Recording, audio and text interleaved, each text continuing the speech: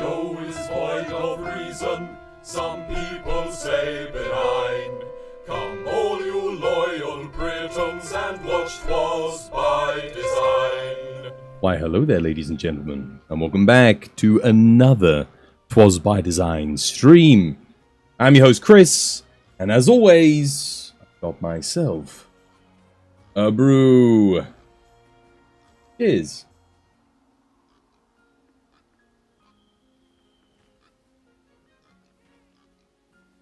Brew. How you doing, Dow? How you doing, Inferno? Welcome back. Hope you guys are having yourselves a lovely jubbly day today. Shout outs to you. How's things? How was your weekend? Hope you guys had yourselves a lovely jubbly one.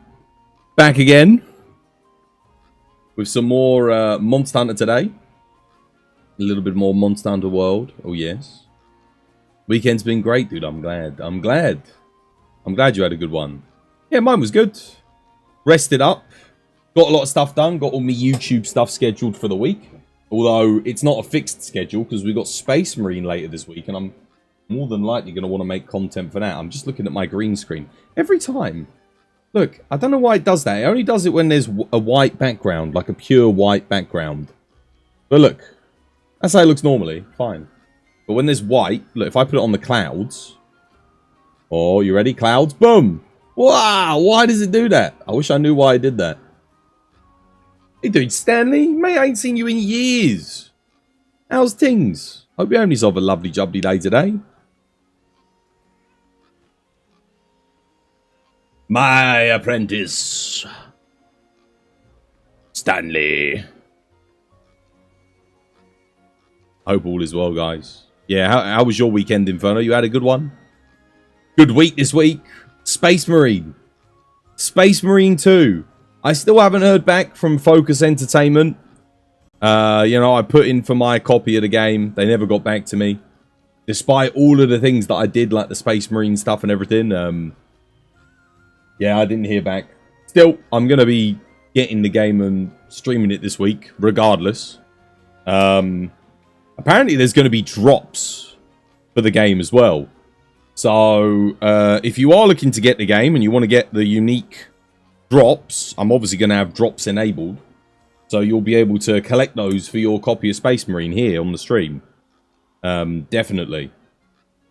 You've been quite busy lately. You don't have much time to play or watch streams. Oh yeah? That's a shame, mate. Dude, I was going to say I ain't seen you in like half a year? 5 months? 4 months? It's been a long time. A very long time. I'm sorry to hear that you can't, you know, play anymore or watch any stream. That sucks, dude.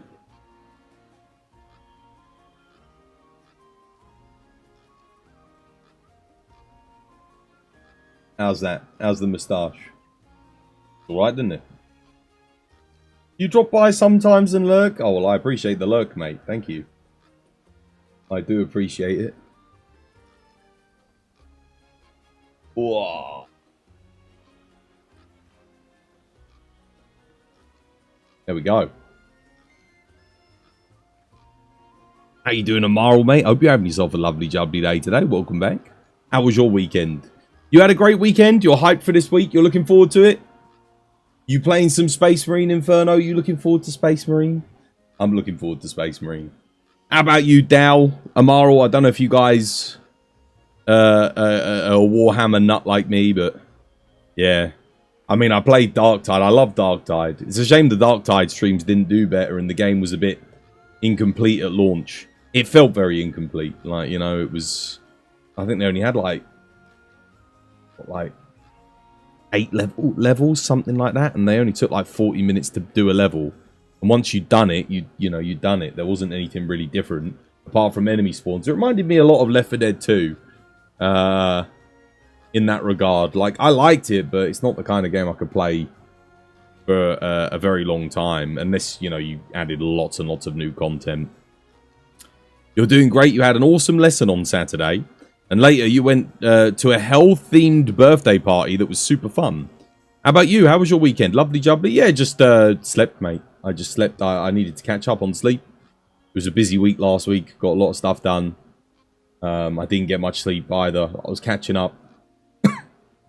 Slept. Watched One Piece. Watched a film called Civil War. That was kind of good. With Kirsten Dunst. It was a good movie. Yeah, it was okay. Bit predictable, but it was still okay. Give it like a solid, 7.5 out of 10. Worth watching if you need something to watch and you want something that's well written and well acted. The performances were decent. You're loving Black Myth Wukong and waiting for the Monster Hunter Wilds demo, mate. Aren't we all? Aren't we all? I haven't played Wukong. The game looks great. It does look good, but there's no multiplayer. Momta Humper, yes. Itchy the Invader, how you doing? Hope you're having yourself a lovely jubbly day today. Yo, Seb. Thank you for the 23 months, Seb. Much appreciated. Dude, almost 2 years. Almost. No more ads for you, mate. Was no ads. Dark Tide has an amazing soundtrack. I hope the Space Marine soundtrack is as good as Dark Tide. Black Myth is your game of the year so far? Really? Damn, yeah. I mean, there's not really anything else to contend. I would have said Helldivers, but they buggered that game up, didn't they? I loved Helldivers. I've never had a game that I've loved go so downhill.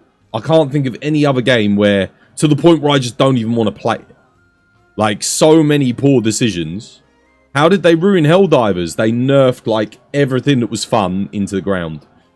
The thing was, it started off reasonable. You know, the railgun, they nerfed it. They kept buffing enemies.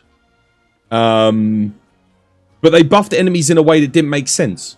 Like, you can fire 2 rocket launchers into a charger, which is like a mid to high tier enemy, and it doesn't kill it. But you're often getting chased around the map by 6 chargers. So then you only had the flamethrower to deal with them, effectively, and then they nerfed that so it couldn't kill chargers. So now when you play on the higher difficulty, or the highest difficulty, whenever you see certain enemies, especially if you're playing in like solos or duos, you just run away. You don't get to fight. Which is like, there's no, like, what's the point? I'm just running around, kiting enemies, not being able to kill them, because I don't have the tools to let me kill them, or I'm waiting for a timer to recharge so that I can kill them. It's just, yeah, I don't know. Apparently they're doing like a huge rebalance and reworking it, which I'm looking forward to, but it's still a shame. Like, there was no need for them to nerf everything as much as they did. How you doing, Itchy Bear? Welcome back. Hope you're having yourself a lovely jubbly day today. Badger, how you doing, Badger? Black Myth's your game of the year. Yeah, Black Myth game of the year. Probably. Yeah, it'll probably win it, won't it? I mean, nothing else, like I said, other than Helldivers. Maybe if they get Helldivers back on track, that deserves game of the year. Because when that game launched, that's a game of the year contender. 100%. Like, it was the culture around it, the way they were doing the community. It was like no other game I'd ever seen before. The way they did everything was genius. Like, Black Myth's a great action game from what I can see. It looks like a really good action game with fantastic visuals and everything. But it doesn't look like it does anything new. At all. Whereas Helldivers, the reason why I would have given it Game of the Year was because it did things that no other game had done before. It was genuinely an exciting push. And then it just sort of... It's almost like they gave up. They got bored and just gave up. I don't know. They lost momentum. You're hoping for Forever Winter to be good. Forever Winter? Oh, yeah. Black Myth is a probable Game of the Year, but Shadow of the Erdtree is 100% getting RPG of the Year. Shadow of the Erdtree will get DLC of the year. And it's like, yeah, 100%. Yeah, I mean, Shadow of the Erdtree is the best thing I've played by far this year. Hands down. It is by far the best thing I've played. It was like, you couldn't have asked for a better update to Elden Ring. Genuinely. It was incredible. Helldivers for the first 2 months was amazing. It was so good. It was so good. I can't describe to you, if you didn't play Helldivers at launch, I can't describe to you the experience that it was. The memes, the culture, everyone like coming together, the missions, the fact that we were collectively unlocking things as a community. Mate, Malevolent Creek. How you doing, Blue Flare? Welcome back. How you doing, Dom? Welcome back. Yeah. Like, those first 2 months alone put it up for a Game of the Year contender. You've got to update the ID. Did I not update the ID? I could have sworn I posted it on the Discord, didn't I? Or maybe I accidentally copy and pasted the wrong one. Are you sure it's wrong? Let me have a look. Yeah, Helldivers would have been my game of the year so far. The thing is, what I've seen from Space Marine.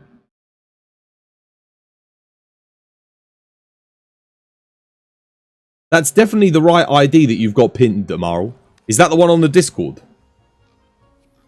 Space Marine could take game of the year. I'm looking at it, and everything I've seen from it looks like it might be one of the best action co-op games ever made. Like, it just needs to stick the landing. The story's got to be good, and it's got to not be too repetitive. Keep introducing new enemies, interesting scenarios, and have good level design. If they can do that, Space Marine 2 could potentially have game of the year. That's all it's got. I say that's all it's got to do. They're like the three freaking hardest things. Non-repetitive, good level design, and a decent story. If it lands those elements, because it looks incredible, and I can tell the gameplay's incredible. Just by, like, you look at it and you're like, that looks so good. Because Space Marine 1, it looks very much like an evolution of Space Marine 1. Space Marine 1 was like the action game of that year. It was so good. Yeah. Exclamation mark ID's wrong. It should be right. But yeah, I think Black Myth will probably be Game of the Year contender. I'm hoping Space Marine gets on there. I'm hoping it's good enough. We'll have to wait and see. All Space Marine needs to do is deliver a better action co-op experience than the one that's available in Helldivers at the moment. And you've got a Game of the Year contender. Because Helldivers 2 for me was already Game of the Year contender before they ruined it. Yeah. But yeah, how you doing, Blue Flare? How you doing, Don? I hope you guys are having yourselves a lovely, jubbly day today. They gave RPG of the Year to The Witcher 3 DLC over Dark Souls 3. So by that logic, Shadow of the Erdtree has to win. Oh, they did? They gave it to Blood and Wine. Well, I mean, Blood and Wine was big enough to be its own game. It was like 100 hours long. It was a huge DLC. Massive. And yeah, Shadow of the Erdtree again. You could have called it Elden Ring 2 or Elden Ring 1.8 and no one would have batted an eye. People would be like, yeah, that registers. I get that.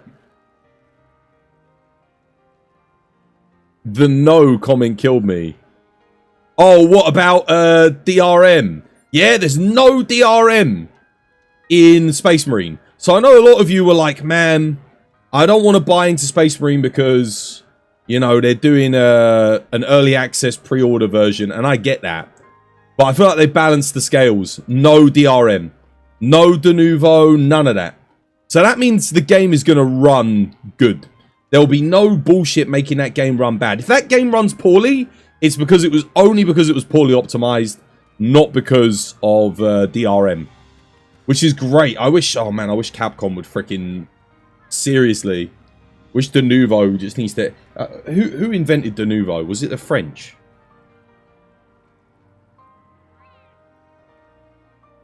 I'm going to Google who invented de nouveau.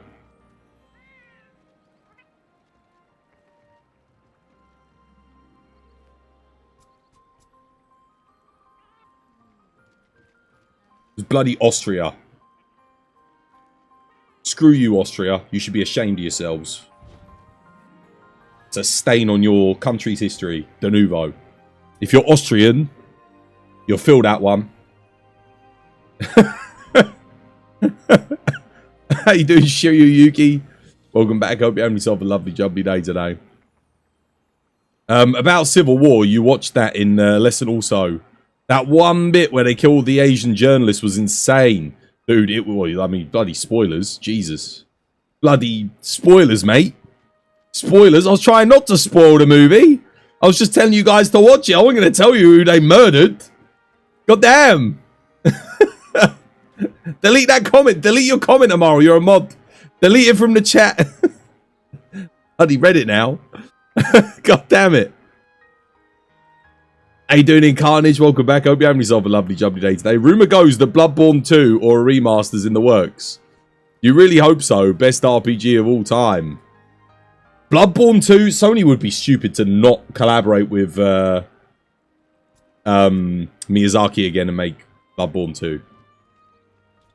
Only I can delete the comment? Oh, shit. I have to take executive action. 1 second. How do I delete a comment? Shit. Today, Twas learns a new skill. God damn it.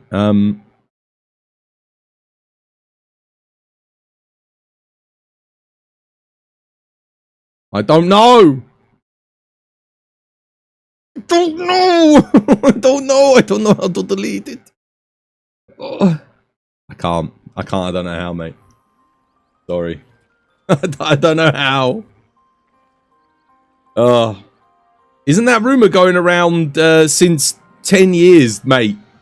Bloodborne 2 rumor's always been going around, it's true. But I still feel like Sony would be stupid to not make a Bloodborne 2. The thing is, there's so many Eldritch gods and Eldritch elements that they never even touch on in Bloodborne 1 that they could do.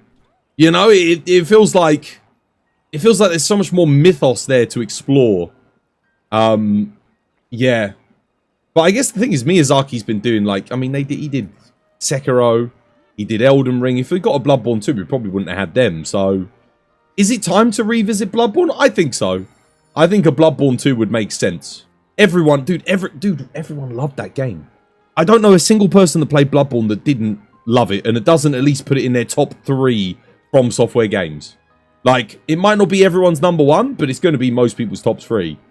Hey, dude, Levisto, welcome back. Hope you're having yourself a lovely, jubbly day today. We have news about Bloodborne 2 every year. We have news about Bloodborne 2 every month, it feels like. I follow it on Twitter, so there's always something. You want to play Bloodborne, but you ain't buying a PS5. Yeah, you could always emulate it. Just buy a copy of it and emulate it on your PC. I say that's good enough. I think most people would accept that as a valid way of supporting the game. You know? Yeah. Didn't read my hey-oh. Did I miss the hey-oh? How you doing, Viseri? Dude, I hope you're having yourself a lovely, jubbly day today. And how you doing, War? I hope you're having yourself a lovely, jubbly day today, too. Gonna do some tradition.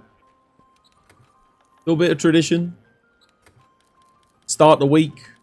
Space Marine week. Dude, I'm so excited to play Space Marine. I really am. They haven't contacted me yet about giving me a copy. I'm going to have to pre-order it, I think. Thank you for doing shout-out to Viseri as well. Can we get a shout-out for Dow? And a shout-out for Inferno as well? Cheeky shout-outs.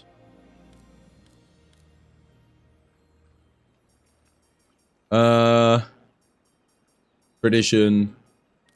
Tradition. Tradition. Tradition. Tradition. It's gonna flee. I never play light bowgun on tradition. Oh my fucking god. Let's do, not this. Where is it? The 1%. The 1%. Where's the... This one? Yeah, there we go. Oh my god. Spread. Spread. Spread. Thank you for doing shout-outs, mate. Cheers, me dears. Thank you, thank you, thank you. Bloodborne's still one of your favourite games? You wouldn't have the tattoo of it otherwise. It makes my top 10 list. I put Bloodborne... Oh, man. How highly do I rate Bloodborne? So my top 3... Or my top From Software games, and I don't know what order to put them in. It's going to be Dark Souls 3, Dark Souls, and Bloodborne. And probably... The thing is, I think the Elden Ring DLC puts Elden Ring up there for me. Like, the base game, I loved it, but it felt like it was missing something.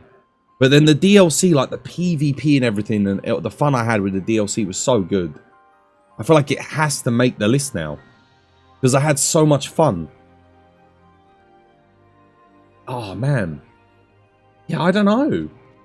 I still think Dark Souls 3 is probably my favourite. And then Bloodborne. Then probably Elden Ring. Like, I think Elden Ring's overtaken Dark Souls 1 for me. In terms of, like, the overall enjoyment I've had. I played Dark Souls 1 a lot more than I played Elden Ring, but... The fun that I had in Elden Ring cannot be understated. Right. tradition?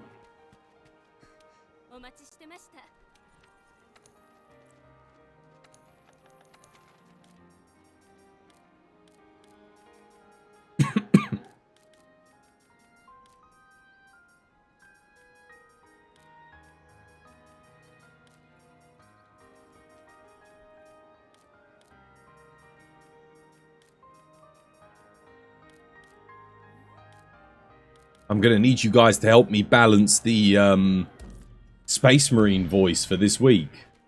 Did I play the Demon Souls remaster? No, my brother's got it on PS5, but I haven't played it. I played the original. It looks incredible. It looks great. Like, the graphics are insane, but... yeah, it's probably the... I mean, it's not technically from Software, because it's made by Bluepoint, but it looks good. It doesn't look like it plays any different to the original. It looks like they've really faithfully remastered it.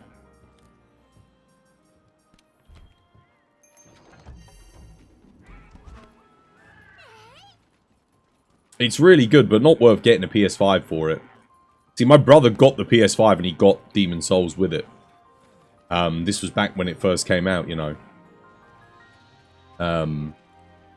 He loved it. That got him into Souls games. Since then, he's played Elden Ring. He's played Armored Core. He's played, you know, all the From Software games. He loves them because of the Demon Souls remaster. That got him into the series. To be honest with you, it's a great place to start. Where I started when it came to their Souls series, I started with Demon Souls. But I'd already played Eternal Ring. I had Eternal Ring on the PS2. I didn't play Kingsfield, but I did play Armored Core on the PS1 and PS2. So I was very much a fan of From Software before Demon Souls, before Dark Souls. But as a kid, I didn't know it was From Software. I just... they made games that appealed to me. Like from a... I guess just an aesthetic standpoint. I was like, that looks cool. I want that. You know? Like, I remember seeing the Armored Core... like the PS1 case for it. And I was like, that looks freaking cool. I want that. I loved robots. I loved spaceships and shit like that. So I was all over it. Obviously, I loved, like, Transformers, Power Rangers. So Armored Core for me on the PS1 was like, just made sense. Invincent, dude, thank you for the 21 months, mate. Legend, dude, you and Seb are getting close to the 2 years. Cheers, me dears. You think your first Souls was Dark Souls 2? Damn, that's an interesting place to come into the series. Yeah, no, I played Demon Souls, Dark Souls. I wasn't the biggest fan of Dark Souls 2, but I did like the multiplayer. I did like the PvP. The PvP was very good fun in Dark Souls 2. Because they gave us, like, the arena. I mean, we did have an arena technically in Dark Souls 1, but I never remember really playing it. But in Dark Souls 2, it was a lot more accessible. The invasions were good. Yeah, I liked it.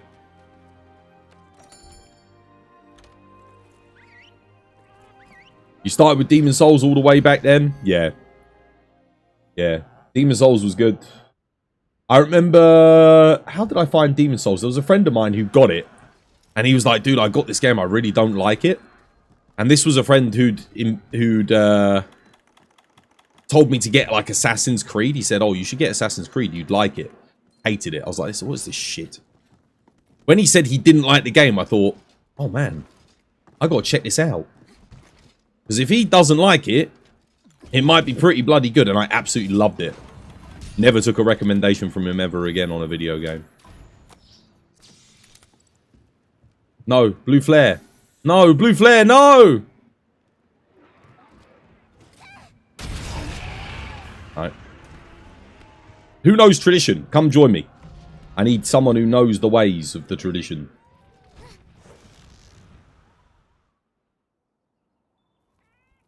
Mission failed. We'll get him next time. There's always one. There's always one. Might just do solo. Do a cheeky solo run. Let's go. I had to wait ages for that anyway. Ages just for that.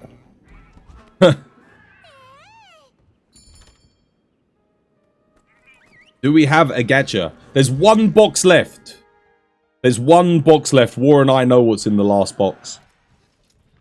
So you got the choice of opening a new box. I don't have the box with Lagiacrus in it yet.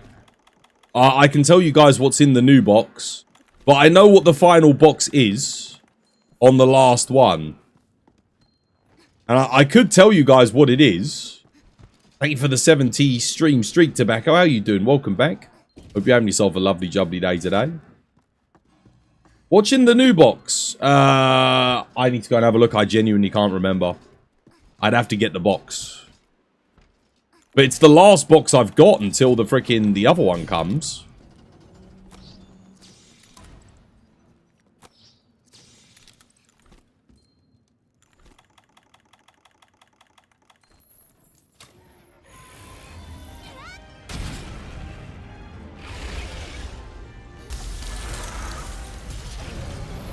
That was interesting.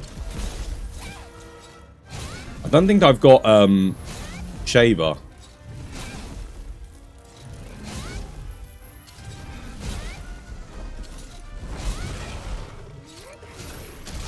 Did that not create a wound? Oh, it did, yeah. Should have put the evasion mantle on.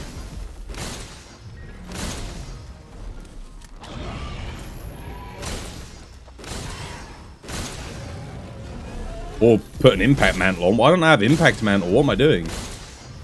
Damn it.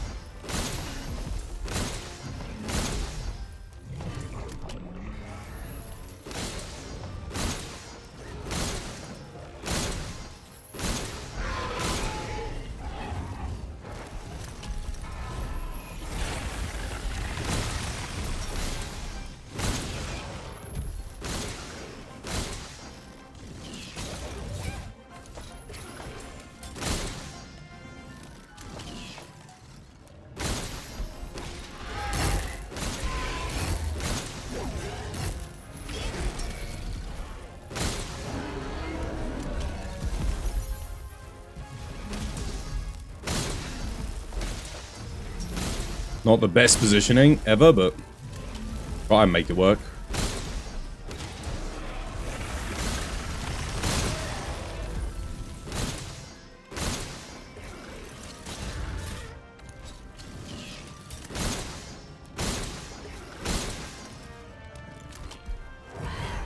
Hey! Cheeky. No! Oh.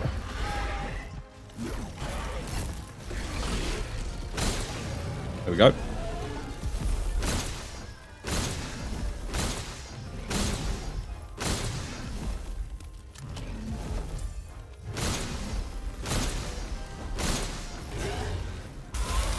Oh, dude. Imagine if I bought the evasion mantle and the impact.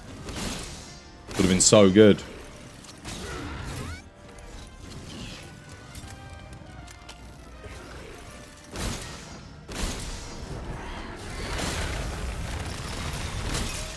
Damn, that run would have been god tier. That run would have been god tier if I just bought the right shit. Oh, man. I'm annoyed at myself. Yeah, that power wasn't too bad. How you doing, Nikki? Welcome back. Hope you're having yourself a lovely jubbly day today. What's the point of clutch clawing on, then immediately hopping off? I'll let you work that one out.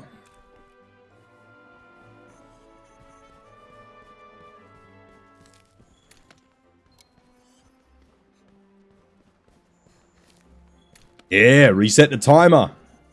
Reset the timer, mate. I can get a couple of shots off within the 6 seconds. I can clutch on, and then I got time still to do a reload, get a few more shots off. Just free damage, basically. It's like free as anything. Imagine if I bought the evasion mantle to that run. Imagine. It got just the perfect tail moves off to hit me for me to dodge. I would have been at max damage the whole freaking time. Oh, man. I'm gutted. That would have been so good. Yeah. No more ads for you, Nikki. No more ads. Thank you for the resub. Appreciate it.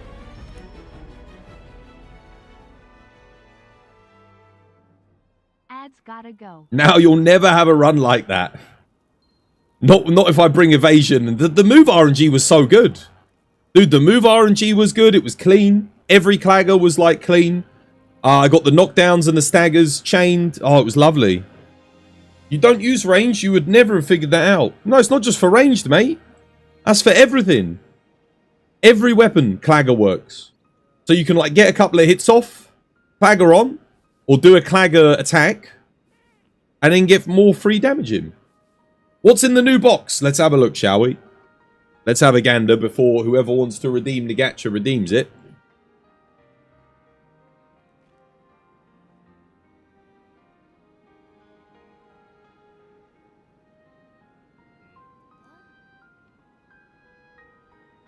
This is officially the last box I have. I don't have another box after this one, so... Yeah, so we have in this box... Astalos. Gormagala. Garangolm. Magmadron. Seregios. And Aurora Somnicanth. That's what's in this box. It's a good box. It's a good box. There's a lot of good stuff in here. Yeah, yo, War, dude, thank you for gifting a sub to Lafiche. There you go, Lafiche. No more ads for you, mate. And then the last box in this one, I can tell you guys what it is. Because someone might want to redeem it. Because if you redeem this and you want this box, you can have it. Because there's only one left. So if you want this one, and you want to know what's in it, you can redeem it. I don't know. If you're thinking about redeeming it and you want to know, I can tell you what's in this box. Because I know what's in that one. But I can't tell you what's in the other ones. The other one is potluck. I have no idea what you're going to get. As soon as no more ads for you was uttered, you got hit by an ad. Oh, it's only no ads for the subs and the turbo users. You're redeeming gacha? Viseri, you're doing gacha? You're not going to wait for Legiacrus? Dare I ask? Do you want the final box that's in this one? Or do you want the new box? Are you going to gamble? I'm guessing you gamble. Gamba. For new box? Okay, what are we hoping for? Gore, Reggie, or Astalos, I'm guessing? We're opening the new box. It's gacha time. Mate, good luck. Hope you get something. I mean, everything in here is good. Gore, Reggie, or Asta. Let's see. The other box I've got ordered, but I don't know when it comes out. So I ordered one months ago, pre-ordered it from a place in Japan. The one which has like Legiacrus, Naga, Kuga, all of that in it. War's guess is Seregios. War has like an 80% prediction accuracy, so there's a high chance you're about to pick a Seregios. The dude's like a freaking soothsayer. He's like bloody Baba Yaga over here.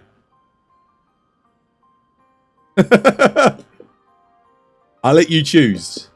So for those of you interested, the final box of the last thing, if anyone wants to have this one. Oh, should I say? No, I won't say. I won't say. I won't spoil it. But you can choose that one. You're going to wait for the pre-order to redeem one, Gaudi? It should come soon. It should come. It was meant to come... So I think it came out in August. So it takes a while for them to post it. Right. Which one do you want, Viseri? Which one?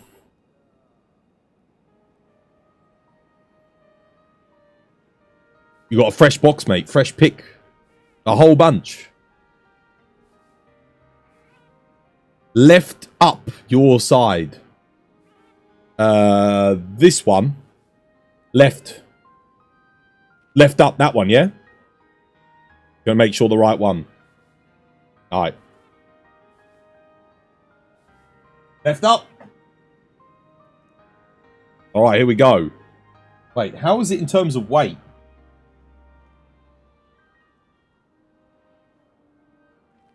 I don't know. Seems about the same as the other ones. No Somnicanth.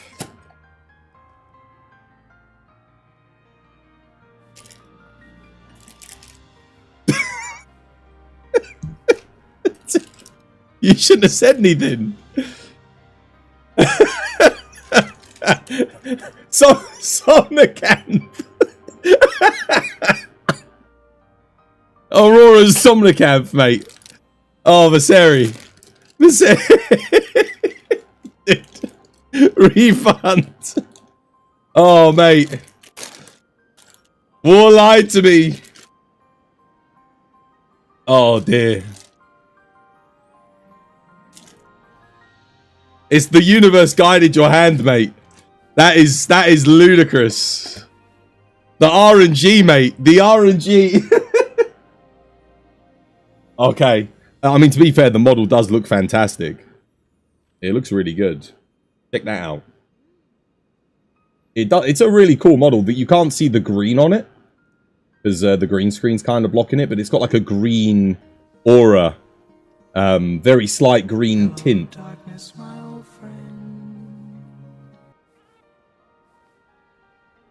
It looks okay, but it's Somnicanth. I know, dude. Somnicanth's so annoying.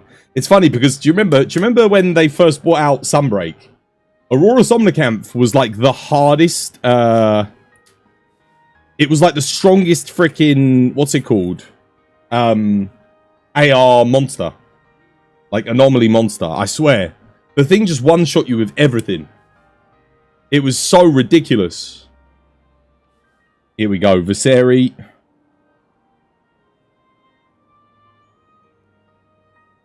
Make sure I spell it right.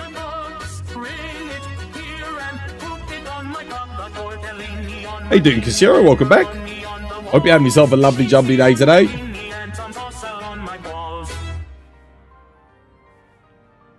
Viseri said literally anything but Somnicanth. There you go, Viseri. Somnicanth.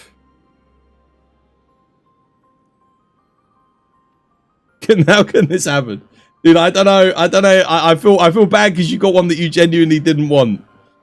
I'm so sorry. Like the gamble. I've never seen an unlucky gamble in the thing. No one's ever really gotten something that they objectively didn't want before. Maybe someone will trade. Maybe someone wants Somnicanth and they'll be like, yo, I'll trade one. I don't know. Maybe someone really likes them. You're the first dude, genuinely. I swear, no one's ever gotten one that they said they actively didn't want. Not yet. That's why it's so... I can't believe it. And on a fresh box too. You only had a 1 in 6 to get the one that you didn't want. You would have been happy with anything else. That is shocking. Oh.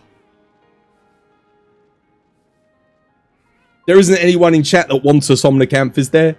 Anyone want a Somnicanth that's going to do a gacha redeem?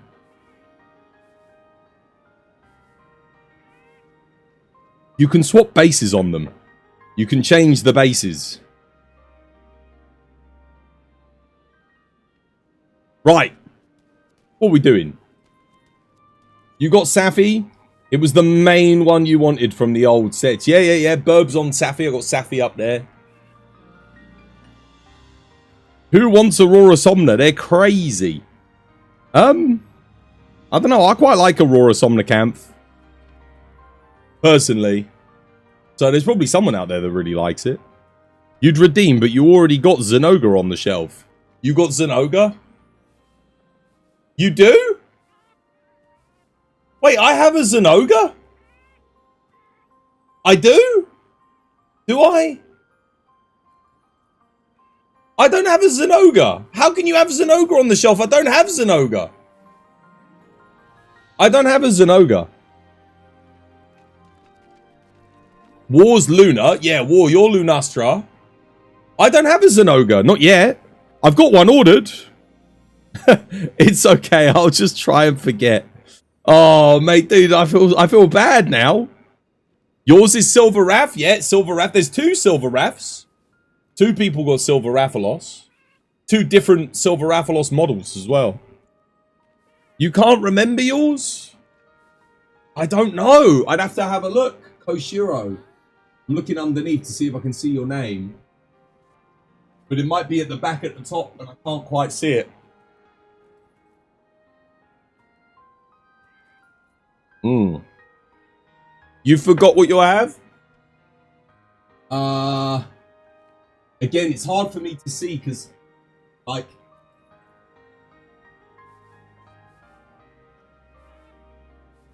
yeah. So these ones in the corner, I can't see underneath them because they're obviously right in the corner.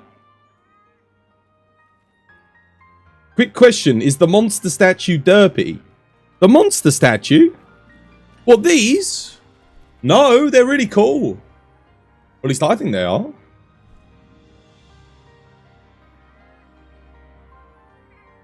You'll never forget your one. What did you get, Inferno? Again, I can't see yours. If you remember what you got. Oh, the one that Viseri got. No, dude, the statue's really nice. Look, I'll show it to you again. If I can reach it. No, it looks really good. The model's awesome. But a lot of people don't... Somnicanth is not very much loved within the community. It's quite an annoying fight. A lot of people don't particularly like it, but... yeah, that's the statue. The statue's pretty cool. It's a Leviathan. It's actually, I think, the first Leviathan on the shelf, believe it or not. Yeah, it is actually the first Leviathan on the shelf. There's no other Leviathans up there. How can I have a 16.6% chance and get it? Well, you're forgetting you also had this. You could have picked this box as well, which would have been something different. But I don't think you would have liked this one. Because knowing you personally, I don't think you would have liked this one. For me, this one is personally worse than Aurora Somnicanth. But some people love this fight. This is like the Marmite of Monster Hunter fights. Is in this box. You redeem this one. It's probably better than Aurora though. Not in my opinion. I'd rather have Aurora Somnicanth than that one. This monster genuinely caused me trauma with Monster Hunter Rise. Because of how much you had to grind it. And it was the most efficient way of getting charms. By trading in its materials at endgame. So it was basically the only thing that you did at endgame. And it made me genuinely sad. And it made me really dislike Monster Hunter Rise. So that's what this monster is. If you know, you know. So now you either know what it is or you don't. And if you know what it is and you want it, you can redeem this one on Wednesday. War told me so you know and you can confirm as well. Oh, you would have rather that one? Would you want to trade for it? You can trade for it if you want. If you'd rather have that. You can have your name attributed to it if you like. Nah? Okay. Seeing as it's the last one. But I know someone will probably redeem this because someone will want that one. Hey, doing Ninja? Welcome back. Hope you have yourself a lovely jubbly day today. Right. Who needs help? There was a blue name in the lobby. There was a blue... well, wait. Wait, did he do his final thing? He literally did it whilst I was messing around. Oh, crap. I could have gone and helped him. Wait, why has he got Power Prolonger on a hammer? Mate, you know Power Prolong is bloody useless on hammer, right? You accept the Somner so no one else gets it. I sacrifice myself.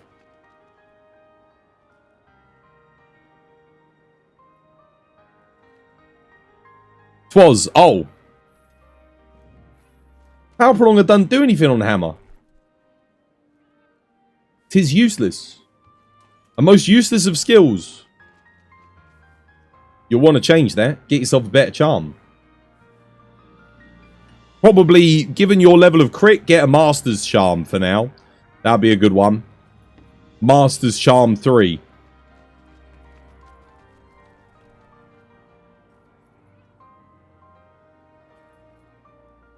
What are we doing? Was there... I swear there was a... I swear we had like an MR7 in the lobby. I feel like I might be going crazy, but I thought there was like an MR7. Eli's got to go to the Guiding Lands and get himself a better charm. Do I have a Savage Devil Joe? Mate, it's not time for you to do Savage Devil Joe, mate. It's time for you to get a better charm than Power Prolonger. And meld yourself some health boost decorations at the Elder Melder.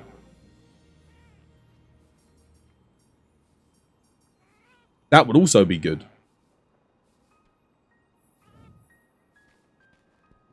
Right. I don't know. What am I doing? What am I doing?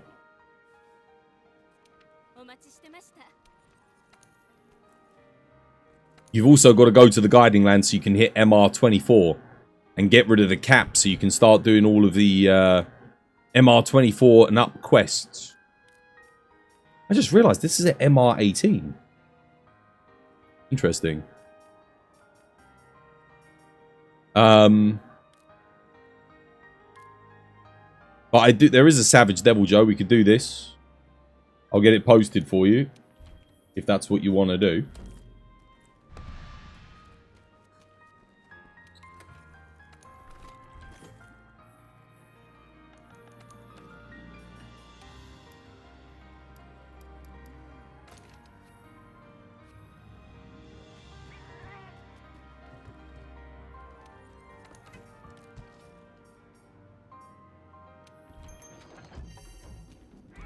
Right. Devil Joe's ready to go when you want to join.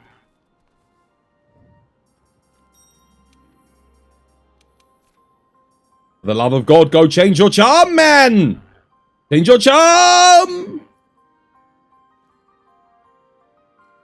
Anything. Anything's better than bloody power prolonger. Attack boost. Crit boost. Bloody Master's Charm. An element. Something. Anything. Slugger Charm. Power Prolonger doesn't do anything. It doesn't work. Power Prolonger only works, or it's the only thing you consider using it for realistically is Insect Glaive and Switch Axe. Some people use it for Charge Blade.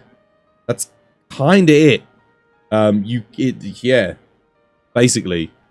And even then, like, you could make the argument to not use it for any of those things, and I'd be like, okay. Maybe not Switch Axe, though. I feel like Switch Axe, it's the one thing where you genuinely want it because it... Sword mode, uptime. Apparently your graphics device just crashed. That's not good. Boz, if you get a second, is there anything I should drop or change on your Lance build? You feel like you'd be doing more damage?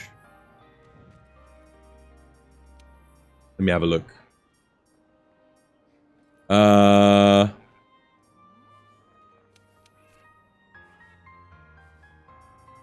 Okay, charm's good. Armor pieces are good. Alpha, yeah, alpha.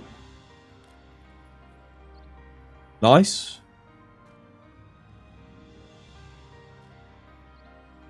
One level of coalescence for... Well, I don't know what you trade it for. Probably like quick sheath. Or recovery up or something. Stamina surge, you don't really need it. Yeah. Coalescence level 1. There's a lot of fights where that bonus 12 raw is going to be nice for you as a Lance player.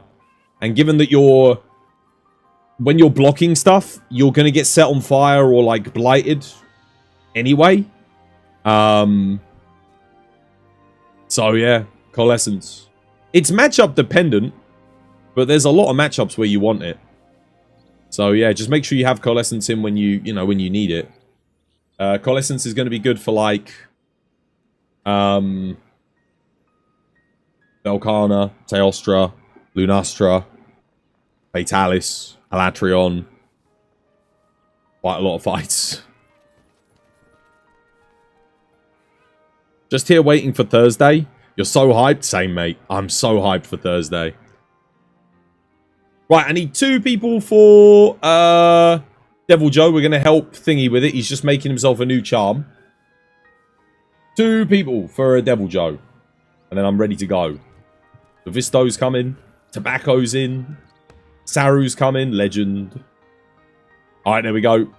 Welcome, welcome, guys. And then whenever you've made your new charm, Eli, come join us, mate. What's happening for Thursday? Space Marine 2. I need to get my voice changer accurate, actually, for Space Marine. Can you guys tell me if this sounds okay? I'm going to do the voice changer. I need to make sure the volume's good. But tell me if it's, like, too loud or not.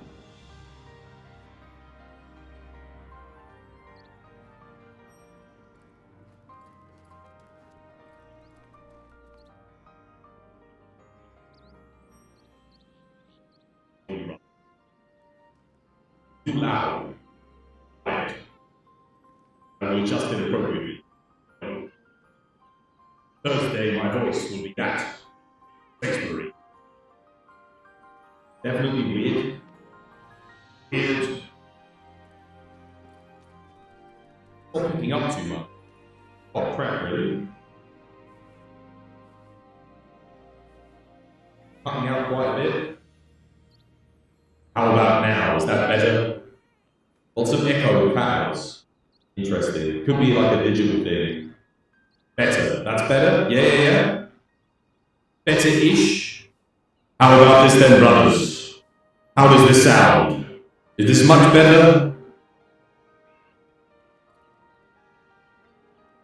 I'll keep adjusting it. Getting better? Brothers! How is this, brothers? Would the Emperor be pleased? I sound like Optimus in an empty hallway. That's good, that's exactly how Space Marine sounds. It sounds good now? Perfect. Bro's doing a call to arms. Yes, brothers! That's good? Okay. Perfect. We can leave it there then. I know exactly how to leave it then. That's good. And am I at a good volume still now, yeah? Because I made some adjustments, but... Can I make the game sound like this as well? Yeah, it's good? Okay, cool. Still good? Okay, awesome. Awesome! Right. There's Boogie. You crafted the only charm that you could. Right? You need to farm, mate. You gotta go farm. When I say you need the charm, it's not like just make whatever you can. I literally mean time to farm. You're gonna have to go back and get it. Because you should really get a good charm at like, well, at a high rank. But if you don't have it, you've got to go back and get it. Charms are really important in this game. Very, very important. At your current stage of the game, it might be worth getting an agitator charm, honestly. Just going straight for the agitator.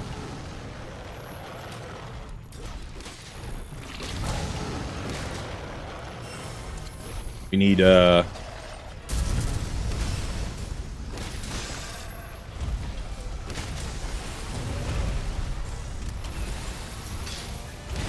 Oh, he hit me. Cheeky bastard.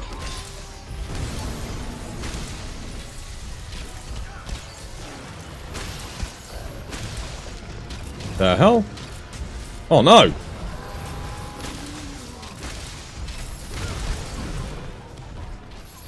Dude, I don't do any damage with this spread shotgun. Barely.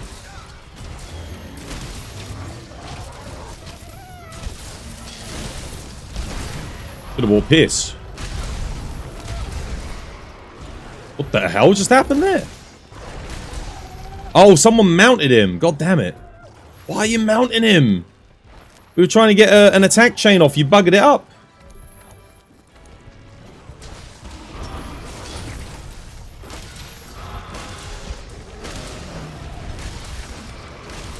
Dude, the Odo's doing more damage to me than the bloody Devil Joe. Why does he keep attacking me? Go away. 4, 3, 2, 1.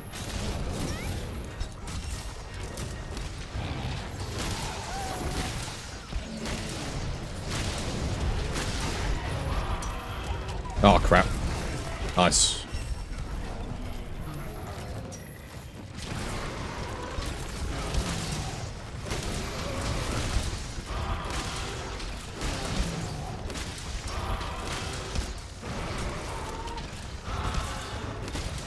Yep, bullying.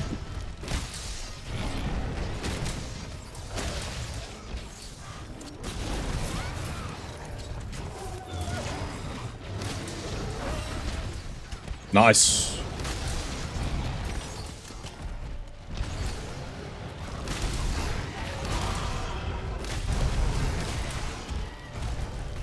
Dude, this Devil Joe. There we go. We got the chain going at least.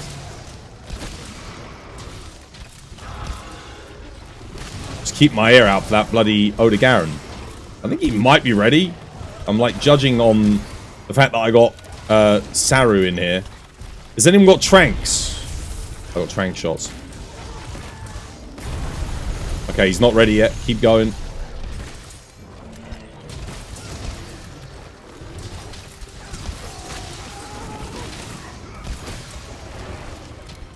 GG, well played.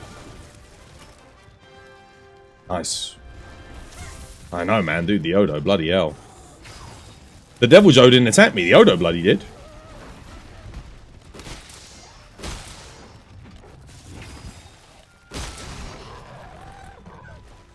Anyone see the gameplay from PAX West? Nothing much new, but we did get a name for the baby. But yeah, dude, I posted it on my Twitter.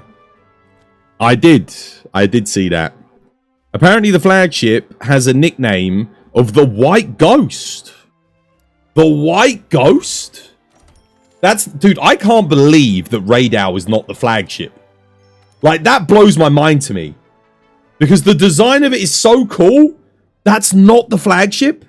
I'm going to say something here. I like Raidal's design more than I liked Magnum Aulo's design. And Raidal's not even the freaking flagship.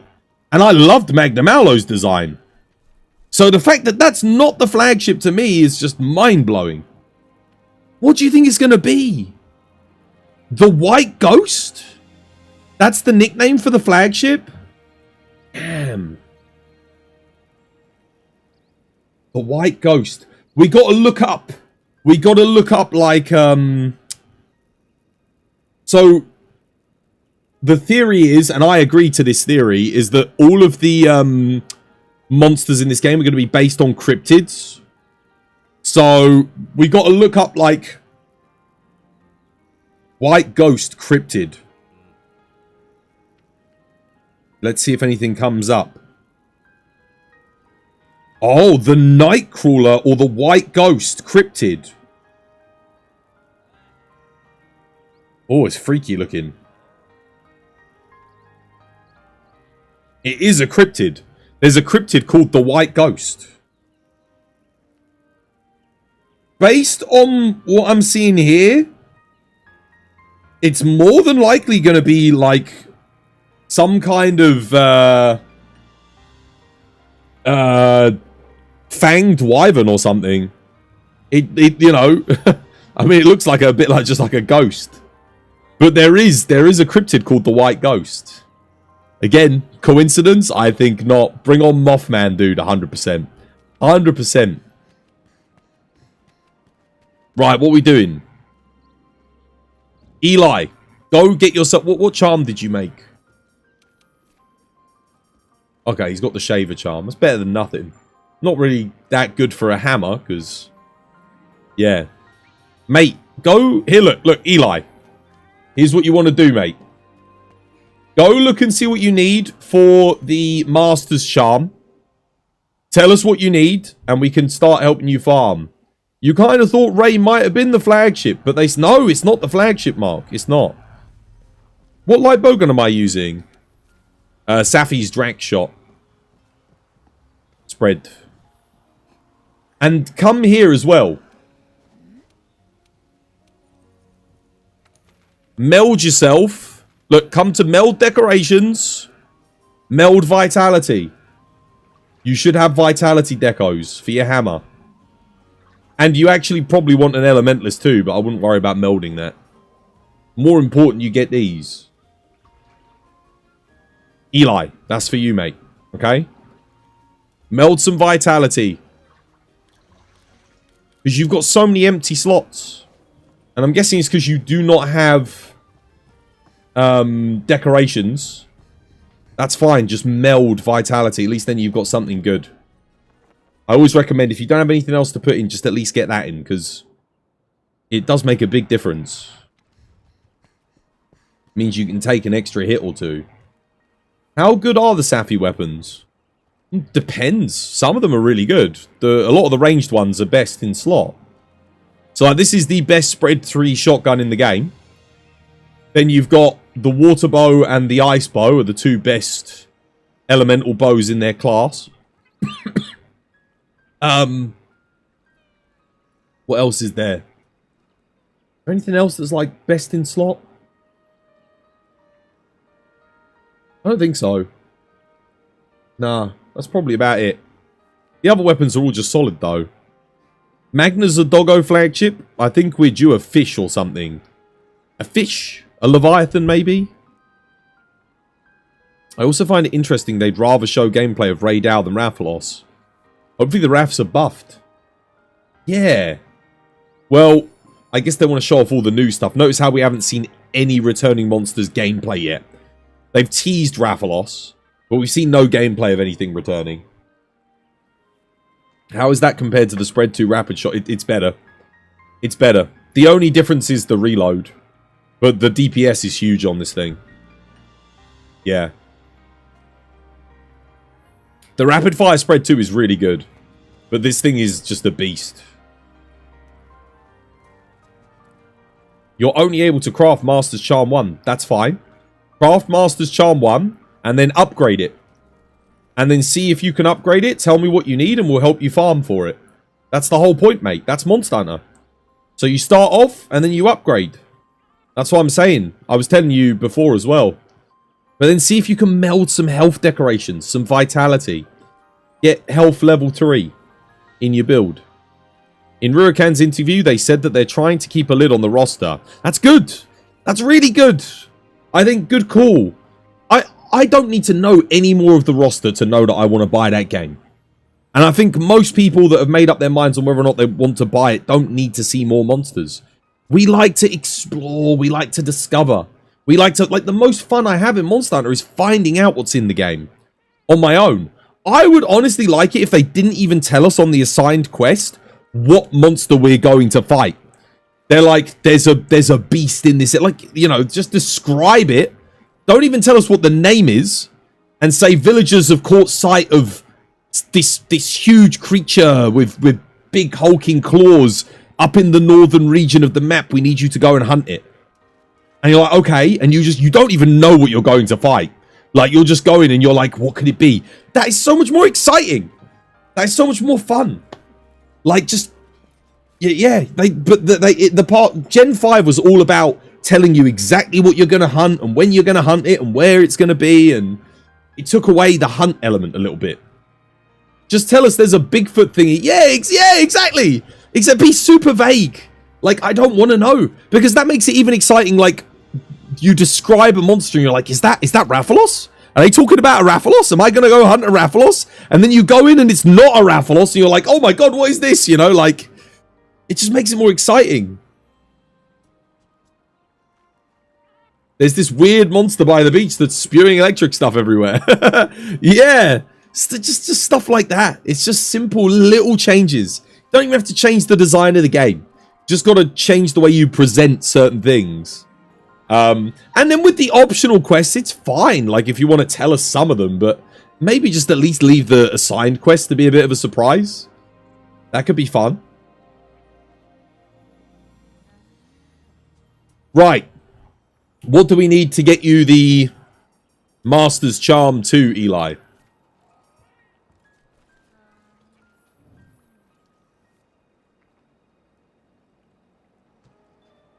He might be melding some health decorations.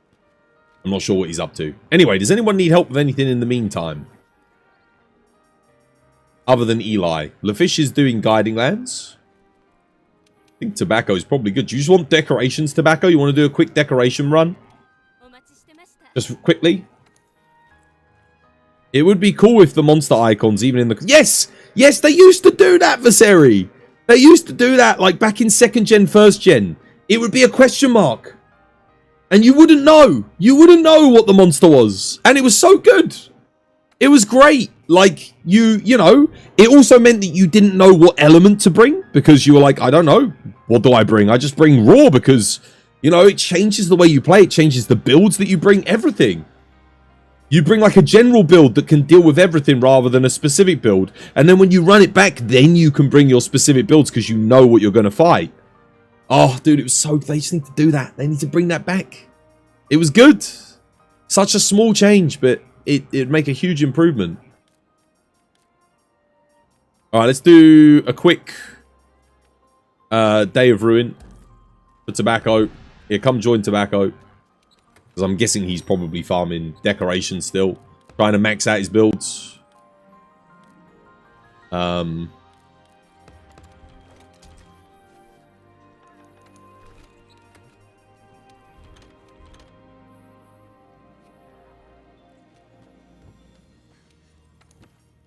There we go.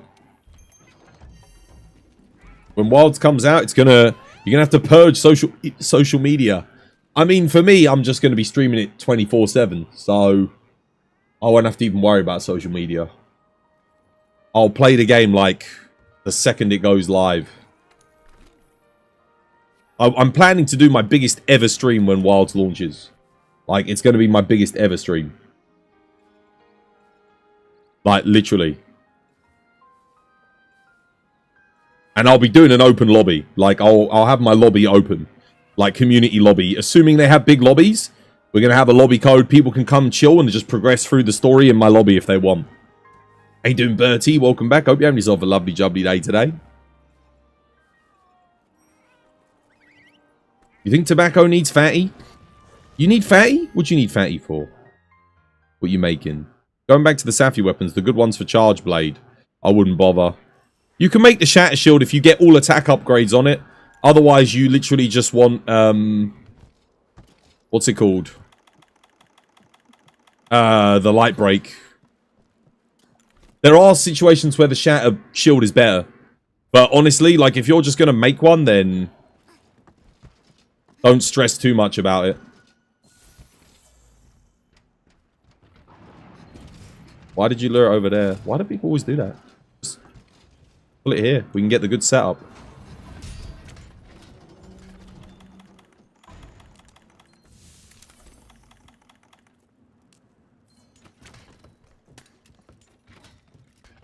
Cool. Fine. Ah. I'm not even over there. Alright.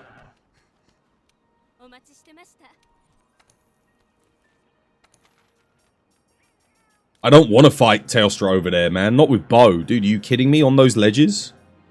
Bugger that. Like, literally have his head in a corner by a ledge. It's so shit. The worst place to fight him with bow. At least if you pull him over this way, it's good.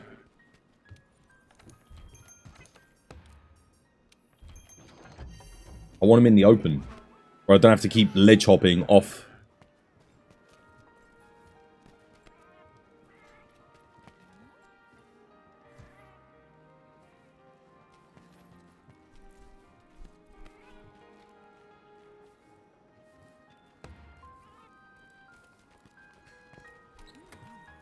How you doing, Hiz? Welcome back. Hope you're having yourself a lovely jubbly day today.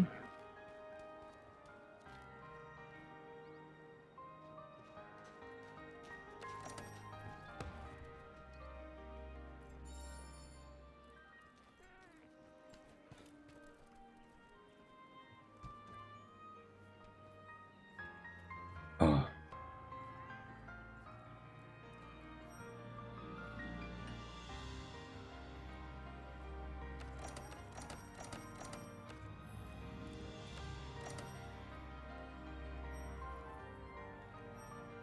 Go.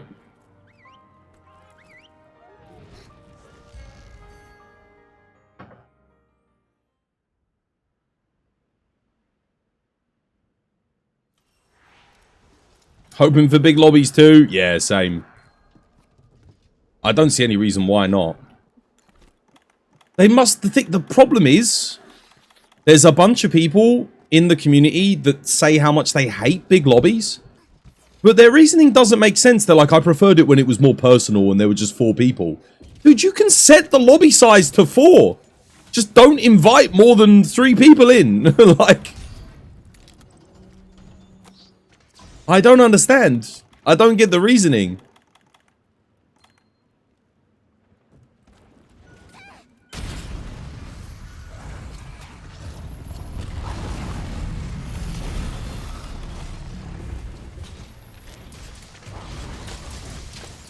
No, I pressed square like 5 times. Couldn't put my bloody thing on.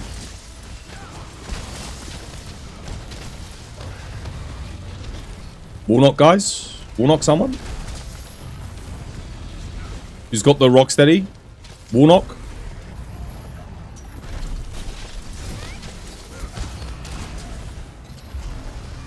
I'll do it.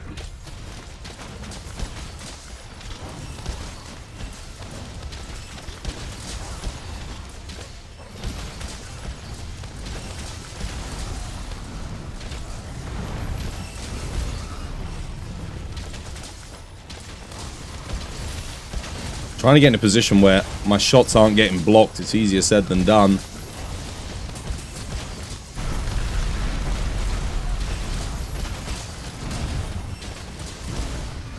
Should have got nipped by that flame.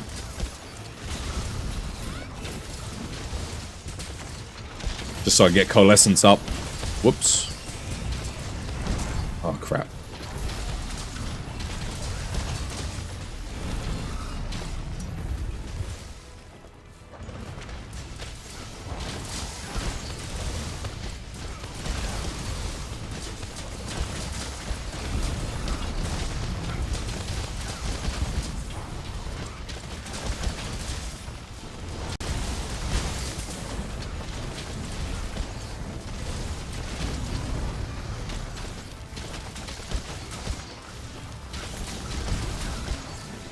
All of my shots blocked. Damn it, I'm just behind Saru. So I'm like, everything's getting eaten.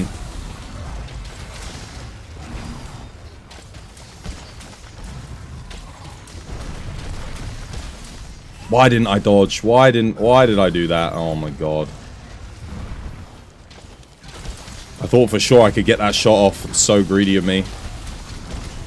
Shots all got eaten again.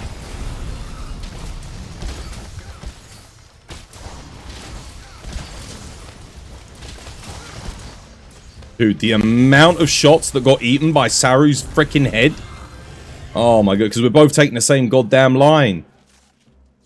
Fuck-a-doodle-doo. Saru ate more of my shots than a bloody obese person at a freaking Chinese buffet. God damn.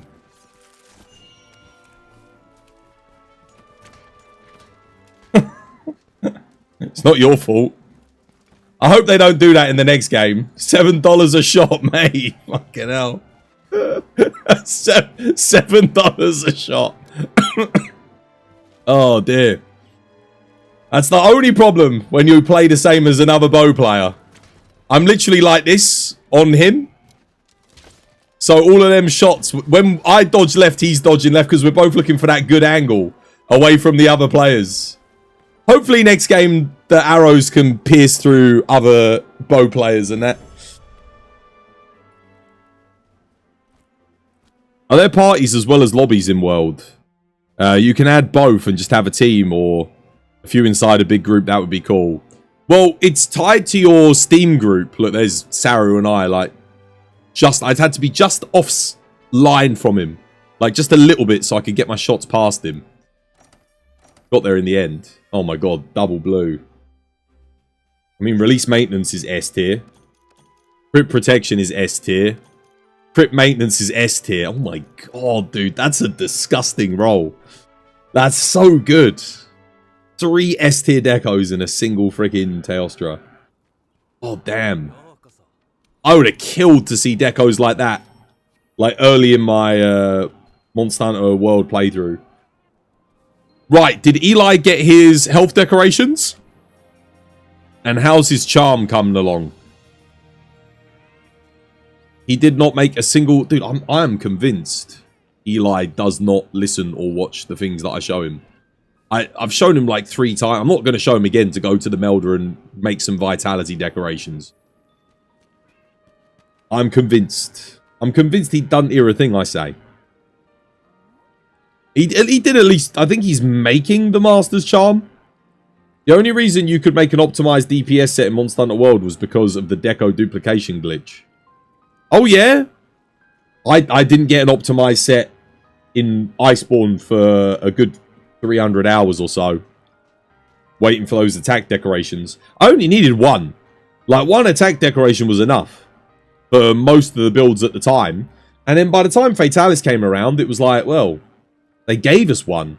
They gave us one of them and one of all the element decorations as well. And we got a second Masters when Elatrion came out. That was pretty good. You just had to log in each day. That's how most people on PS4 got their attack. Yeah, that was how I got my second one. Yeah. Oh no, artillery and guard I got really early on. The artillery +4 was common. I got that like really early. That was nowhere near as rare as the attack and that. Yeah, the artillery one wasn't hard. That was much more common. It's on a different drop table. The ones that are on the hard drop table are the handicraft 4, earplugs 4, evade 4, attack 4, expert 4. I think there's one more. But I know those ones are. And then you've got the slightly more common but still rare is the agitator potential, latent power, etc. They're on like the slightly more common. You just beat Monster Hunter last night. Oh, well done, Trash Talk. Which one? World, Iceborne. Congratulations. In Iceborne, it was a bit easier to get the 4s. Some of them. They were different though. They were different. Some of them were more common than others. There's certain ones that were like, there was like 5 that were super rare. Like 1 in 896, I think, at launch. Then there was some that were like a 1 in 500 and something. And then they got more and more common as you went down. World, you don't have Iceborne. You should get Iceborne. Do you have any advice on someone coming back after not playing for 4 years? Start with what you're familiar with. Just to get yourself back into the rhythm of things. And then if you want to diversify, branch out from there. Yeah. You don't have Iceborne. Yeah, no, I'm telling you, get Iceborne. Get it. It's worth getting. 100%. Really, really good. Right, what's next? What are we doing? I'm guessing they're gathering stuff for their thingy, their charm. I don't know why they're doing an expedition and not an investigation. Guys, if you need materials, do investigations. Much, much better. Yeah. If you're trying to get your charms and stuff or whatever, specific materials, do investigations. You get bonus rewards. I spawned 70% off the other day. Exclamation mark Nexus. Yeah. Why was the final boss of Monster Hunter World so easy? Because it's not the final boss. That's why. You don't get the final boss of the base game until you hit... Well, the final boss is until you hit MR50. And then you start to unlock all of the endgame content. Besides which, it's high rank. It's not master rank. So high rank is much, much easier than master rank. Iceborne has master rank in it. Yeah. But World's final boss is notoriously easy anyway. As far as Monster Hunter games go, it's a very easy one.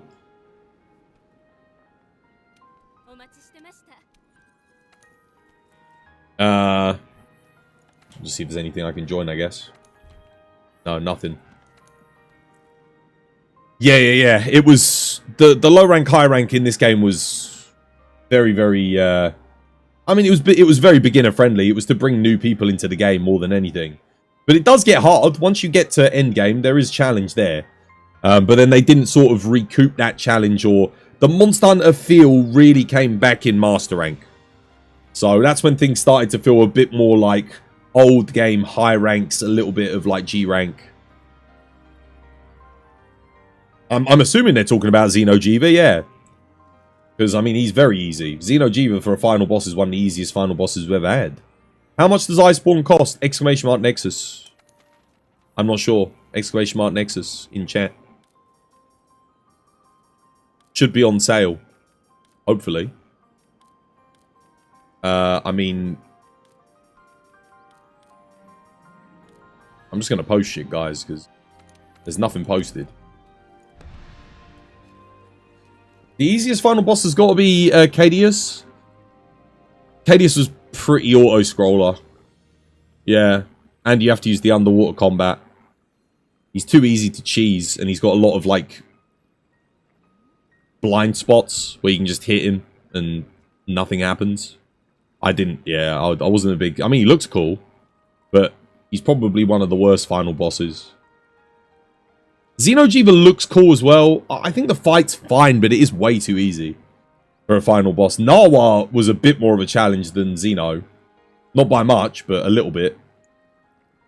It's pronounced Cedius? Is it Cedius, not Cadius? I thought it was Cadius.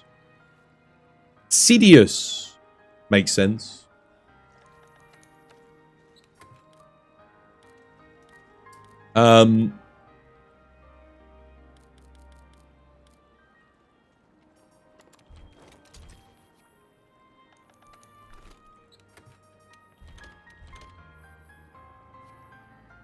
You call it Cadius? You call it... Oh, you do?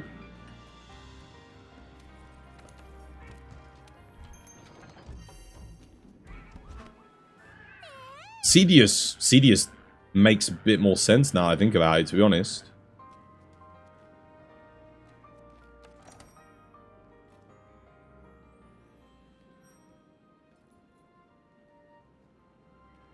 No, Electron's MR24, yeah. You can get access to that right away. You need Abyssal Lagiacrus. I mean, if a Lagiacrus comes back, I would expect to see it. 100%. I mean, if it's not in the base game, it will be in the G rank expansion. You called it Darth Sidious? Sadius. Sadius.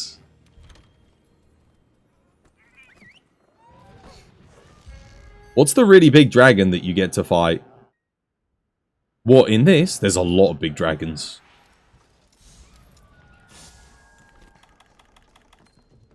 I forgot to turn off Sir Reginald. I'm sorry, that's not good.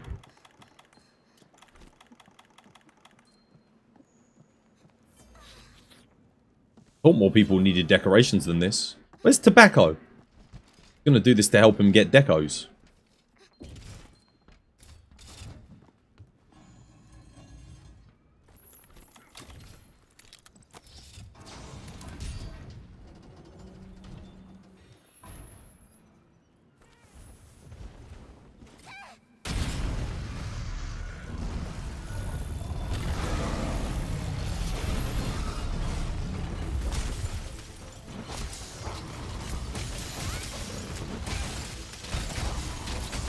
Do I not have focus on this build?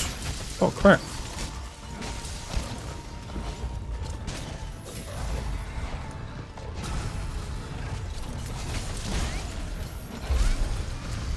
Okay, maybe I do.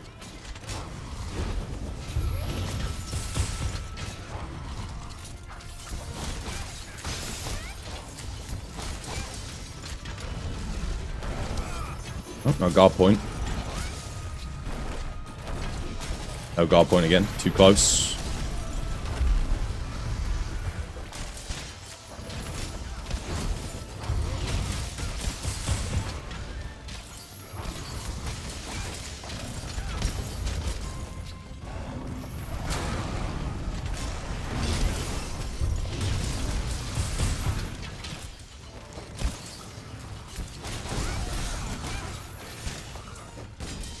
Oh, damn it.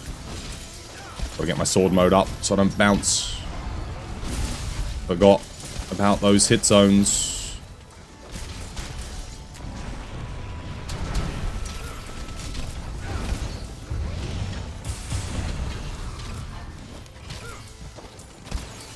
Wait, I've got a Vade extender on this build? Dude, what is this build?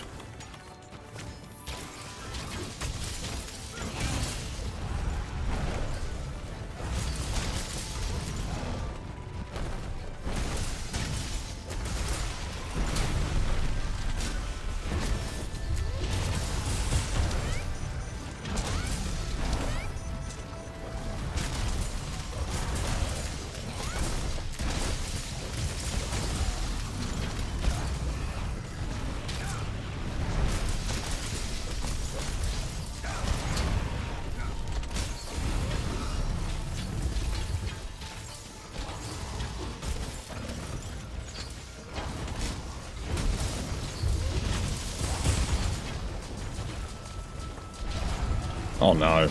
Damn it.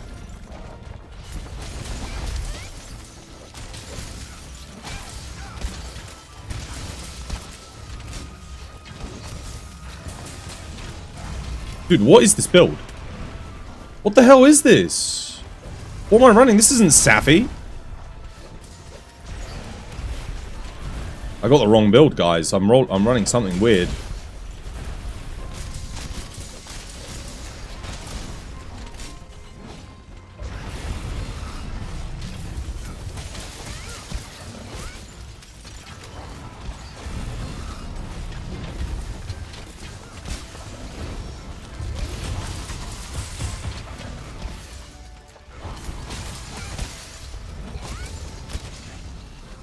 Yeah, sorry. I picked up the wrong thing. Whoops.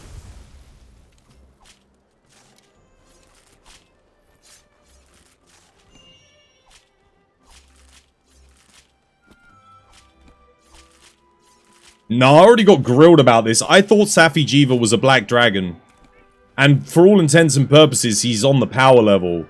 But as people keep saying on Twitter, they're apparently called first-class threats. So they got rid of the Black Dragon specification after the second generation. So the thing is, for those of us that were second gen and first gen players, there was no first-class threat. It was just Black Dragon and not Black Dragon. So you had the Black Dragons that were White Fatalis, Crimson, and Fate Atlas. And they were Black Dragons. And then they added Elatrion, and Elatrion was a Black Dragon. No, I know.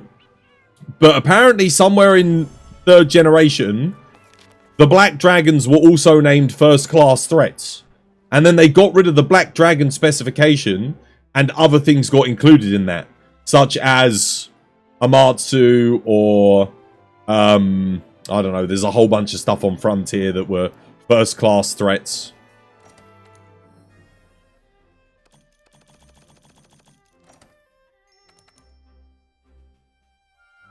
Yeah, they're first-class threats. But you, dude, if you call them Black Dragons, everyone knows exactly what you mean. Like, anyone who plays Monster Hunter, if you say Black Dragon, we know what you mean. Like, I do, anyway.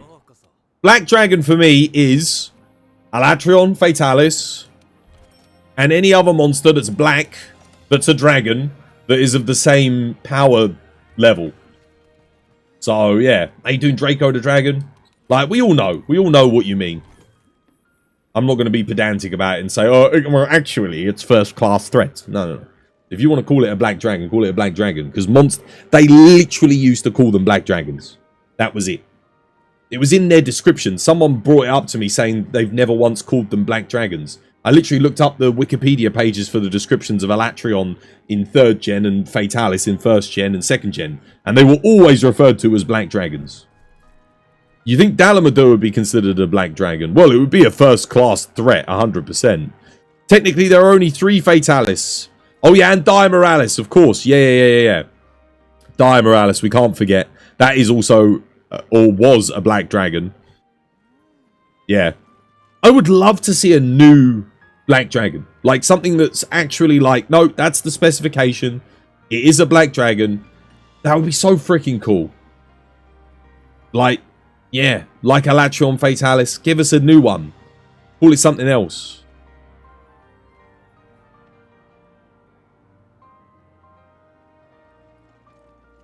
Is anyone allowed to join your lobby? Yes. The Fatty and AT Volcana are way harder. It's not even close. What's this? Harder than what? Than Safi?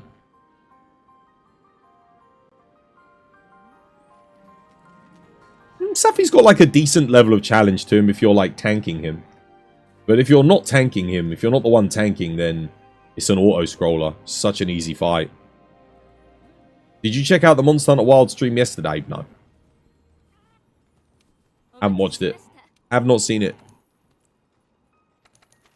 What we got? Odegaron? Nice. Eli's going for his charm. I mean, I might as well join him and give him a hand. It won't take him long. Difficulty subjective. Yeah, I mean, to be honest with you, CCing Safi perfectly is harder, I think, to learn how to do than beating AT Volcana. Like, getting a perfect control off on him takes more time to learn than to learn how to beat an AT Vel. That doesn't mean Safi's harder necessarily. And again, it's like you said. Some people might find Safi Jiva harder than AT Velk. I would genuinely question how. But I think, you know, it's the argument could be made. You found Safi a walk in the park, to be honest. I think a lot of people do. He has elements. The thing is, when he released at the time, he was pretty... You have to remember the gear that we had. The best gear we had pre-Safi was Teostra. We had Teo gear with Rajang helmet and Garuga legs. That was our gear. If you're not doing CC and playing... Oh, yeah, 100%. Yeah. If you're just on leg attack mode, it's... You think First Alan can be harder than Fatalis? We had the Safi armor as well, so that was like our best in slot gear. It was pretty risky.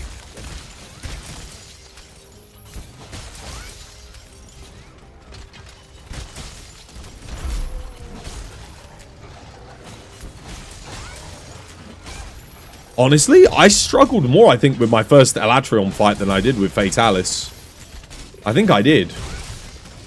Because I didn't, like, there was no wiki, there was no guide. Like, we had to learn about, like, the whole knockdown and stuff, like, you know, on our own. There was nothing to help us. So it on day one, when it came out, it was a bit confusing. I was using an element build. I think I was using Dragon Element, though. Because I was like, oh, yeah, I'll use Dragon. But I wasn't getting the knockdown in phase 1. I was getting it in, you know, Dragon phase. I'm trying to trap him. Hold fire, he's limping.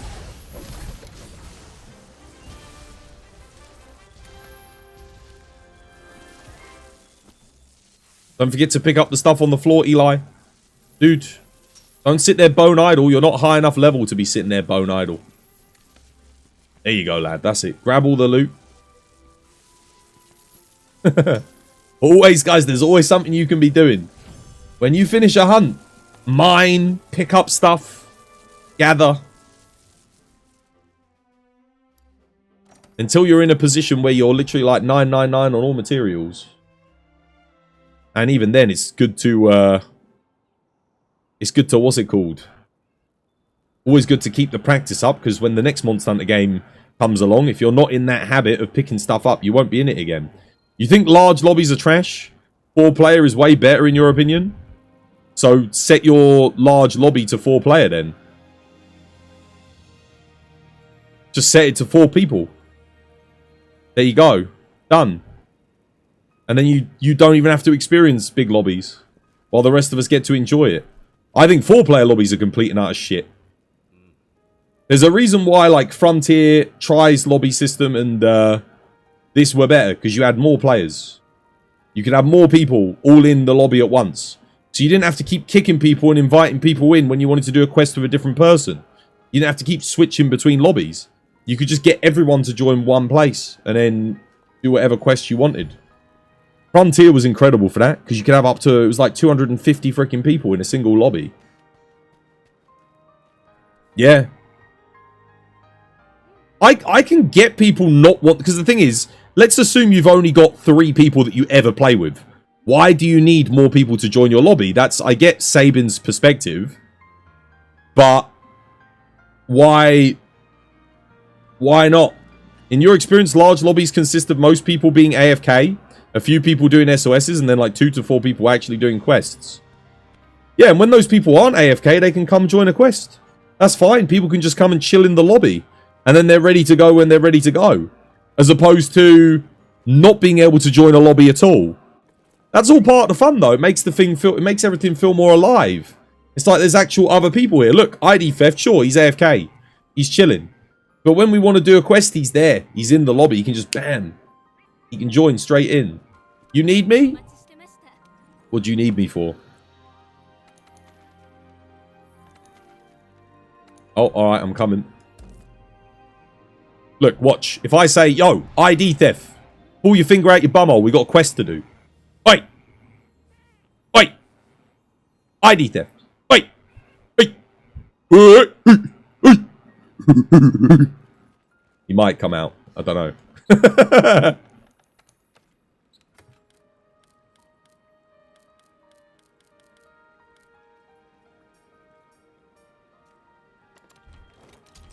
Oh no, I don't want this. I don't want this build. I've played enough Charge Blade. Let me play something else.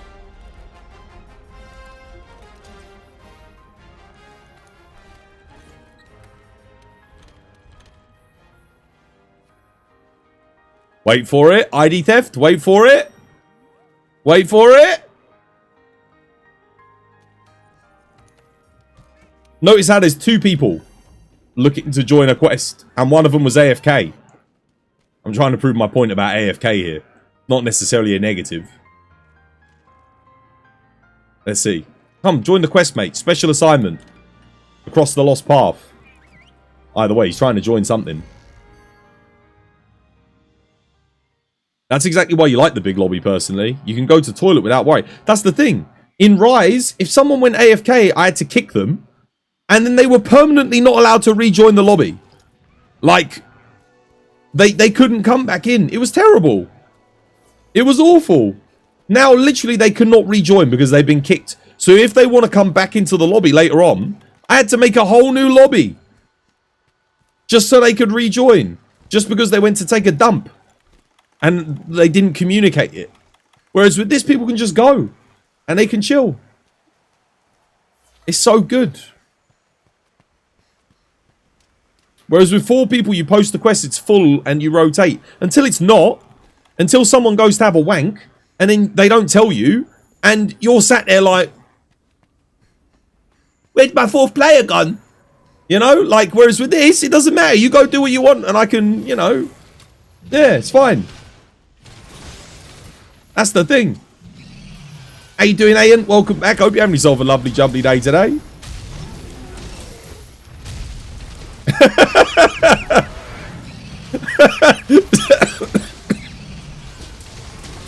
Oh, man.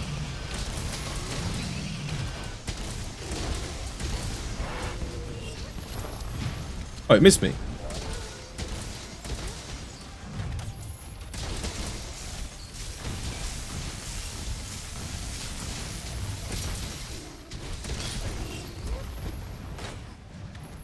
If you want to play with friends, and yeah, you can, dude, you can lock these lobbies to 4-player. You make them private, and you only invite 3 people, and you get the 4-player lobby experience. But it just means that those of us that want to have, like, you know, if we got more than 4 friends, all of us can come and chill, and it doesn't matter if they go AFK, because you got plenty of space, which is bloody fantastic. I will always be a champion for big lobbies. Always. If I could understand the gripe, maybe if they didn't allow you to lock it to 4-player, and you know, you couldn't have private lobbies, then that would make sense. Because you get like a bunch of random people in that you don't necessarily want in. Okay, fair enough. But they let you do all that. They give you control. Oh, damn, nice.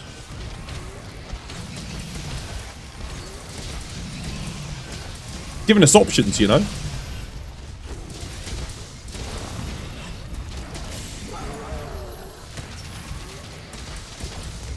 There you go, look, ID Theft's in. He was AFK. I'm like, yo, there's a free spot in the quest. Come join ID Theft. In he comes. If that was Rise, I would have had to kick someone from the lobby. Invite someone else. It's a pain in the ass, you know. All because he was AFK.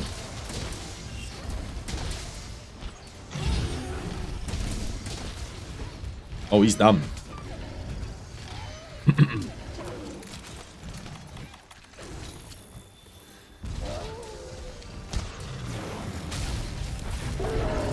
He's ready, guys.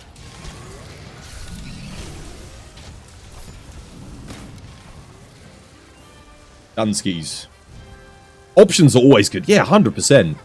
The options are always good, assuming they don't make an experience worse for someone else. You like the quests require multiple teams to accelerate the progress and upgrade the rewards. What with the sieges? I thought that was a fun mechanic. Yeah, I think from a casual perspective, it's genius. Because it means that if you're not like the greatest player in the world and you just want to participate and have a little bit of fun, you can do. And you don't have to feel like you're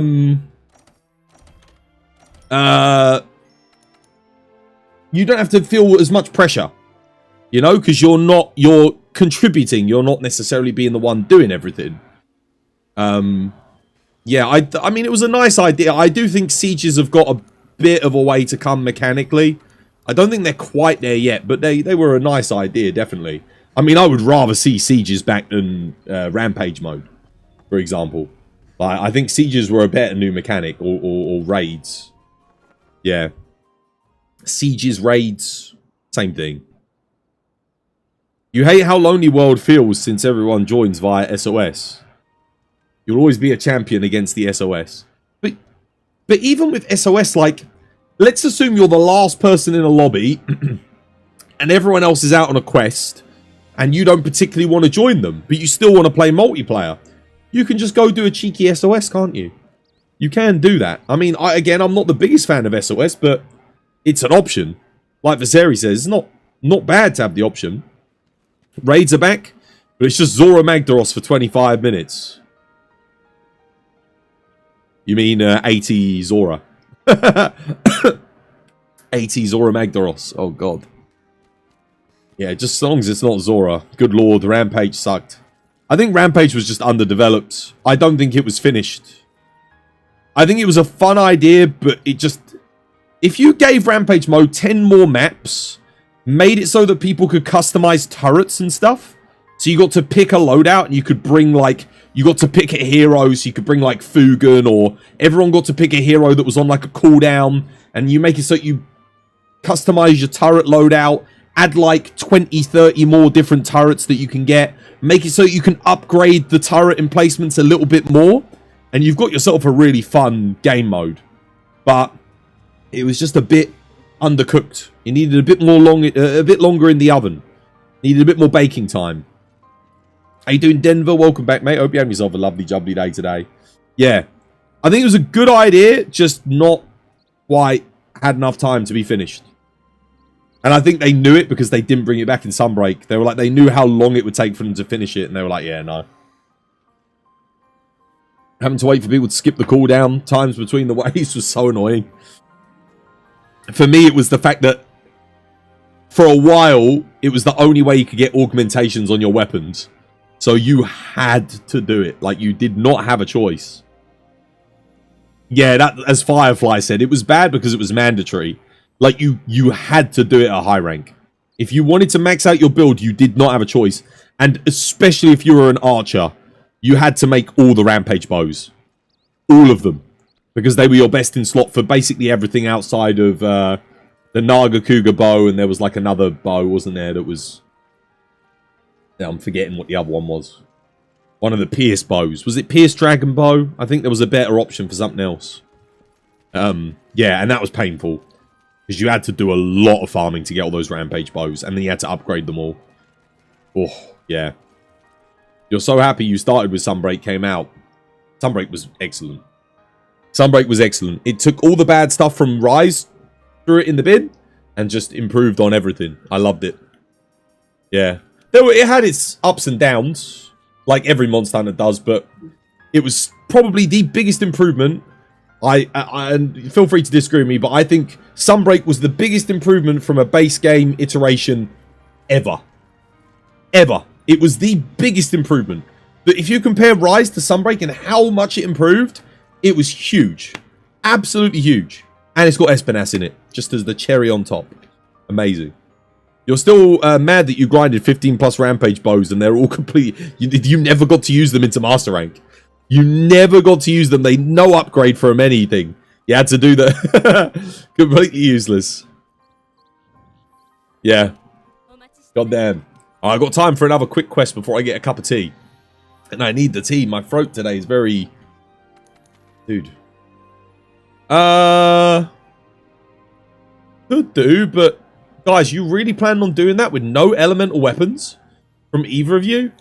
I think, Celeste, you might want to consider getting yourself an Ellie weapon. Wait, actually, let me have a look at your build. Are you running... Unless, I mean, if you had Frostcraft, I'd say, yeah, go for it. But you should really get yourself a an element sword and shield. Otherwise, it's going to be a bit of a rough one for you. And no offense to ID Theft on Lance. I mean, I know he's a great Lance player. But Lance isn't exactly the best weapon to get a pre-Eschaton Alatrion kill.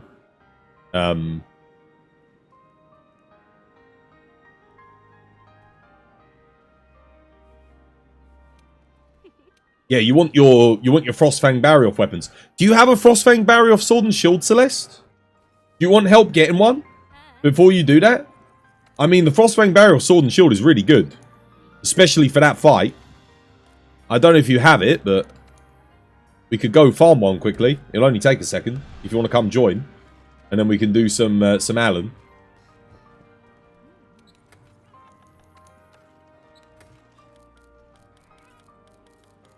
I'll play some sword and shield with you.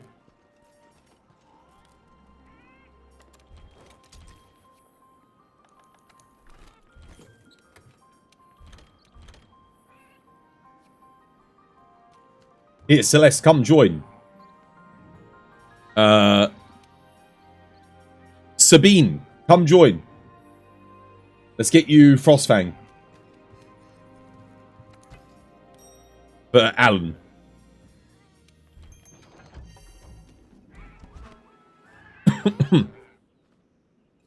You're about to get level 5 in the Guiding Lands? Yo, nice.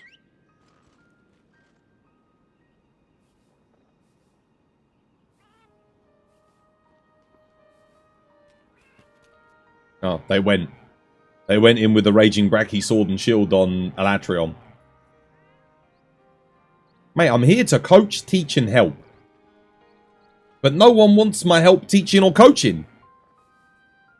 You think they want to be carried? No, I just don't think they understand the mechanic. You don't take a light break sword and shield into Alatrion for the special assignment.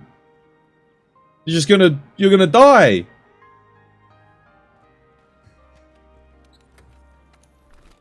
You might still kill him after the Eschaton. True, but I was trying to help him get a weapon that will actually help him. That's alright. Some people have to learn through doing. You know? Anyone want to join me for Frostfang anyway? Might as well. I've got the quest posted now. Want to come, MZ? Go bully a Frostfang real quick. ID Theft and who else is here? Lala. You want to come? I got it posted. You just explained it to him. And he just didn't care. It's alright. Considering it's a special assignment, you've never done Alatrion. So I wouldn't know any of this. That's why I was saying you should come join me. You need an ice weapon, or he's just gonna kill you. When you explained it, you had an ad. Oh, okay, that makes sense. Yeah, come join. We'll leave a space for you. Come back, because you literally, he'll do an Eschaton, and then you'll die. And then he'll do another Eschaton and you'll die, and yeah. Well, at least you heard me now. You want an ice sword and shield for that fight, especially if it's your first time doing it. We've got a spot for you.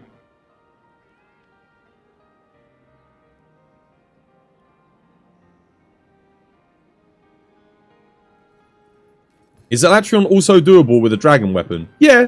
It's harder to get the knockdown, but you can totally get the knockdown in second phase. When he, like, changes into dragon mode.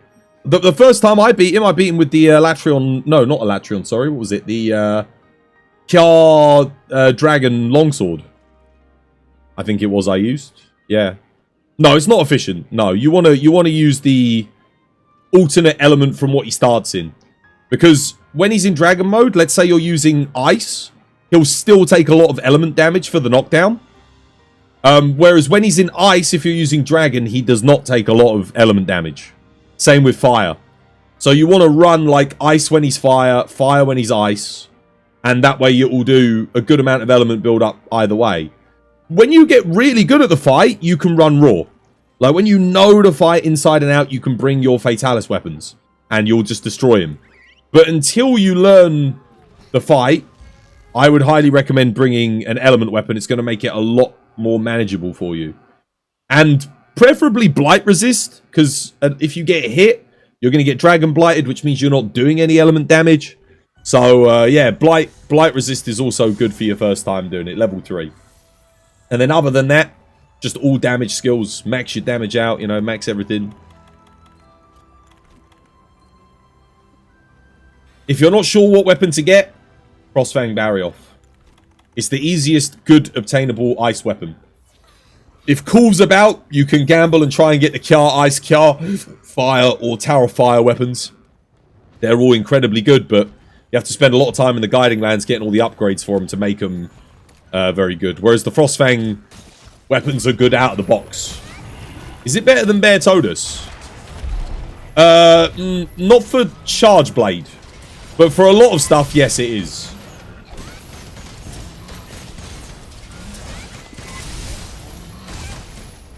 So, like, the Switch Axe is exceptionally good. The Sword and Shield's good. The Long Sword's good. The Great Sword's good. I think he's gonna... Yeah, we got him.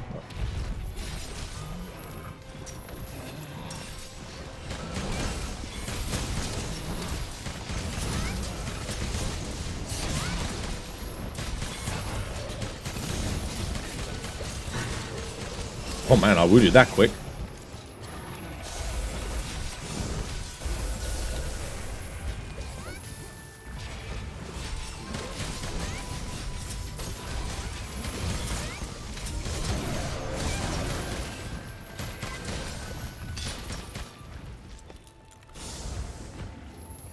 Three, two, one. I can't hit the head, I'm gonna have to hit the wing here. I don't like doing this, you know I don't. Hopefully I don't break it.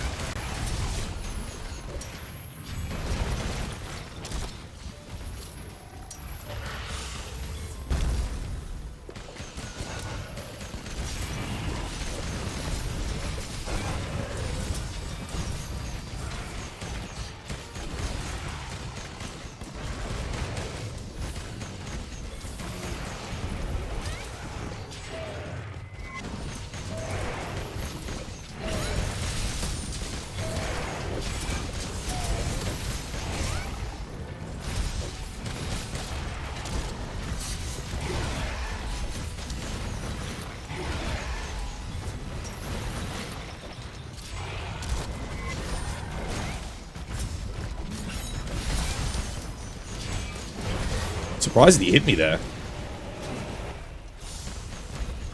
Traps, guys. For the cap.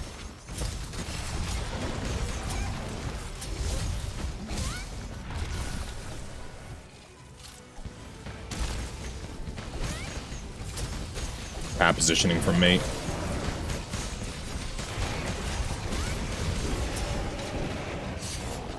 No arm break and no thing. I mean, someone's running a really slow firing fire light bowgun. I don't know what that is.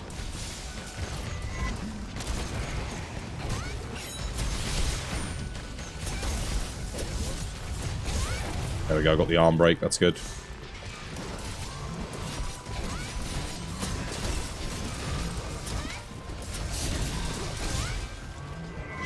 Traps, guys, he's got to be ready.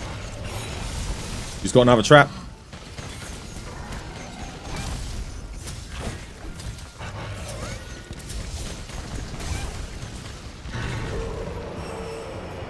Done 2 enrage cycles now. Still not ready. Wow, real DPS deficit. There we go. Done.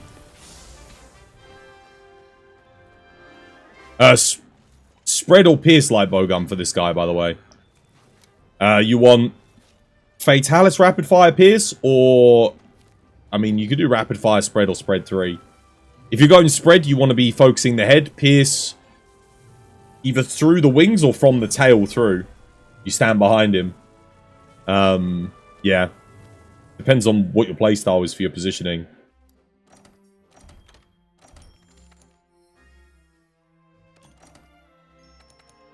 So basically, you want to farm this guy for the tickets and get his sword and shield for your ice sword and shield.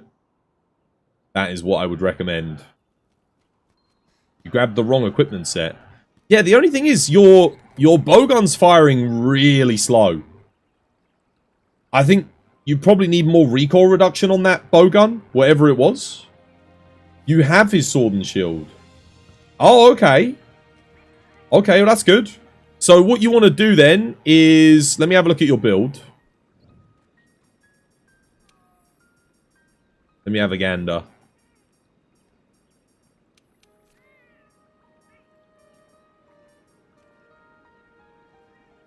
How do we want to swap this out? Let's have a look.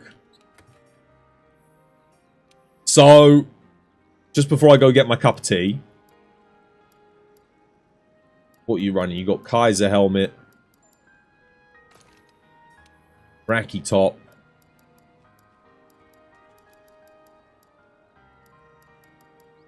Bracky beta. Kaiser. Bracky.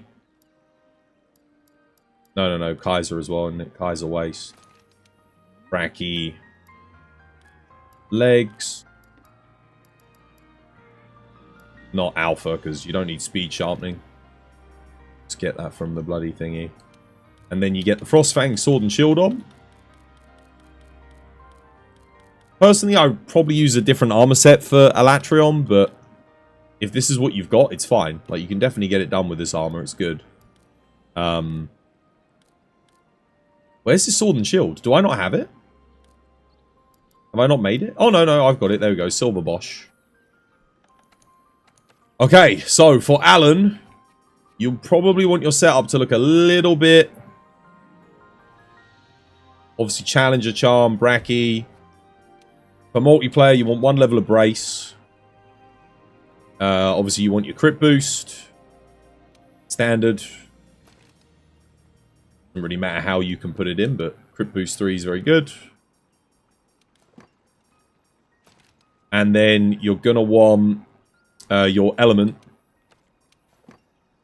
So, got 2 small on here. Got 1 there, and you got 1 there. This is going to help you get the element topple. That's going to be quite good. It's more important that you get the element in on this particular fight than, say, something else. And then, realistically, you just want something that has, like, health boost on it. Maybe an evade window, so your back hops. Crit Eye would be good. Expert. You don't need as much expert, because the weapon has 15% native affinity on it, which is quite nice. What would you do? Something... Health boost? I was trying to think, like, what? I mean, you could go... Actually, yeah, brace... Brace vitality. And then we could take the brace out of there, and then... whatever you've got. Really. Could go handicraft vitality. I mean, that's fine. Oh, Phoenix. Yeah, Phoenix vitality. Because we're not going to be able to fit blight resist in. So you have to bring Nullberries for the fight. And then, again, you just put whatever you want in here. Maybe Protective Polish. For extra sharpness mitigation. But, I mean, you got Kaiser, so... Yeah. Something like that for this fight. Would be quite good. Probably get you through. You got that Sabine. And then, for augments on the weapon, just standard health augment. If you can get element augment, go for it, because it'll make the knockdown easier, but you don't have to. This build already has got like a ton of element on it. So it should be pretty decent. Hopefully that helps. Get a screenshot of that. I'm going to quickly go grab a cup of tea whilst the ad break plays. Oh.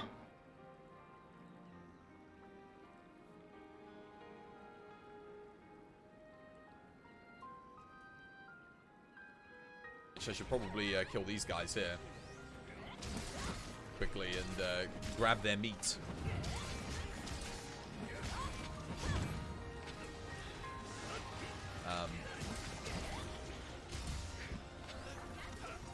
Oh, hang on a minute. That's too good of an opportunity for me to pass up on. Oh!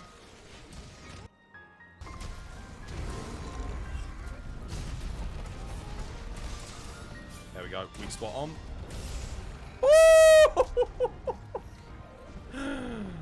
Oh, man, that felt good.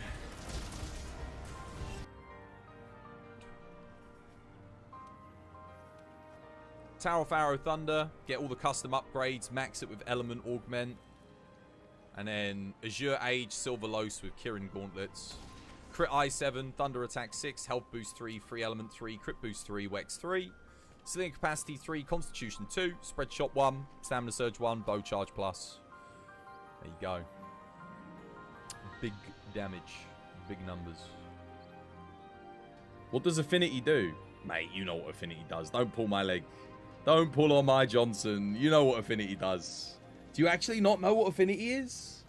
Affinity is your percentage chance to crit. It's your percentage chance to crit. So if you have 100%, you are always critting because you have 100% chance to crit. It's What? The critical failure? Oh my god, that's like my first roll of the day. What?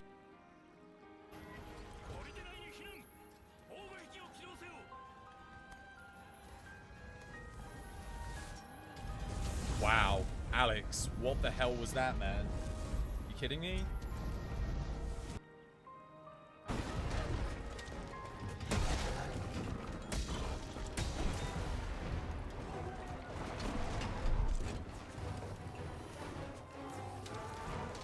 It's all converged for the kill.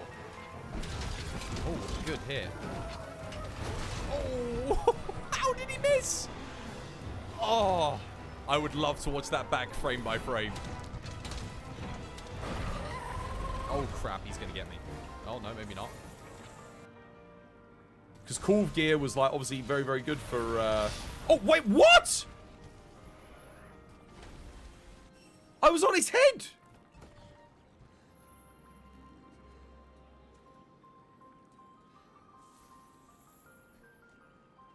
Did you guys see that? He's getting the head. No, no, no, no, no, no, no. If I can get in front, you can't.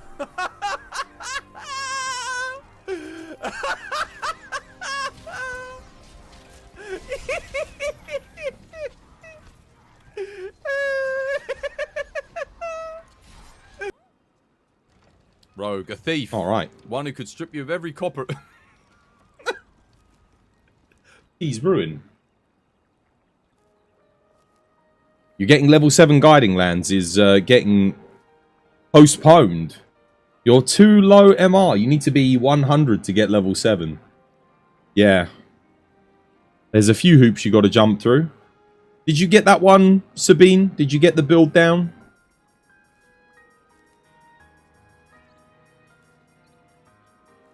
This should help you. You can definitely beat Alatrion with this. Make sure you upgrade every armor piece as much as you can. You can see I've got defense 999. That's fully upgraded. So hopefully you well, it might not even be fully upgraded. The Kaiser pieces on mine might not be upgraded, but you should be able to get it around 900, yeah? So make sure you get the defense. You're going to need it for Alatrion because he does do a lot of damage. We need an expert attack jewel in in Wilds. I don't think we'll have joint jewels in Wilds.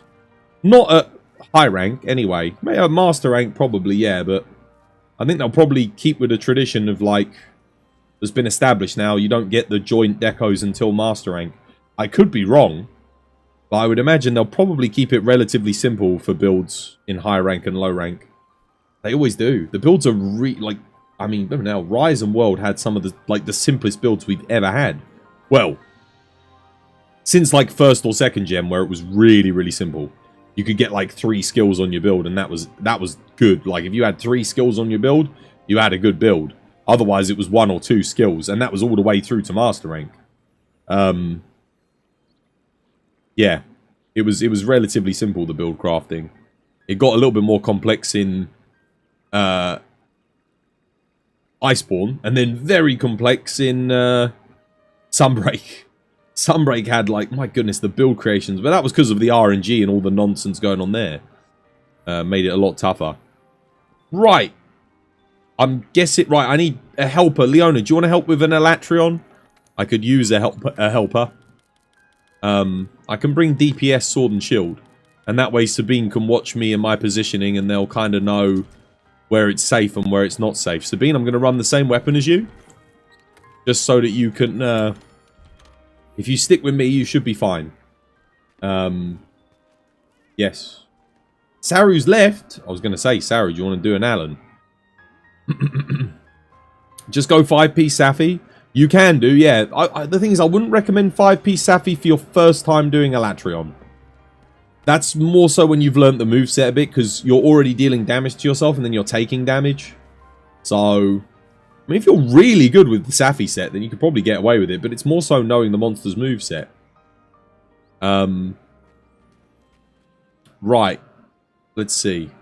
Did they post it? They might already be doing it, you know. Oh, they're already on a quest. Let's have a look.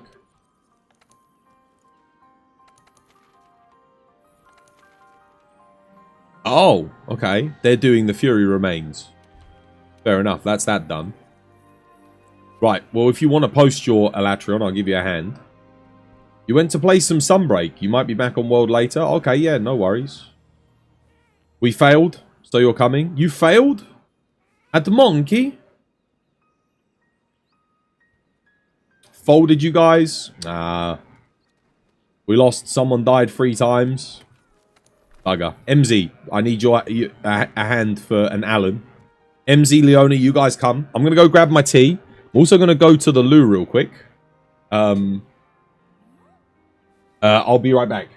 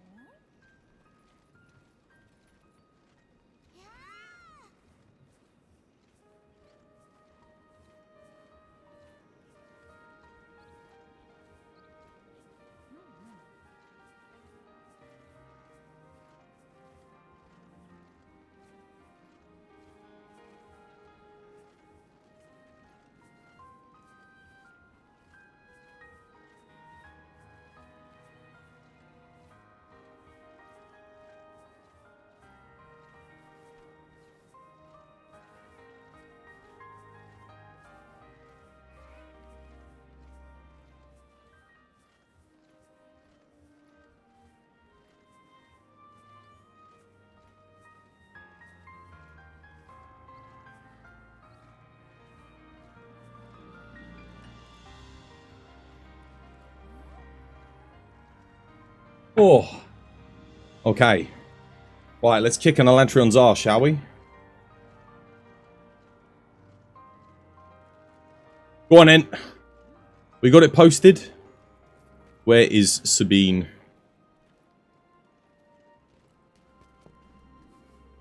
Let's do this.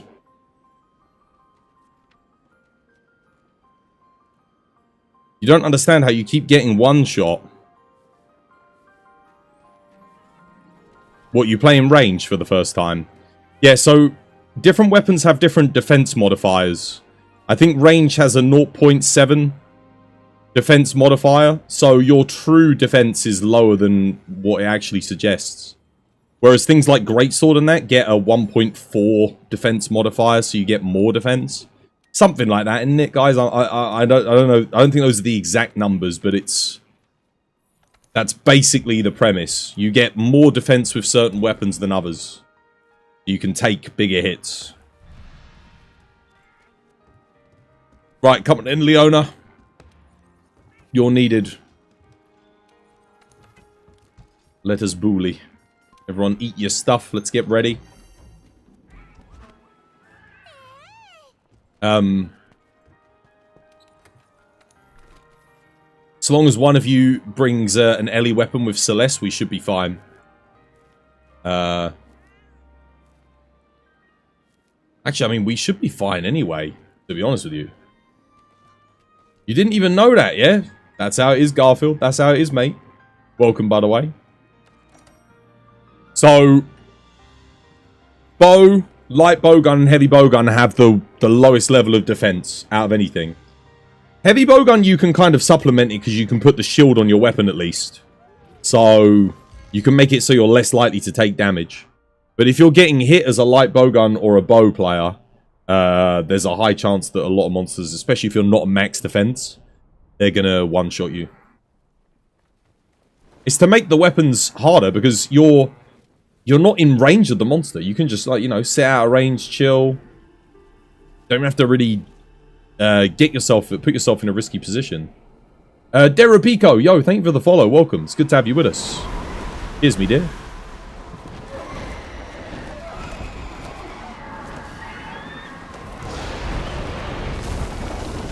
Shields on heavy bowgun are for the bad players. The funny thing is, in base world, there was no reason to not run a shield. You could max your damage and run the shield. It was nuts. Whereas in Iceborne, you couldn't do that because you wanted to have the special scope. I think that's why they gave them the special scope, was to encourage people to not use the shield. But the special scope was horrible to use and ridiculously broken. Like, might be the single most broken item in any video game ever. A flat 30% damage increase. Like, why would you not run that? We got bonus elemental resistance, but it works terribly bad. Yeah, it's not great. Because the element attacks typically hit substantially harder anyway. And because a lot of armors have negative element modifiers. Well, certain build setups do anyway. And usually those are the builds that you're using to counter the elements that the monsters that are using those elements are strong against. Yeah. You can see how that doesn't really end up working out too good. Oh, he's right in position for a wall knock already. Lovely jubbly, look at that. Wall knock him.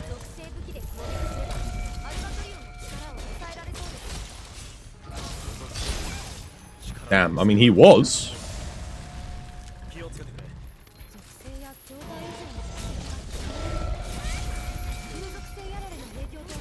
I was trying to get on his head. He's like, he's there again. I can probably get him.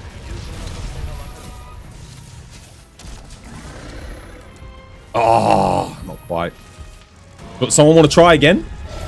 So one of you must have a pod. I've made pods. Come on. Yes. Nice. Well played. Good stuff, guys. All right, now we can start. The hell? No, no, no, no, no, no, no, no, no! No, why is my fucking controller disconnecting?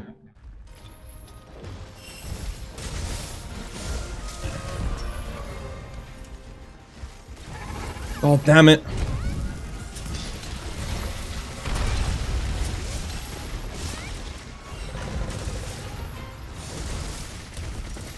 Oh, that's not good. It's going to make it harder for me to get a free eschaton.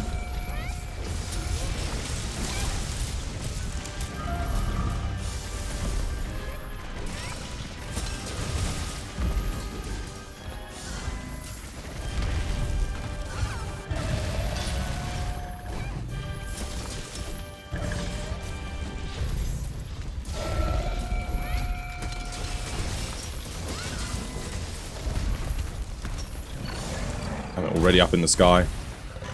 Not ideal.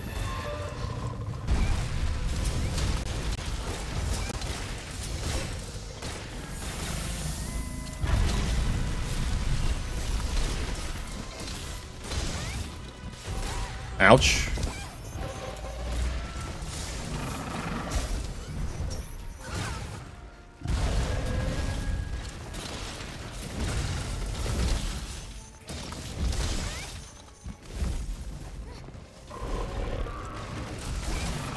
What is this aerial cycle? He's been in the sky for so freaking long.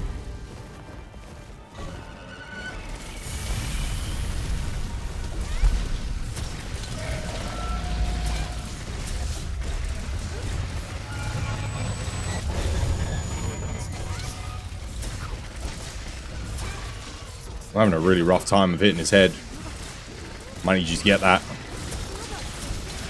There we go. Big damage. Thank you for the clagger. So again, clip through the head. Not what we want.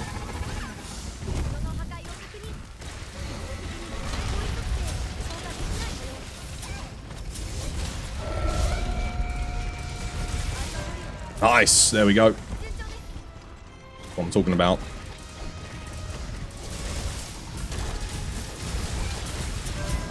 Oh no. Did we seriously both slinger pod at that exact moment? That is very unfortunate. We just cancelled our knockdown. We literally just cancelled it. I didn't think anyone else... And he's back in the sky again. This is the worst move RNG I've ever seen on an Alan. Like, it's fucking terrible. I mean, we messed up badly there with the slinger pod, but holy shit, like...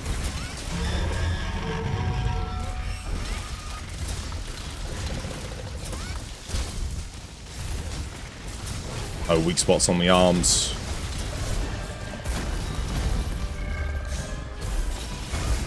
Make one. Wait, he hit me there? Sharpen. Okay. Not ideal. We'll go and get it, get it, get it, get it, get it, get it, get it, get it, get it, get it, get it. Can I reach the head? Hey, nice, GG. That was a terrible, terrible run for us melee users. Holy shit. He spent half the fight in the sky there. Never seen such bad move RNG in all my life.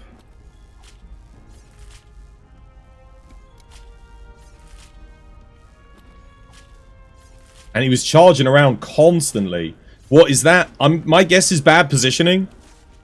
I think maybe Bowgun was goating him a little bit, like, into it. I don't know for sure, but he kept charging, like, constantly. We had 3 AoE attacks, like 3. He did the thunder once, as I decided to sharpen. Bloody typical. That was baby Alan, right? No, that was full strength Alan. That was a bad run, though. For us, that was rough. Not to mention my controller disconnected right at the start. I'm actually surprised he didn't eschaton. 4 minutes in, no eschaton. We got lucky. And we cancelled the knockdown. Like, how many slinger pods had you done? Like, stun pods? Because I only did 1. And he instantly got the KO. I'm guessing you did 1 as well. That's crazy. 2? When have you ever known for him to get knocked out in 2 slinger pods?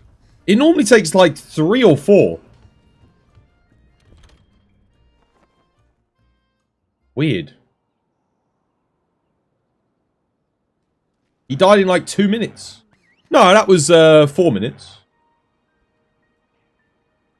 Yeah, but we've got the strongest element damage melee weapon, which is Charge Blade. You've got the strongest melee weapon, which is Sword and Shield. And you've got the strongest ranged weapon, Heavy Bowgun. So we're using, like, the strong... Because, again, we're helping someone to, like, get them through it. So we're bringing our strongest builds. Leona, I'm guessing, is using Max Safi Ice Charge Blade. Literally the strongest elemental build-up. Yeah. Oh, no, they're not, but even so, they're still running the Kjar Strong Arm Ice. Savage Axe. Yeah, of course, they're doing Savage Axe, not SAED, so that makes sense.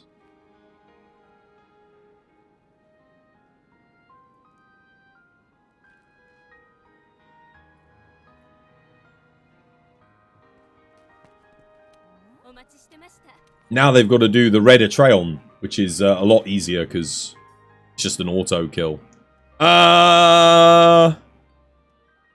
Here, Leona, let's go join this real quick. Help Lafiche. Seeing as you're there. We don't even have to change builds for this one, really. You're welcome, Sabine. You're welcome. The other Elatrions should be easy, because all you have to do is just get a knockdown once, survive the Eschaton, and then kill him. That's it.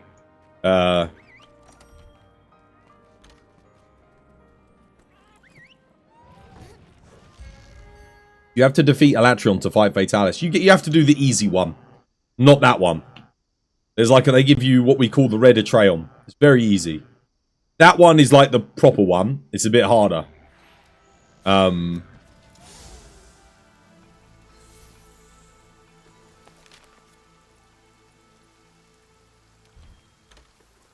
actually think I've got the right loadout. Did I switch to traps? I didn't. One second, I'll go get me traps.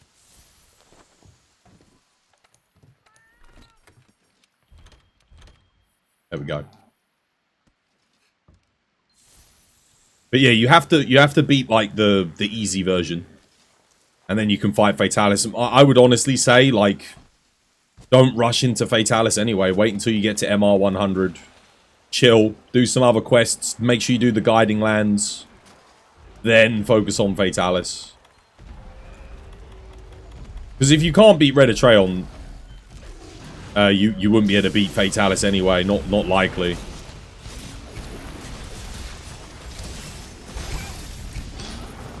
I'm just gonna...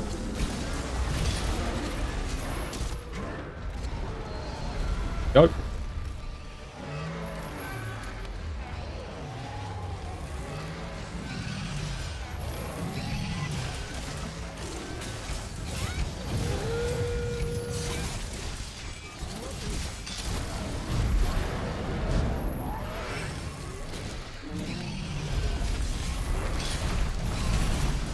I despise Bambro with a passion.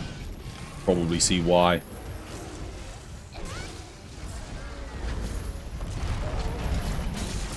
Genuinely, if there is a worse monster, I do not know its name.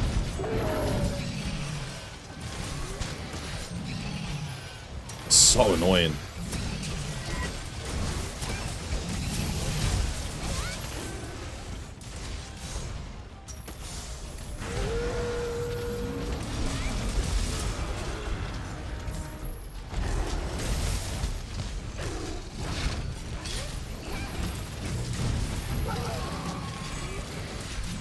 Oh, I think we need to put the weak spot back on the head, yeah. Just ran out.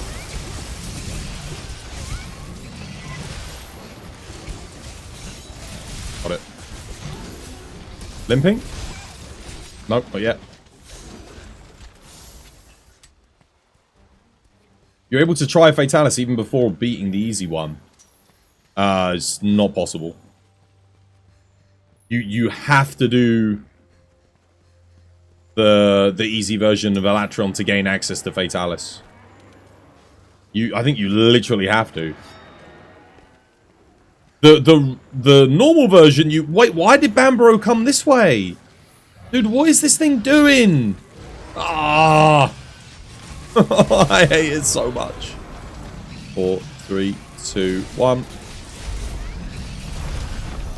Oh my god, dude. Who thought this thing was a good idea? Just pushing everything all... It just glitches and lags and it looks terrible. Oh. It is the jankiest.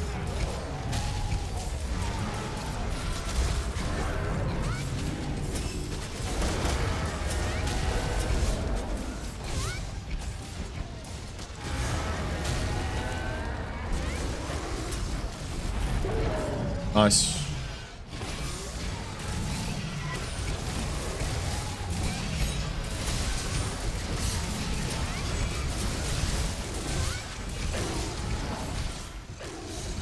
Stop.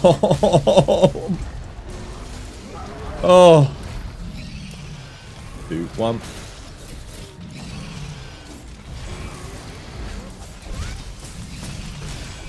Should have made that weak spot, Leona. We needed it. Oh my god. I mean, look at this. This is Bambaro. It's causing all of these freaking... all this nonsense. Oh my god, dude. This is it's the worst mon. Look at it. Look at the glitching that it causes and all this crap. It's so bad. I hate it. Wall knock, guys. Wall knock. Check status.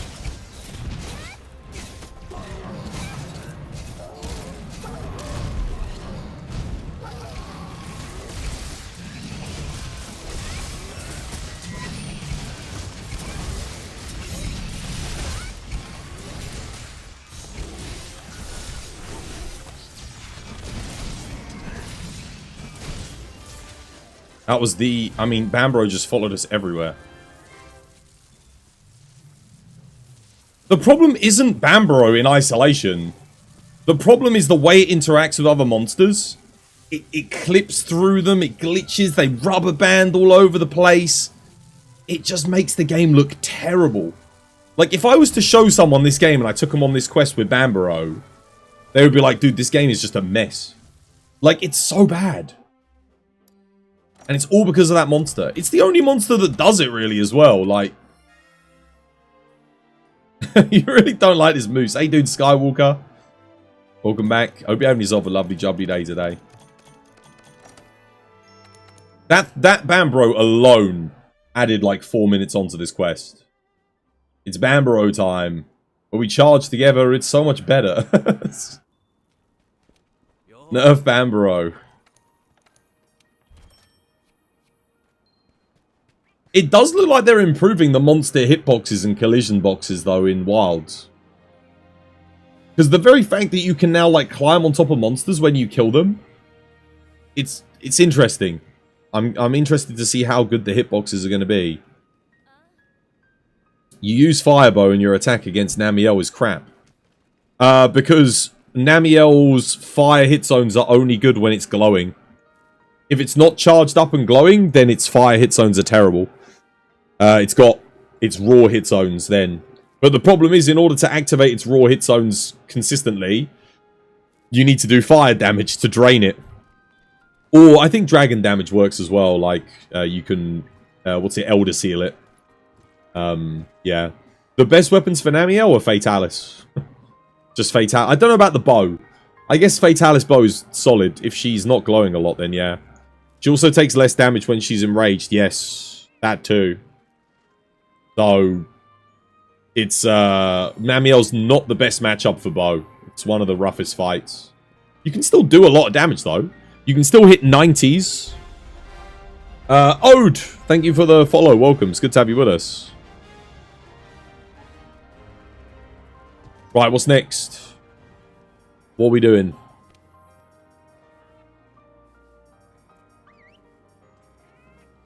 Okay, stand by. What's posted?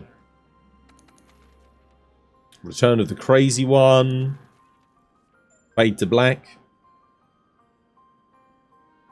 I wouldn't bother, Lafish. I genuinely wouldn't bother, mate. What's your defense at? 781, mate. What's your skills looking like? I would wait until you've got your last level of crit boost and you got some augmentations on your weapon. And your defense doesn't read 700. It should read like 950 plus. Then you're ready to go.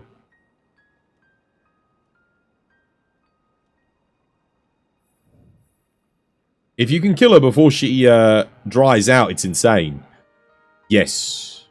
Yeah, if she never dries out, the problem is that the drying out phase is not dictated by damage. I think it's dictated by element.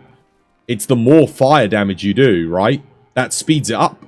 It's kind of like I think it's the same, it's very similar mechanic to what you have with Lavasioff, where if you do fire damage to him, you can make him glow. And if you consistently, but it's not quite as basic as that, but you know how when you deal water damage to him, it stops him from glowing as quickly? Like the water element actually makes him harden and buffs his defense. So you need to use fire damage to revert it. You can... I think you can make it hydrate. You can make Namiel hydrate. Like there is a way, I forgot. But you can like make it want to hydrate itself. Like almost instantly if it dehydrates. Because you know how it goes and does the hydration thing? You can kind of make it do that, but I don't know how. Someone was telling me once you can do it, but I can't remember. Maybe if you throw water. Nah, throwing water doesn't make it hydrate. Like, it doesn't work. It would be cool if it did. But you can make it go into its rehydration animation, like, instantly. By doing something. But I forget what you have to do. Should I use a different weapon? You don't have a decent Blade Master build. Different weapon for... what exactly?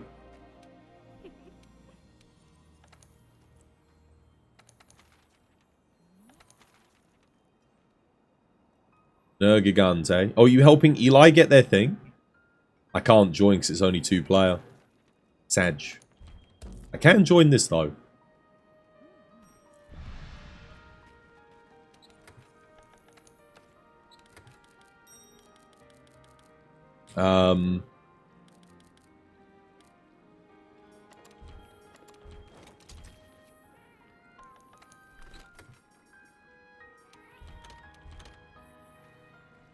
Namiel. No, you can totally bring Firebow. Like I said, it's still good. You've just got to...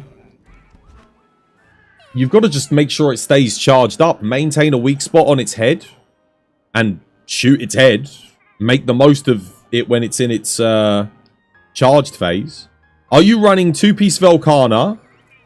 And then like Folger Anjanath, Alpha Waste? Have you got Mighty Bow decoration on your build? Have you got that yet? 'Cause you can get that at the Elder Melder. There's a bunch of stuff you can do just to help improve your damage. And are you using the Glavenus Bow? Maxed out Glavenus Bow, you should probably have that. Or at least second, like almost maxed out Glavenus Bow. If not maxed.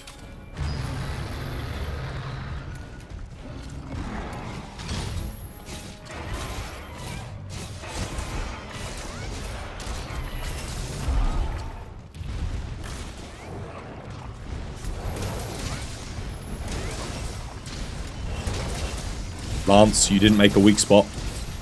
I was watching you ID theft. You're letting the team down. Levisto went for the wall knock. I went for a weak spot. You didn't participate, mate. That was your chance to put one on. Teamwork, mate. Teamwork makes the dream work. Wait, why didn't I get my guard point off? That was weird.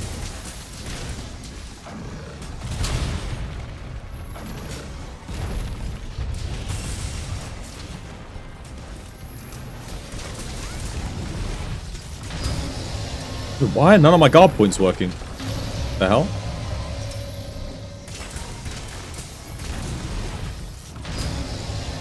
What's my guard on this build? Guard 3. Dude, what the hell?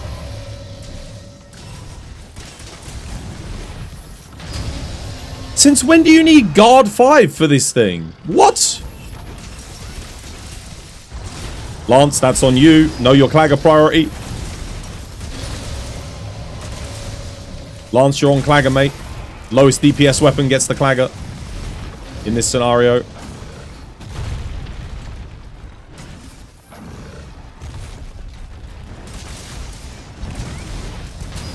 Oh, there we go.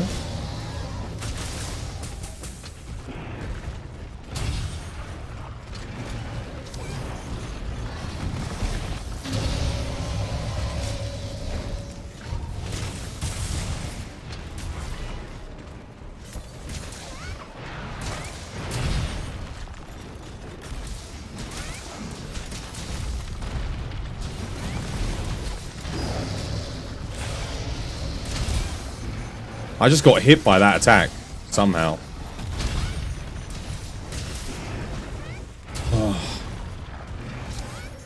And I was blocking that and nothing happened.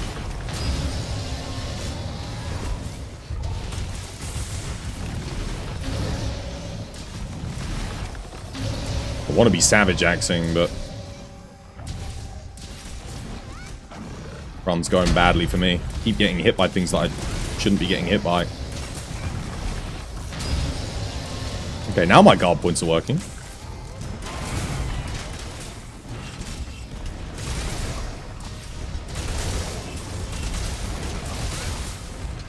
See if I can get a KO here. I do not get the KO. It's okay, I might get a hit. Aiming for the head again. Still don't get the KO. Maybe here instead? No. Backed up.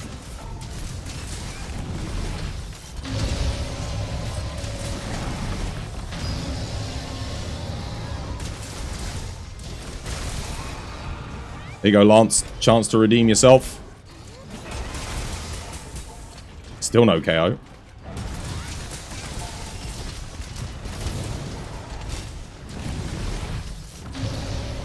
Okay, that was weird. I didn't get a hit there, but I got ledged.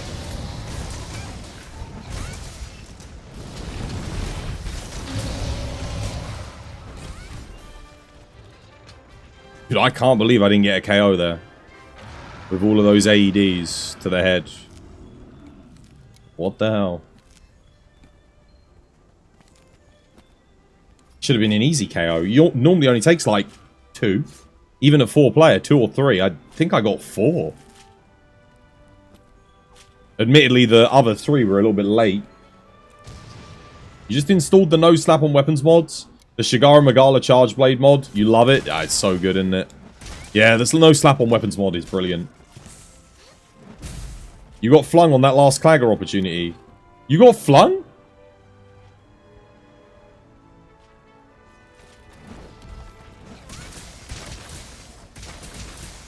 I think you got the Clagger on my screen.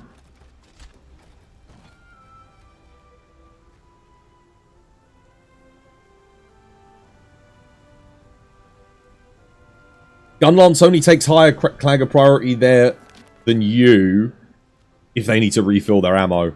So if they're completely empty, they can get the Clagger to refill. Ah.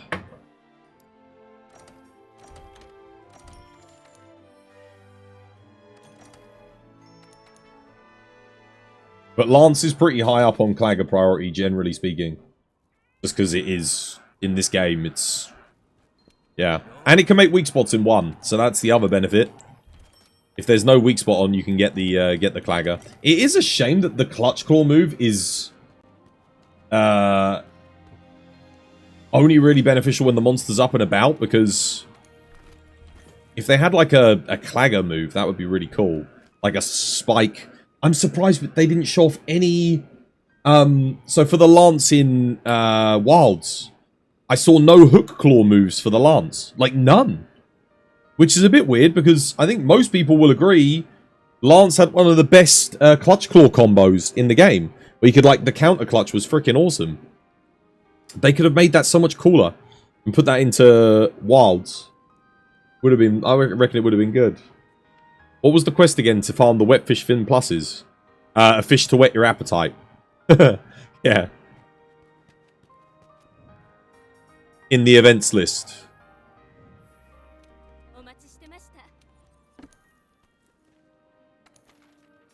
This one. You have 2 guaranteed spawns. One in the little lake just above Area 1. And there's one in Camp 7. So literally, if you spawn in Camp 7, there's always a wet fish in there. Then you go to Camp 1, put your ghillie mantle on. Well, you should put your ghillie mantle on in Camp 7, really, because you can spook the wet fish away if it sees you.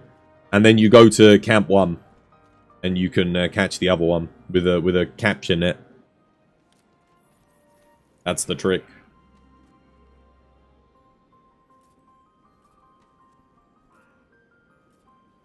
Claw might have got removed completely. No, it hasn't. We've got the...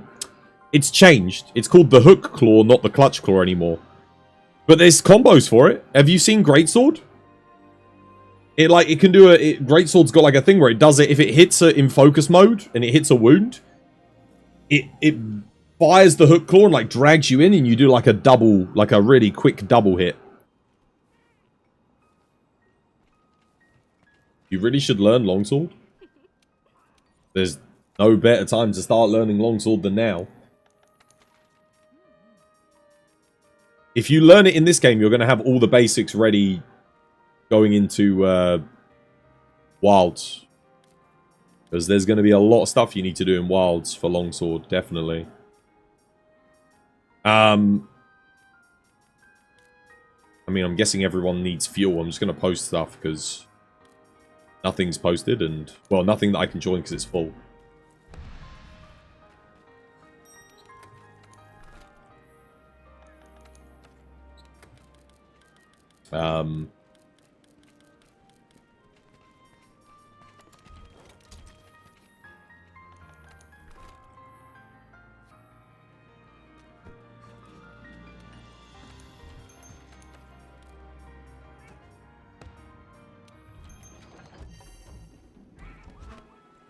How you doing, Benji? Welcome back, mate. Hope you're having yourself a lovely jubbly day today. Any suggestions for your next upgrade? You're not sure what to work towards.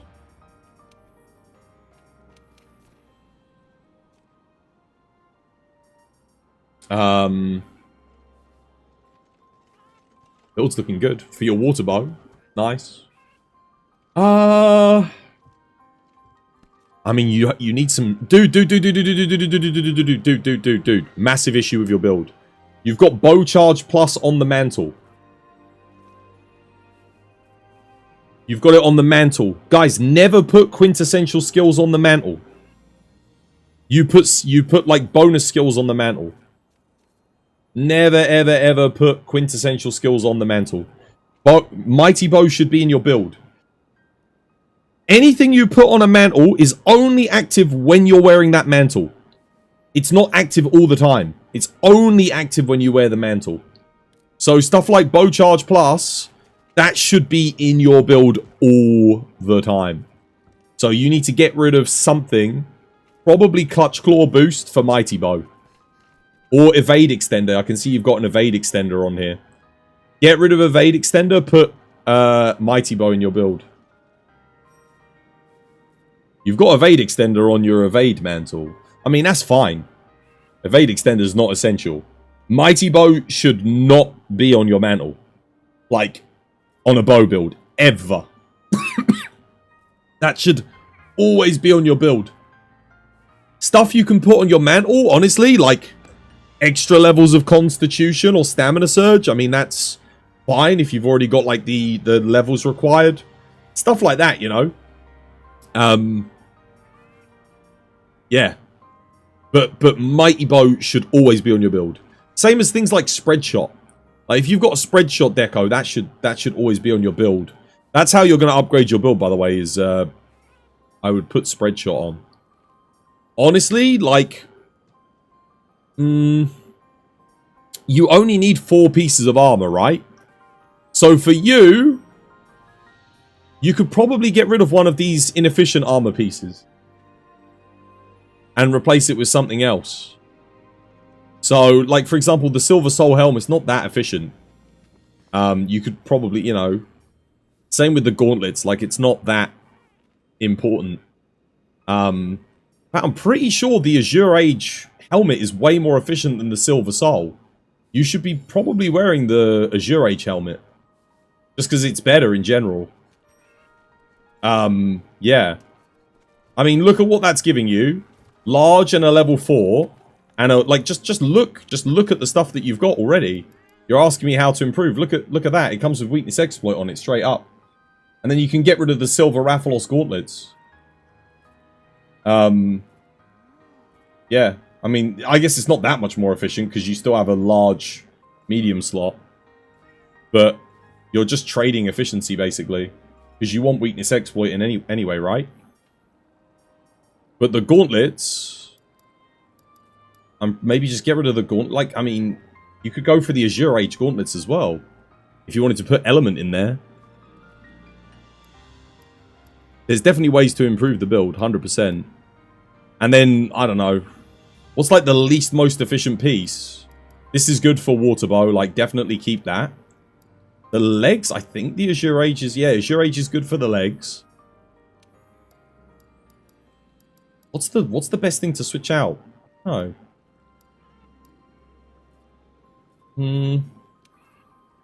It probably is the helmet. Because I think the Silver Los top is pretty good. Yeah, the silver... I mean, it's okay, yeah, with crit boost too, it's fine. Helmet, you can definitely do more efficiency. I mean, if you had the Safi helmet, you could use that. Like, the Raging Bracky helmet's more efficient as well. That's probably the easiest place to gain a little bit of efficiency. Oh yeah, Frostfang helmet, that's good. Yeah, Frostfang helmet. It's got crit I2 on it. Yeah, Frostfang helmet's fantastic here. Crit I2, good slots. Much better than the Silver Los helmet. Much, much better.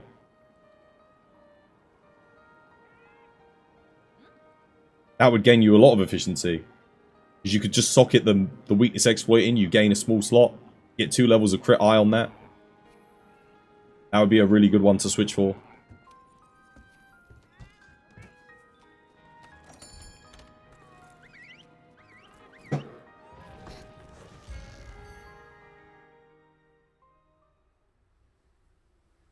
But the first thing you need to do is, like I said, hopefully you took that bloody mighty bow out of the mantle.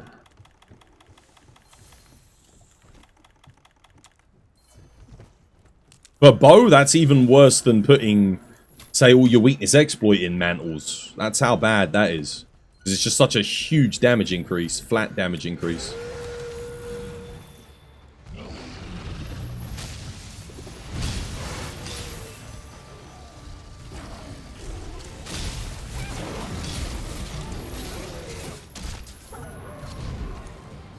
Damn, that, look at how far away that yeeted me. Oh my goodness.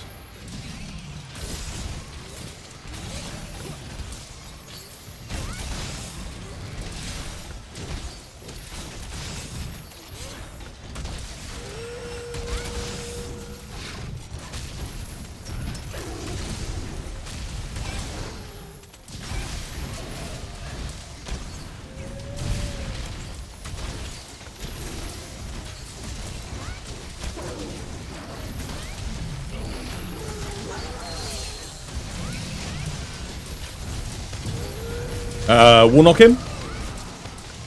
2, 1. If you have a pod. After this.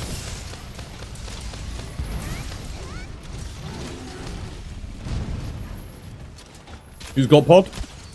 I got pod. That's alright. Someone's got it. Yeah, keep going, keep going. You got it, you got it. Nice. Well played.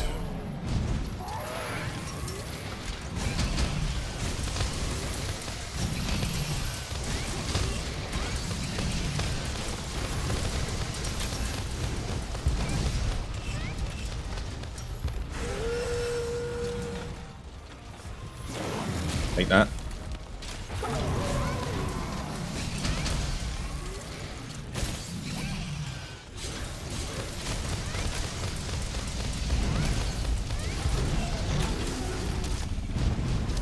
Damn, dude, why did it ignore my thorn pod? You guys see that?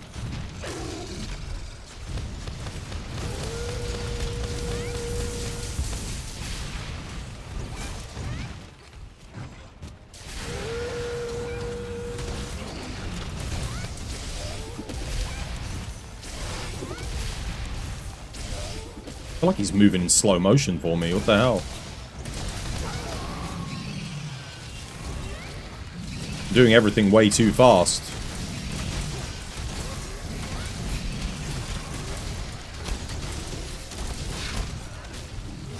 Again, I didn't stun him with a thorn pod. Bit weird. Wall knock him, wall knock him. Who's got the pod? Go, go, go, go, go. That's your opening. Whenever he trades out, that's opening. Nope, you missed it. Too late.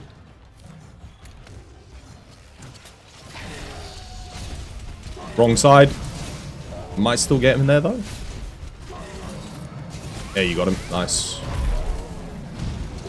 The second he comes out of Thunder, guys, whoever didn't do a Warnock switches onto the Warnock, yeah?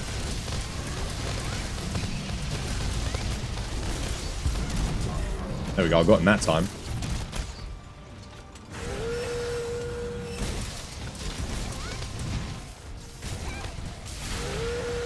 I missed the iframe again.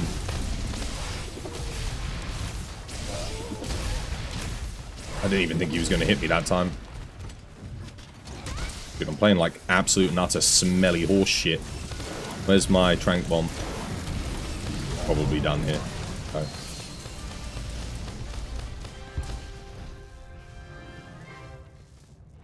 Terrible play from me. How you doing, Andre? Welcome back. Hope you're having yourself a lovely, jubbly day today. You hope the Warnocks are gone for Wilds. They're gone. They would have shown them off if they were still in. I mean, you do have the hook claw, though. I think you can still, like, pull the monster with the hook claw. Kind of like you could use the spider thread. But I think it's situational. I don't know what you have to do. I have seen... I'm pretty sure we saw them, like, pull a monster with the hook claw into a wall. At some point. Is tenderizing a classic game mechanic? No. No. The thing that's closest to tenderizing in the old games was you would break apart to reveal a weak spot. So Devil Joe, you used to break his chest, you'd get a weak spot. Gravios, Basarius, you break the chest, you get a weak spot. The Rathaloses, you break their head, you get a weak spot. Stuff like that. So when you broke certain parts, you would get a weak spot. Which was more dynamic. It was more fun. So it actually just rewarded you for targeting certain spots and getting good positioning and stuff. But, like, just making something into a weak spot, like... No, they never had that. That's only in this game. And now they're getting the wound system, where it's if you damage a certain part of the body whilst in focus mode, it creates a weak spot. My only question with that is... Let's say 5 or 6 minutes passes and the wound's healed up. Can you then make that weak spot again? Because my only concern with the wound system is, let's say I make a wound on the head and the head has the best hit zone. Once that wound heals up and that wound is gone, I can no longer buff the damage with a wound on the head again. But is that for the whole fight? Or is it just like, no, that's it. You get to wound the head once, then you never get to wound it again. Or is it on like a cooldown and then eventually you can wound it again? Because what if the fight goes on for ages and no one targets their head and then they don't take advantage of the damage zone that you make? Well, they just messed up and now they can't. Yeah, like, or if someone wounds something at the wrong time, maybe you want to wound certain bits at certain... Yeah, I mean, I don't know how it's going to work. We'll have to wait and see. Focus highlights wounds. It doesn't make them. No, you have to make the wounds from focus mode. I don't think you can make the wounds out of focus mode. I don't think. I think you have to be in focus mode to make a wound, right? That would mean that they've got the wrong gear on if the fight's going on for ages. Yeah, I guess. They said that one wound forever, but stuff like Doshigama will reopen them near death. Oh, okay, so it's going to be different. Oh, yeah, it's going to be... Yeah, you're right. I remember them saying that. Yeah, it's probably going to be different for every monster, isn't it? Some monsters you can probably, like, keep reopening wounds. I wonder if there'll be monsters that, like, get, like, statistical bonuses from getting wounded. It'll be really interesting how they work it into, like, the gameplay. Right, how's Eli's charm coming along? Let's have a look. Oh, okay, he's got level 2. Do you still need the level 3 one, yeah? What do you need for the level 3 charm, Eli? I'll help you get it, mate. Is it just Nergigante gem? Is that what you need? I think I've got a Nergigante at high rank. Yeah? Oh, I thought I did. Oh, I must have used them all. Anyone got a high rank Nergigante investigation? Perchance. Bit of an odd request, but... You've done 6 quests, no gem? Yeah, you want one with like a couple of gold rewards. I'll see if I've got one. I thought I saved one. But I didn't see it.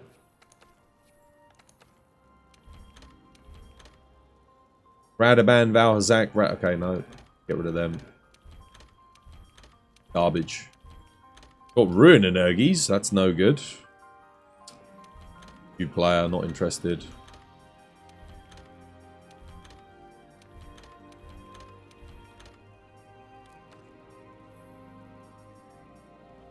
See, most of these rubbish. Get rid of them.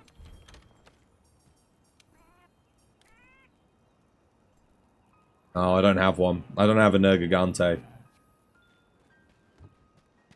You have a 3 silver and 2 bronze, 1 gold. You mean a 2 silver, 2 bronze, 1 gold. What, regular Nergi? Post it up, mate. Post it up, let's do it.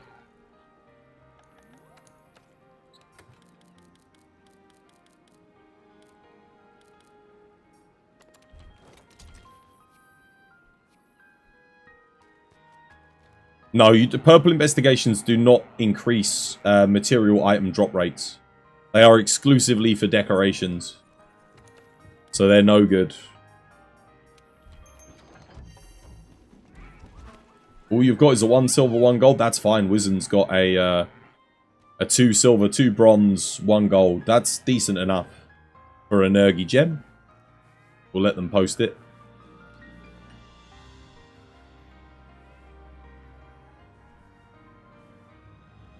You're under the impression that focus was mainly for new characters. As in, if you know the game, you'll never need to use it. No, dude, focus is essential. Focus is essential because going into focus mode, you can reorient your attacks. So, like, let's say you do a greatsword hit, and then the monster goes behind you. You can go into focus mode, mid-hit, rotate, and then land the TCS behind you. Like, it literally lets you aim your attacks, reorient your attacks and everything. It's huge. Focus mode is like, you said high rank. Yeah. You can only get Nergigante a high rank. Yeah. Regular Nergi. They need to make the Master's Charm level 3. That's not Master rank, that's high rank. For a Nergigante gem. We're all waiting on you to post it, mate. Seeing as you've got it. Post it up, lad. We're all waiting on ya. Any day now. There we go. Right. Let's go. Wait, 3 silvers? No, because someone had a silver Okay. No. Who was it that had the silver and the gold? We want the gold. He needs a gem. Was am I Australian? Yeah, mate. How did you know? Definitely Australian. Bonza, mate. How did you guess? You Australian yourself? Is that what gave it away? Little bit of that sweet, sweet Australian knowledge. Oh, coming into your noggin. Helping you out. Telling you. Sick, mate. Let you know that I'm an Aussie. Aussie pure blood.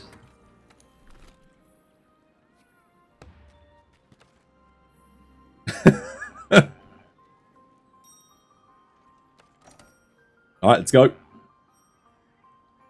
How you doing, Yum Yum? No way, you just heard Cuppa a lot and you watched an Aussie series. Cuppa? Cup of tea? You're Dutch, so you wouldn't know. That's fair enough.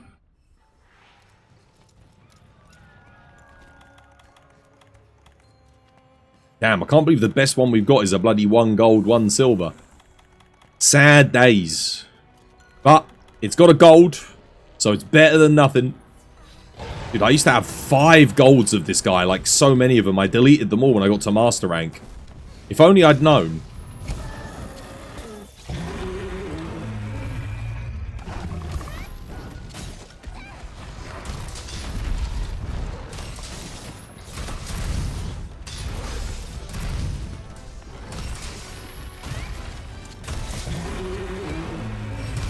You guys really want to get the old Rocksteady mantle.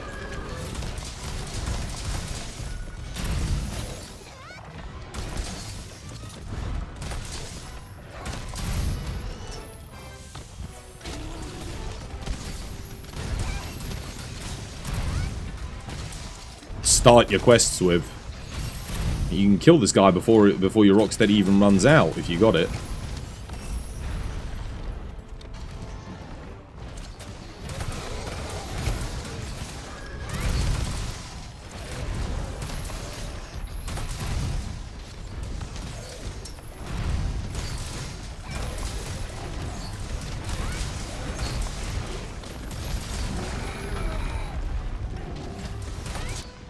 There we go.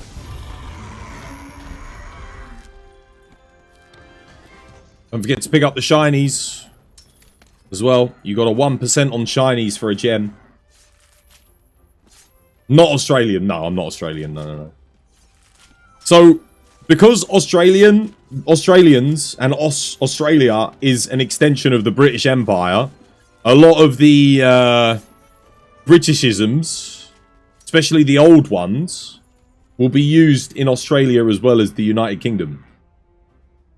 Their lingo is very similar to us in England. Like, we use the same phrases, a lot of it. The same abbreviations, all this, that, and the other. Because we're very closely linked. We have more in common with Australians than we do Americans, the British. Like, a lot more. Not to mention, a lot of my family lives in Australia, and vice versa. Like, Australians come and live here. So, yeah, again, like, we're just really close. Because of the stream times? No. No, the stream times are because British people didn't watch my stream. I used to stream during the English hours. But my viewership was shit. Like, we're talking 7 years ago. So I switched to the American time to try and get more viewers. Because I realized the thing is, not many people in the UK watch streams. It's not a popular, not for the demographic that I make content for anyway. I'm sure the kids do. You got the gem? Nice. Right, well, go get your upgrade. That's excellent. Yeah, upgrade your stuff. The accent is close enough. To the untrained ear, maybe. But the thing is, even in the UK... even in the UK, we've got like 1,000 different accents. Literally. Every 10 miles you drive, you're going to come across people with different accents. How you doing, Jarhead, dude? Beautiful people of the Twas family. Hello, good sir. Thank you for the 58 months, mate. I know. Dude, almost at 5 years. Almost. Is it 5 years? Or is it 4? Wait. Wait, am I right? No, wait. What? 24, 48. Yeah, dude, you're getting there. You're almost to 5 years. You're almost there. Only 2 more months. 2 more months, mate. Unbelievable. 5 years. Since before you started school. Pretty long time. It's crazy. I still find it weird that this is we're going into my 9th year of streaming. 9 years. So, next year, when Monster Hunter Wilds is out, hopefully, will be my 9-year anniversary for the channel. 9 years of streaming. What's the best way to farm attack gems? There isn't a best way. Just do Telstra in the arena. And even that's not really like a good way. It's just... it's the most efficient. Still going to take you a while to get them. Right. Did he get his thing? Has he got it? Yeah, boy. Right. Let's get you a leg upgrade, mate. Let's upgrade those legs. Let's get you the Garuga legs. Come join me, Eli. 'Tis time. Do a cheeky Garuga. Next. How to farm decorations. How to? Exclamation mark decos? Should have a command for that. Pause, what would you rather have? Early Wilds released or polished later release? Polished later release. Always. The game already looks pretty polished though, from what I've seen. It looks really well put together. Even the early builds look better than most launched games. Like, from what they've showcased so far. It looks great.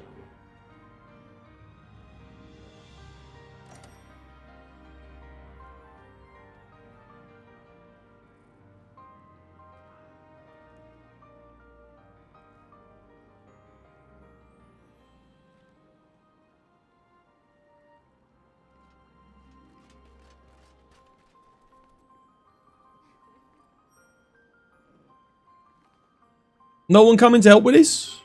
Garuga? We need to get Eli some Garuga legs, guys. Crossfang arms for Eli? Yeah, we could probably get that after as well. That'll be a good upgrade. But first things first, Garuga legs. Garuga legs, mate. Gotta get them. Who's joining?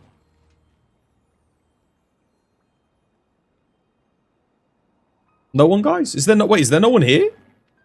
There are? Oh, no, there isn't. It's just us. I mean, X-His is here. Where is everyone? Are they all out on... Oh, yeah, everyone's out. Dude, everyone's on quests. Basically. Levish? Anyone else want to come do Garuga? You want to come his? Get your water bow build? Do a Garuga? Well, we can always get started, can't we? I can get the claggers for you on this one. Setting your decos? Nice. Don't forget to save your builds, guys. When you make changes, don't forget to save them. Itsuno left Capcom. Dude, yeah. He said he's gone to do his own thing. I still find it weird. I never understand Itsuno saying he didn't want to put co-op in Dragon's Dogma because he didn't like waiting for people. Like, I'll never understand that. Oh my god, dude. I'm telling you, Capcom with Dragon's Dogma had a license to print gold if they just put co-op in. And forget what all of the freaking no Capcom Andes say. That game would be better with co-op. 100%. I don't care what anyone says. You can still play it single player with AI if you want. But if they put co-op in that game, it would have gone crazy on the sales. Oh, it would have been so good. It's like the biggest missed opportunity in gaming history is not putting co-op in that freaking game.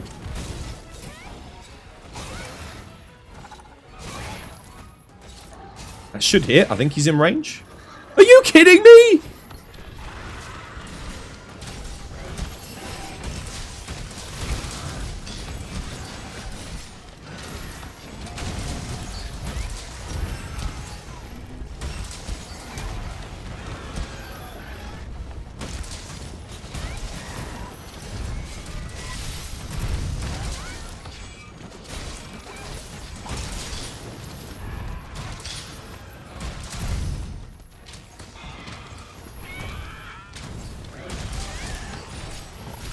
That's weird.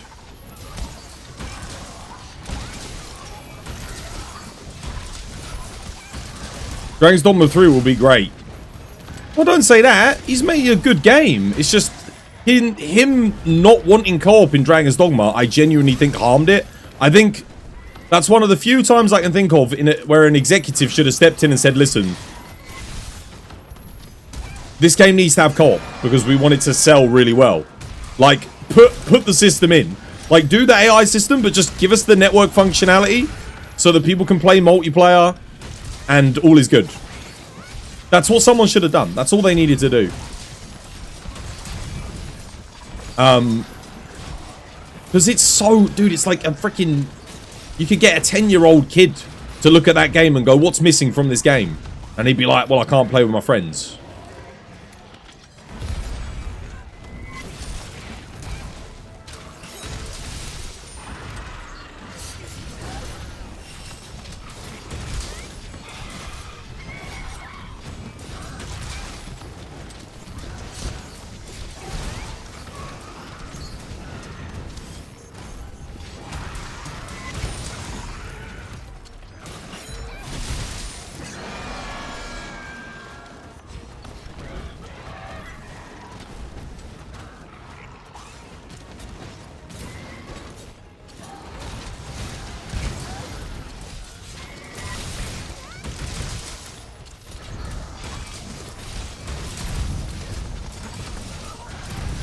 Oh no, Dark Arisen's way better than Dragon's Dogma 2.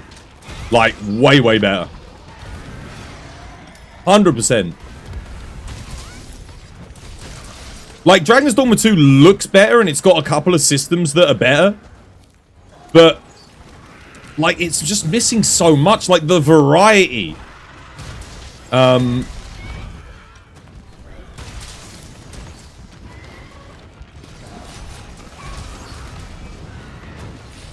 And again, like, just the promise of, like, the idea of co-op.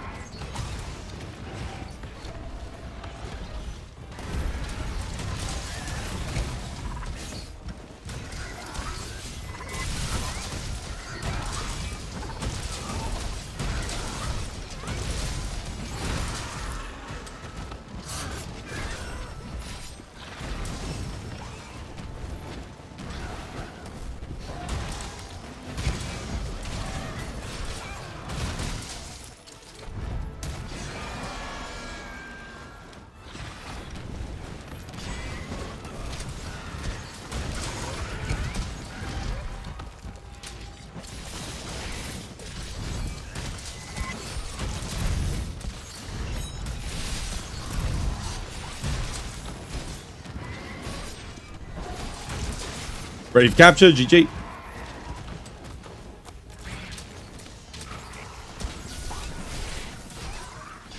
Hold fire. G. You see, no, didn't work on Dark Arisen. Dark Arisen was, guys, and I had to keep reminding people of this about Dragon's Dogma. It was always meant to have co-op. They had to cut co-op from Dragon's Dogma 1. It was a cut feature. They always wanted it to have co-op, which is why it was so confusing when they did Dragon's Dogma 2 and they were like, yeah, no co-op. But it's like, why? Why not? And again, Itsuno, dude, he plays Monster Hunter. Like, surely he must have understood, like, the, like, thingy. There is a very select group of Dragon's Dogma players that were like, no, this should never ever have co-op. But it's like, why not? Even Dark Souls and Elden Ring has co-op.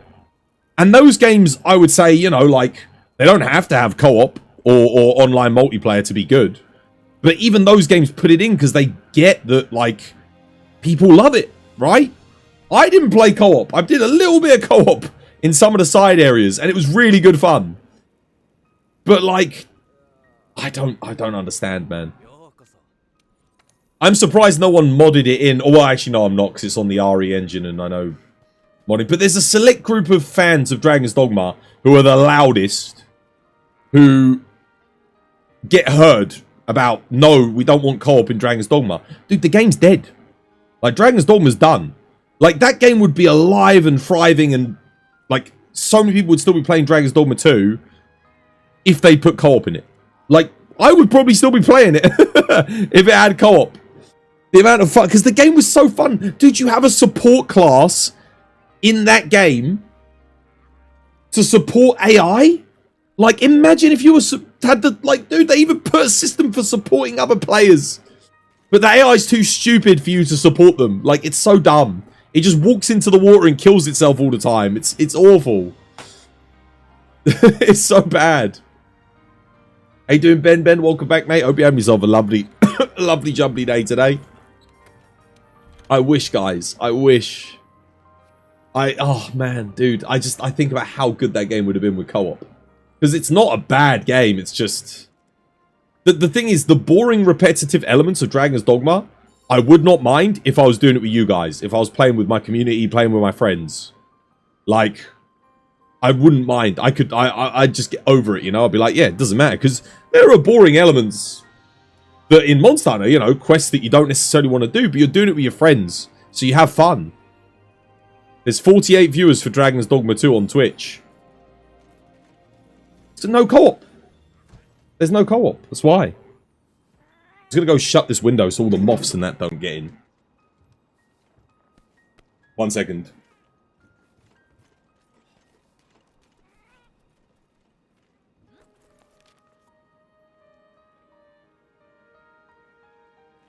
Nope. Oh.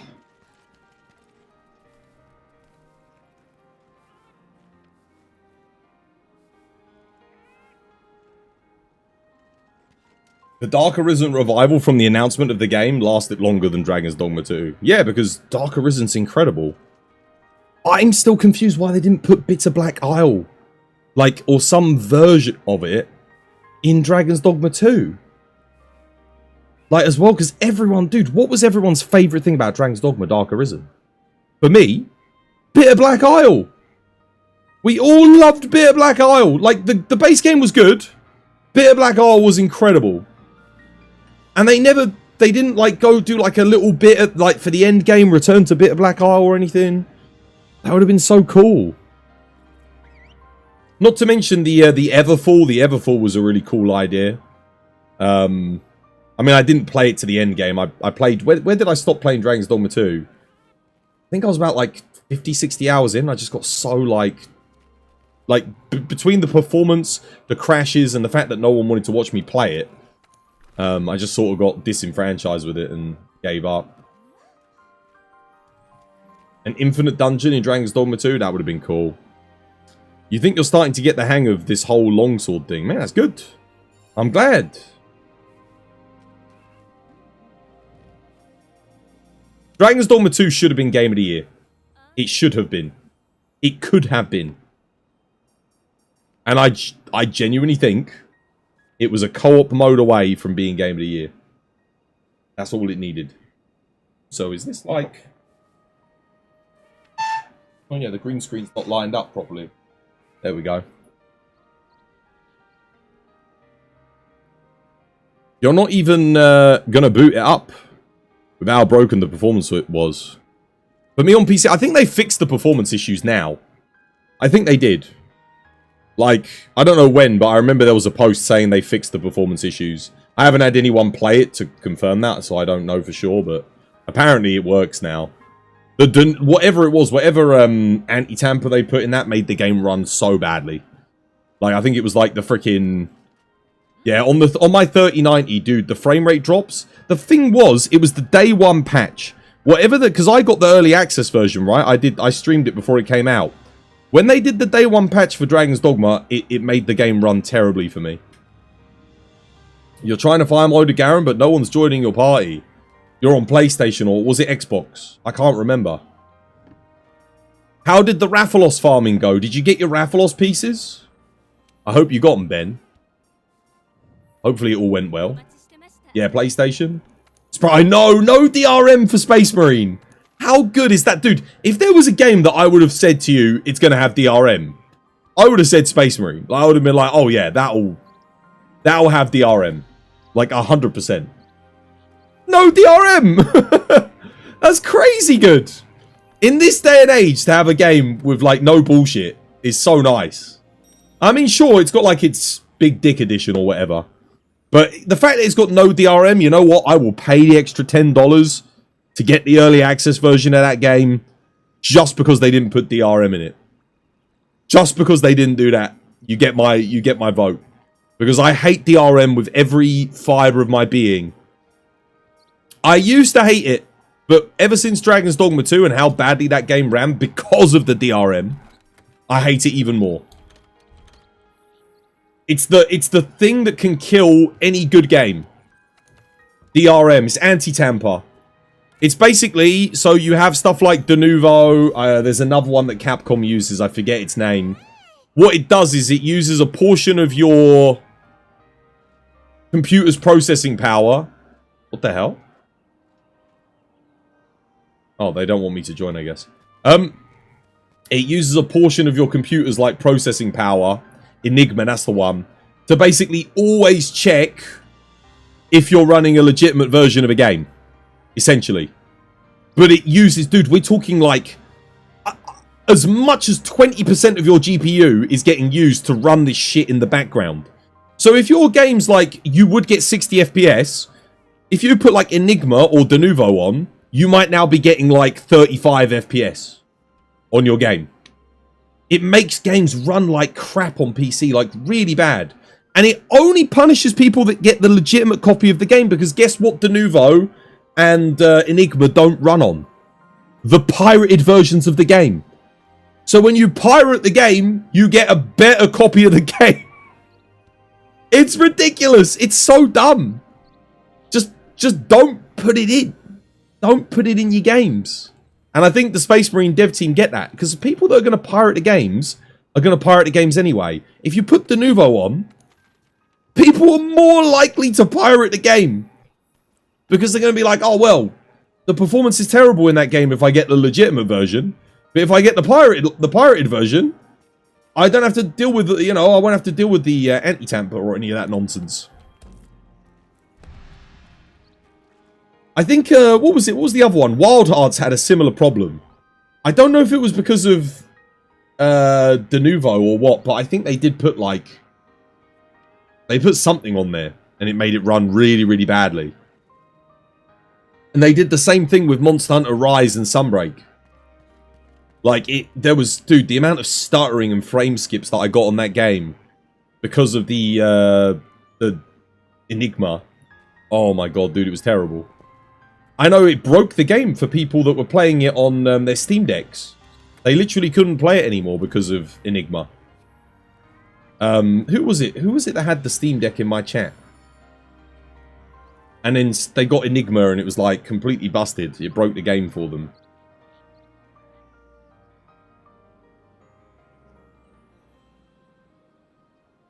There was someone in chat. Someone in my community anyway. Probably more than one. They're not here now, but I remember it completely... Was it because of Linux? No, dude, it was because of freaking Enigma. They added Enigma into Sunbreak. Like, they put it in there. They didn't put anything back into World.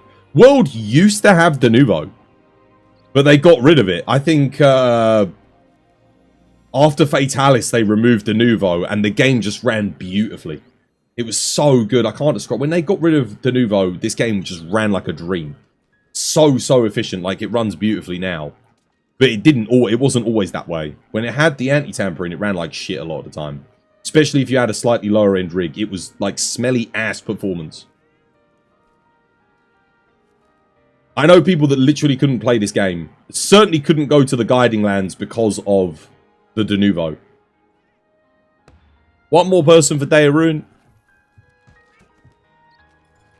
Like, if I could say one thing to Capcom, get one message to them, it would be, do not put De Nouveau or Enigma in Monster Hunter Wilds.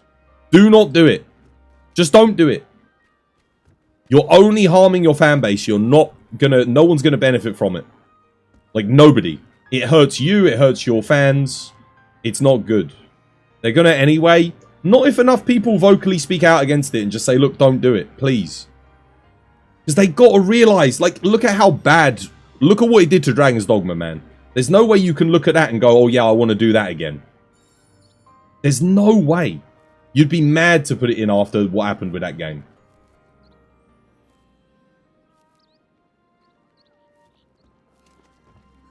One more?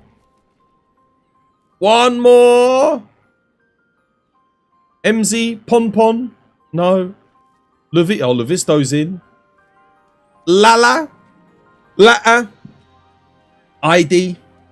Unfortunately, Capcom Research and Development uploaded a video about a year ago where they showed their stance. It was very anti-mod and anti-piracy.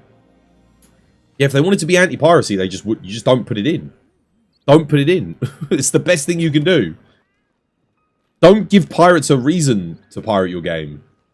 Because people that want your game for free are going to get it for free, regardless of whether or not you put in the anti-tamper. But people that might have bought your game won't buy your game because of De Nouveau and Enigma. Like, that's a fact. I know a lot of people that genuinely don't buy games if it has De Nouveau or Enigma on it. People just don't buy it. They'll be like, no, I'm not touching that.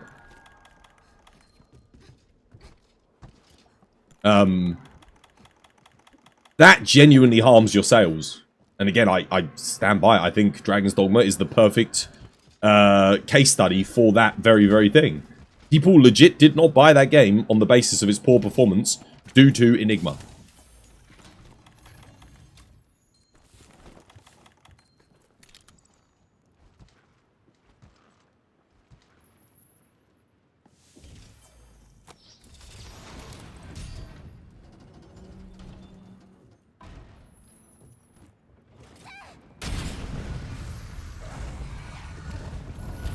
You think they also hate that people can mod in edit vouchers, which makes them lose shop sales? Just recoup those sales on the console. You shouldn't be trying to sell that bullshit in the first place anyway, right?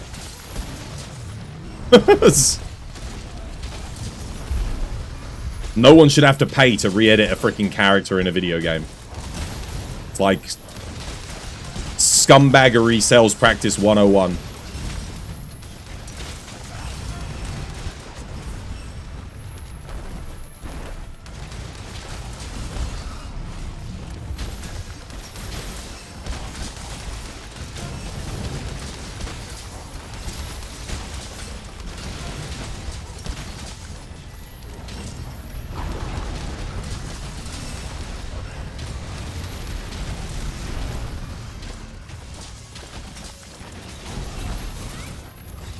God damn it.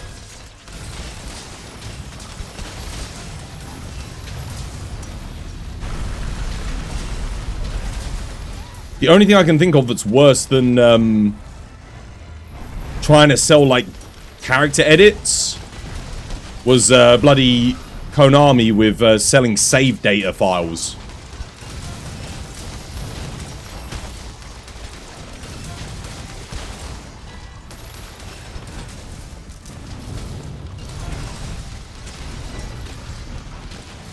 I'm not gonna go for this clagger. Oh, damn it. All of my shots got eaten there.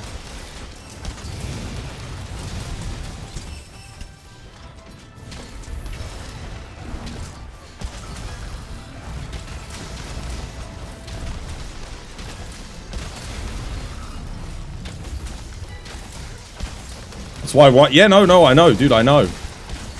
The Rise Break events, all of that stuff was getting sold back to it. They wanted people to buy it instead of, like, earn it.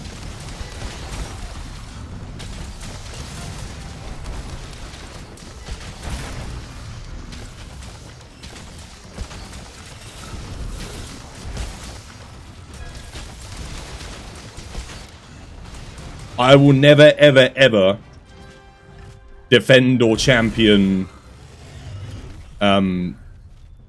like, in-game purchases.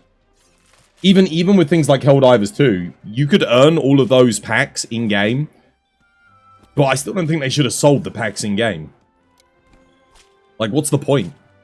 Just make it so that you can get super credits at a better rate, and then don't ever give people a reason to need to buy them.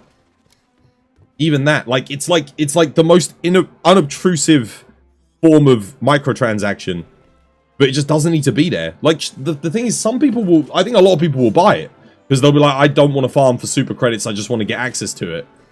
But I don't think that's a good thing. Like, it's, because they could just make it easier for you to earn them. Make it so that it's more fun to actually earn them. Because it makes your game better. Right?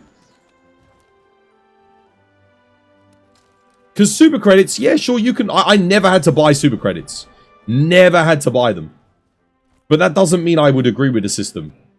Like, you could... Like, people always use that argument. They say, well, I never had to buy anything. It's like, yeah, that's great because, you know, you put some time into the system.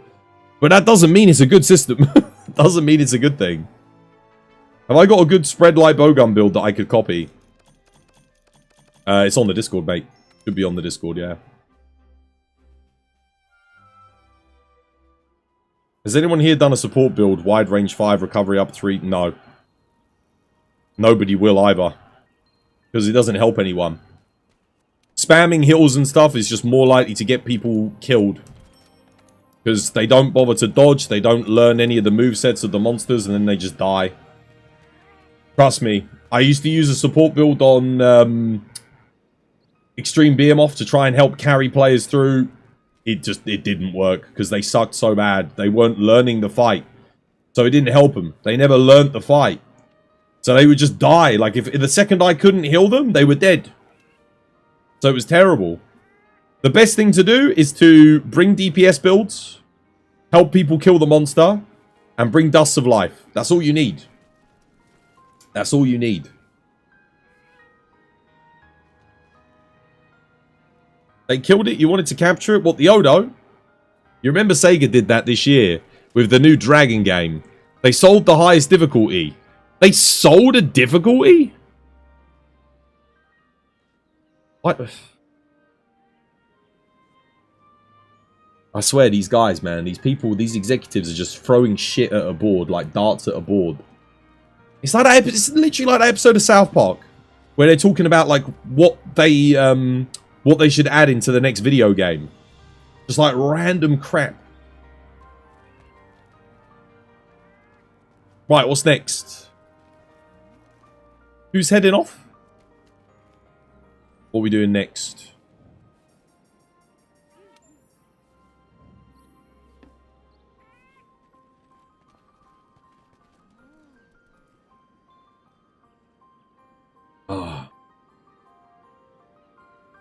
Oh, Levisto's heading off. Thank you for the hunts, Levisto.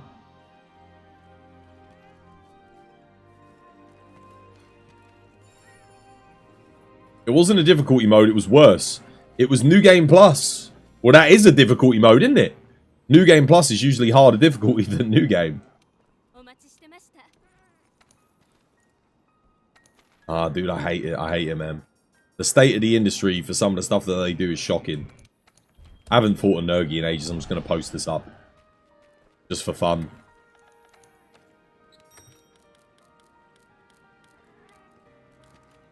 I'm hoping that Space Marine doesn't take the piss with microtransactions. Like, I'm really hoping it doesn't. It's the only thing it can really do now to just make me annoyed at it. I know they got a season pass, but they have launched like a line of content that comes out with it, so I don't like season passes, but whatever. It's apparently it's only cosmetic. Oh, it's only cosmetic. But, you know. So I guess it could be worse. It's not good, but it could be worse.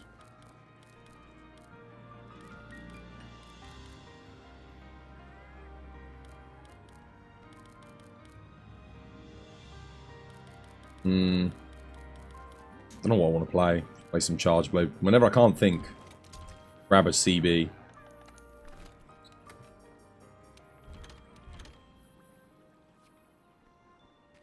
You're back. Welcome back.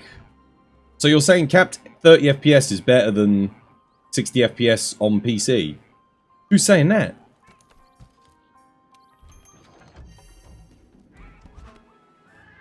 What leggings do you do? Alpha or beta? What, for Garuga? Beta. Beta legs. Yeah. Beta legs for Garuga. Have a look at the skills on them. You'll be able to see which one you want. You don't need pierce up, do you? You're a hammer. Just read the description. Pierce up. It will tell you the description of the skill. And you'll see. You'll be like, oh yeah, I don't need that. Beta for you, for Garuga. Yeah. Because that'll give you the crit I2. Good slots. He says he has a 4090 PC, but would get wilds on the PS5. Because it's going to have a bad PC launch. How do we know that it's going to have a bad PC launch? We don't know anything about it. No one knows. We don't know anything about the PC version of that game. We don't have any information on it. We know nothing.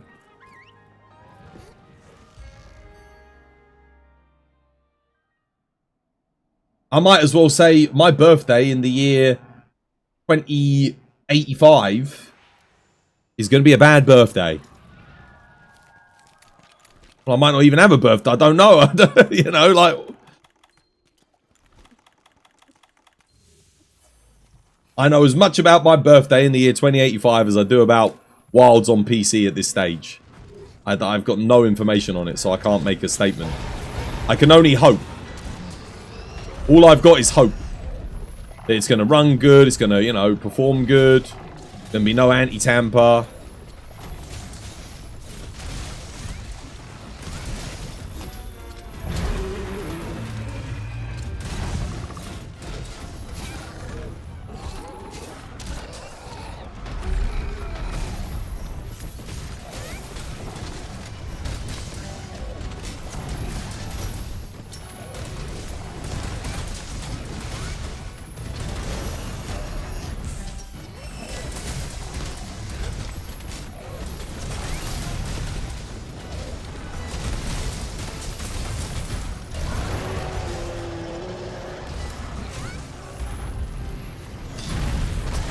Ledge, you bastard ledge.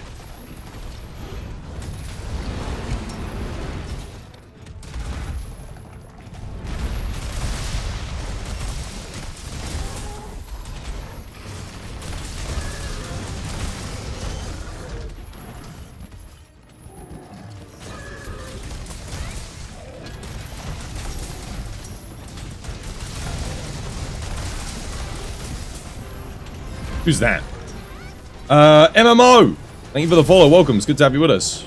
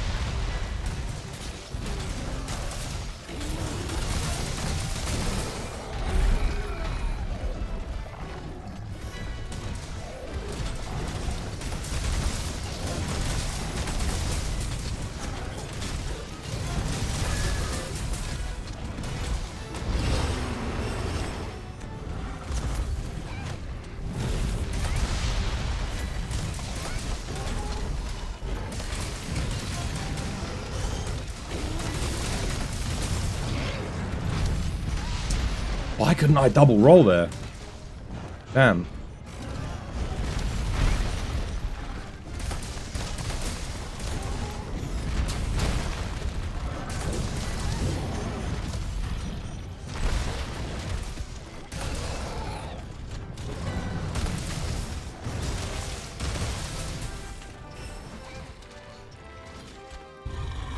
The hell is they doing? Nani? You're gonna head to bed? Yo, take care of us, Harry. Dude, have a good sleep, mate. Much love. Nighty night.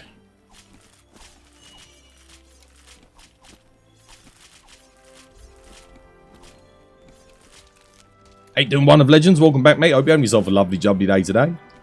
To put it simply, if Wild's is on a 4090, is gonna have a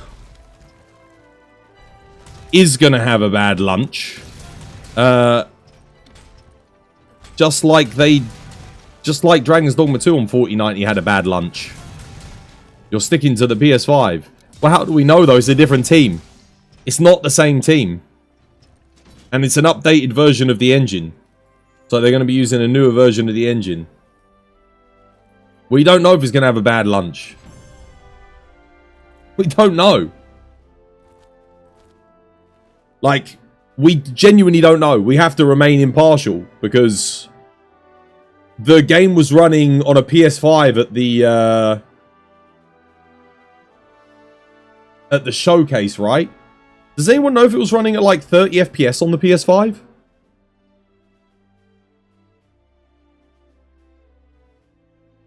When EA has 2 more Game of the Year games in the last 10 years than Capcom. Yeah, but Capcom kind of got robbed of Game of the Year with Monster Hunter World, let's be honest. Like, this game should have got Game of the Year. 100%. You don't want to deal with a game constantly crashing on a high-end PC like yours. But again, that's the Dogma team. They didn't have any experience making a game optimized for PC. They just didn't. You know, they'd made Devil May Cry. So Devil May Cry, but Devil May Cry is not like a big open world RPG. It's completely different. And again, it's not really like again, Devil May Cry is definitely more of a console game than it is a PC game. I would argue anyway. So yeah.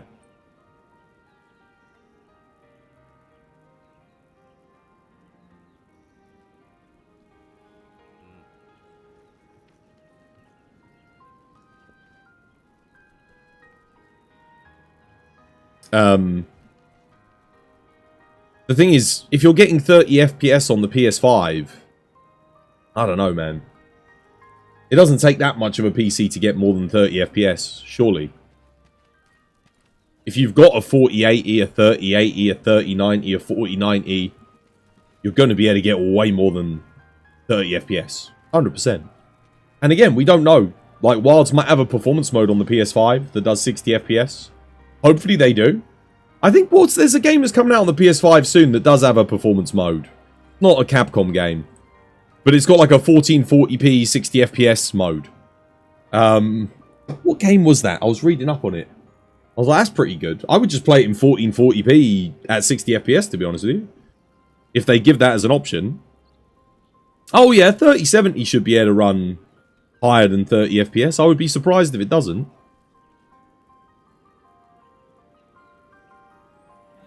That's fair enough, DFC. Yeah, fair enough. If you've got a 4090 though, dude, I would still get the PS version, the PC version. 100%. Because there's no way, like, even if they do put in, like, even if they have Enigma or Denuvo, there's no way a 4090 is not going to be able to run Wilds at like 60 FPS. I would refuse to believe it. There's no way. Because again, look at World, look at Sunbreak and that. Like, those games run, well, World certainly runs incredibly on PC. Like, it runs really, really good. They've got a lot of experience making PC games now. Like the Monster Hunter team. They do. Like, way more experience. Let him buy the game twice. It's not our money. No, it's true. Yeah, you could buy the game twice. 100%.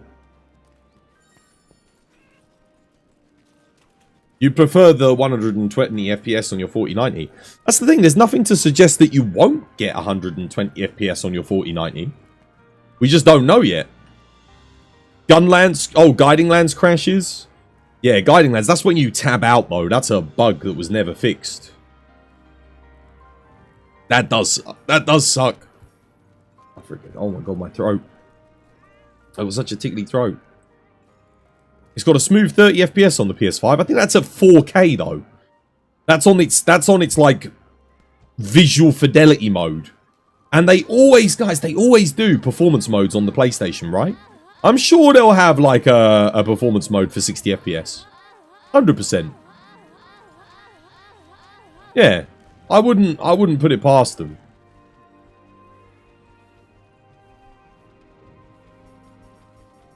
Right. What's next? I don't think they can make layered exclusive for the PS5 anymore, can they? Really? Because if you think about it, they're doing crossplay. So, like, surely everyone has to get access to everything at this point. I mean, to be fair, modders will just mod it in. The modders will just mod it in. I'm not really too fussed about any of that. You run Monster Hunter World at 130 FPS using the resolution high image texture. Yeah, because, I mean, look. So, where's the, where do you get to see? I think you have to be on the main menu, don't you? I don't think I can see it from here. But, like, it will tell you how much VRAM you're using. It only uses, like, 7 gig VRAM when you max it out. Like, everything on Ultra. 1080p screen, though? Yeah, but unless you're playing on a massive screen, I'm going to be honest with you. On a 27-inch monitor at like 1440p or 1080p, it's not going to be as big of a difference. Like, if you've got like a 40-inch plus screen, then yeah, having 4K kind of makes sense. Because, you know, the bigger the screen, the bigger each pixel is, the more you'll notice, like, the tessellations and stuff. Baddest Wolf, thank you for the follow. Welcome, it's good to have you with us. Alright, I guess we're going, lad. Don't think anyone else is joining.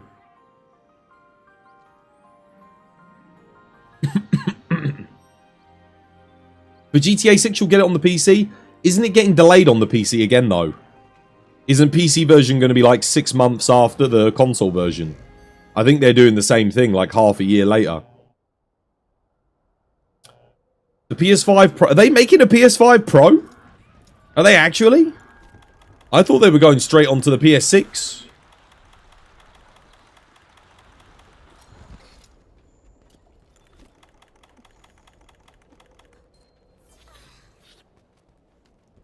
Damn. I'm surprised. I would have thought they'd go straight to the PS6.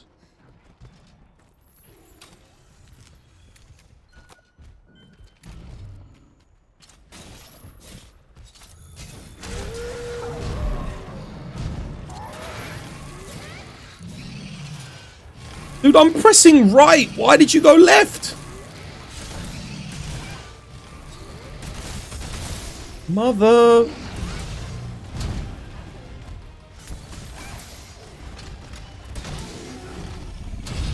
Come on, guys, get in the arena.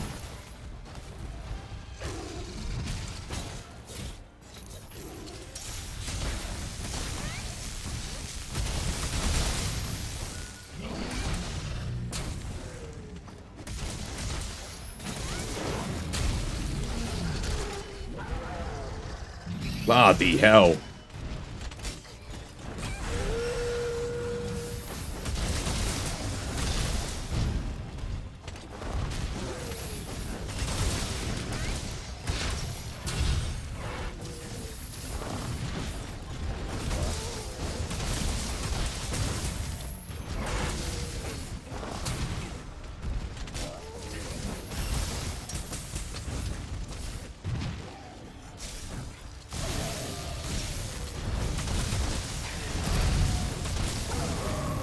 Four, 3, 2, 1. Oh, sorry, Eli. No, you did that good. That was good. I should let you have it. I didn't realize you were going to go for them, mate.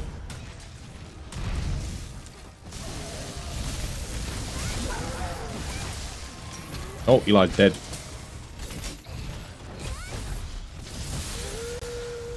Don't join quests to help people if you need help on it yourself, guys. Because remember, it's King Regis is struggling with it. He needs help. So if you're going to come in and die, it's not exactly helping. You've got to be confident at the fight. Oh, I missed my iframe there. Damn. Not like me. But he's really spamming that out, isn't he? Ultimate incoming.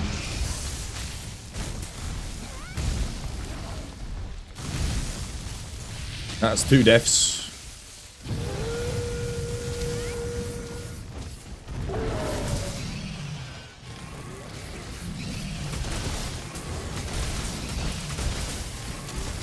And this is why I said don't join if you're not confident at the fight. Because King Regis needs all the lives he can get. And if you die, you're stealing a death from him. Which is likely going to happen.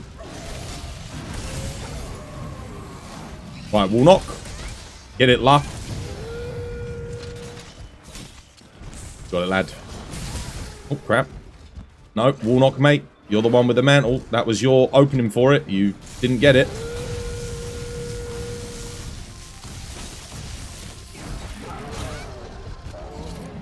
I'll get it then. That really should have been you, though, mate.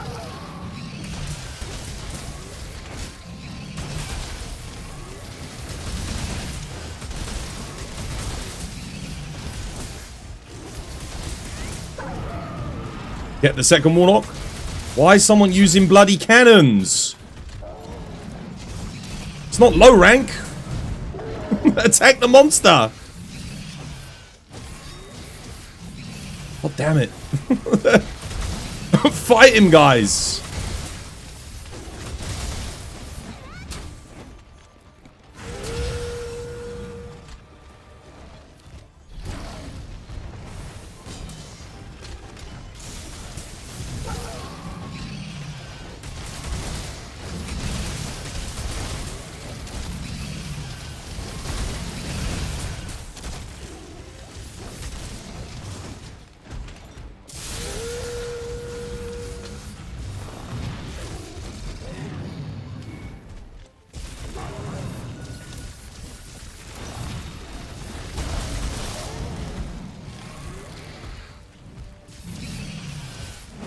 Dude, I've got 2 people just running around not even attacking. I needed another helper. Because at the moment, there's only 2 of us doing any damage.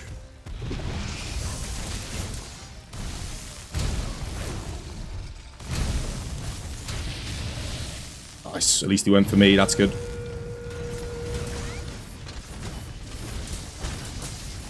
That's it. Come on, guys. Get in there. Get in there. Do some damage.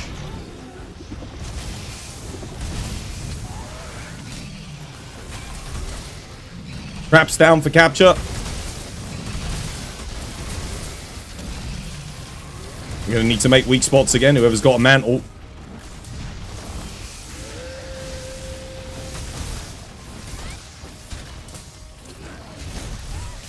GG, well played. Good turnaround. Close. Guys, for the love of God, don't spend your time loading cannons and blimmin' ballista.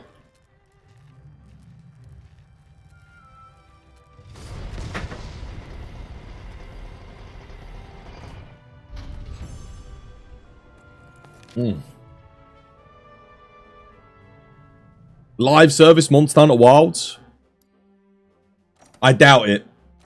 Capcom have never supported a game beyond 1 year and other than Street Fighter.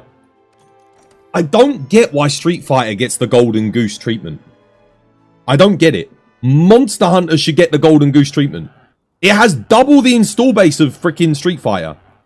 Like, double. If you freaking treated Monster Hunter the way that Street Fighter gets treated, with like consistent updates beyond the 1 year, oh my goodness. People would go nuts for it. You're bad missing the wall knock. You got 2 swing happy, forgot to grab the pods. Alright. At least I got the first one. We got one. One is better than none.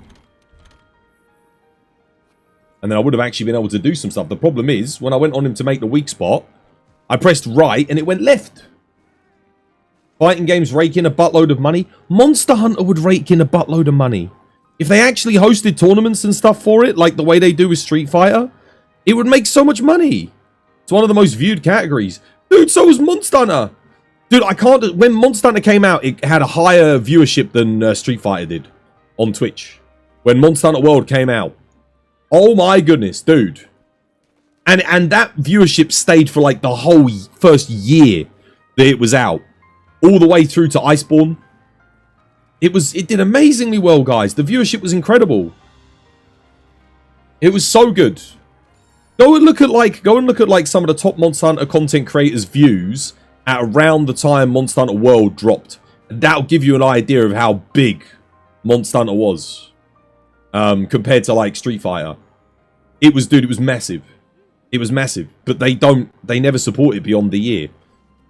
Same with Exoprimal. Like, they wanted Exoprimal to be an esports game. Like, the next big competitive thing. Dude, they supported it for a year. How is anyone meant to trust to invest their time at getting good at a competitive game that Capcom puts out other than Street Fighter if they're not willing to support it for more than the year?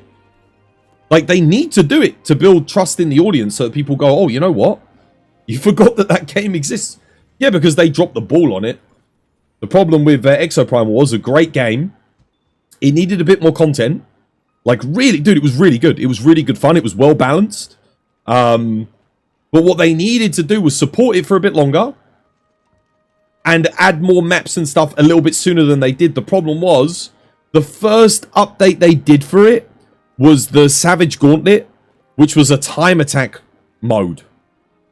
Like, it didn't do anything for the co-op. And it didn't add any new bosses. They added new bosses later on down the road, but it was too late by then. Everyone had stopped playing. Like, when they did the Monster Hunter content, I wasn't playing anymore. No one I knew that played Exoprimal was playing it anymore. We'd all stopped. Dude, I loved Exoprimal. I remember War and we got the team together with Garami. Dude, we were kicking ass. We had like an 85-90% win rate in Exoprimal. It was ridiculous how much we kicked ass on that game. That game was designed for Monster Hunter players to play PvP and kick ass. That is literally what it was designed for. I played Murasame. My goodness. With the counters. Oh, dude, if you're a Monster Hunter player and you played Murasame, you were unstoppable. I was unstoppable, Murasame. Let me tell you. So freaking good, man. I loved it. It was so good. If they just put more maps and more bosses in straight away, like just keep adding new stuff, that game would have been a hit. I'm telling you. It would have been a hit. But the fact that it had day one DLC, freaking season pass, all this, that, and the other, and then they dropped it, not even after a year of support. Oh, yeah, visually it was incredible. One of the best looking games. Exoprimal was so good. It had so much potential. No, get your camp first, mate. If you want to do that, get your camp, or let me post it. Leona, do you want to come join? I need a helper for Frostfang Barrow. Dude, you need to get that camp. You're in endgame. Endgame master rank. You've got to get that central camp. I'll host it for now because I actually have the camp, but you've got to get that one. Especially if you need to, yeah, if you need to farm this quest. Because it spawns you right outside his cave. So it's very important if you're going to farm Frostfang. Yeah, I really liked Exoprimal. I did. I think it was heavily, heavily underrated.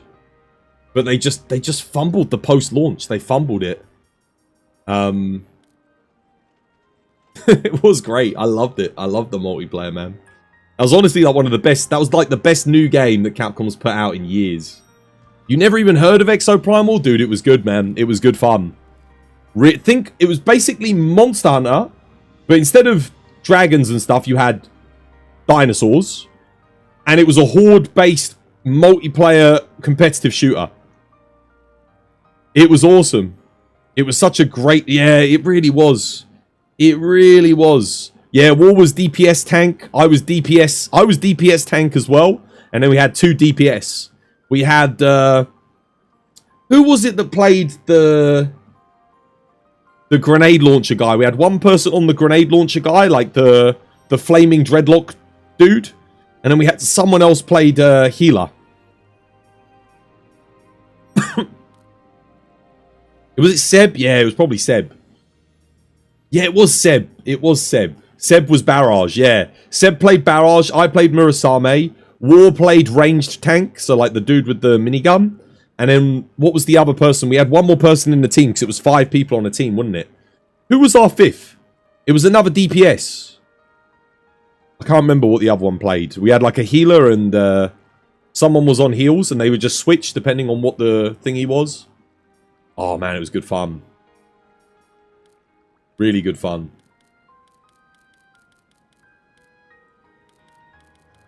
Oh, dude, I loved Exoprimal, man. I really did. I was so disappointed when they put out that freaking Savage Gauntlet mode. Words cannot describe.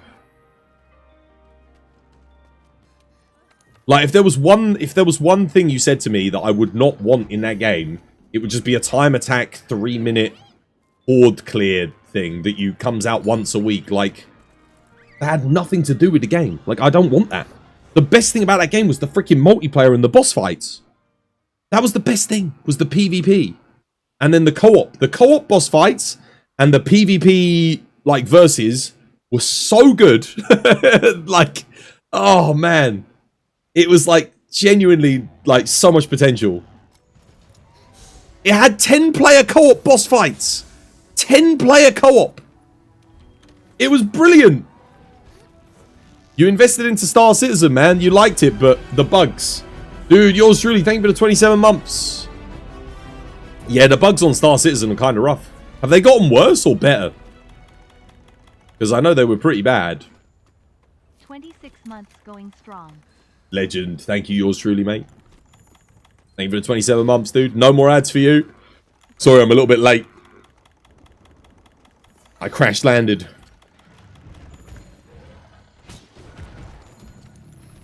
I won't be able to. I'll be able to make weak spots, but I can't do the wall knocks. You'll have to get the second one. So I need my pods.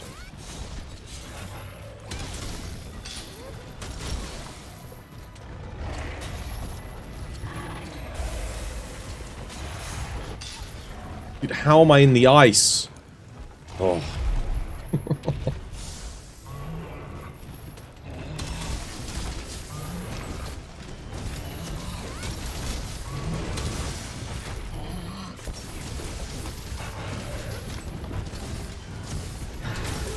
The hell? Did he just magically reposition, or am I tripping?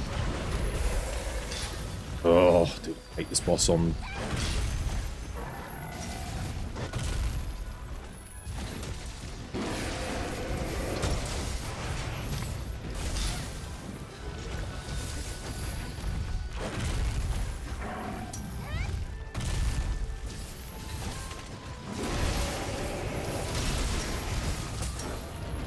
Nice.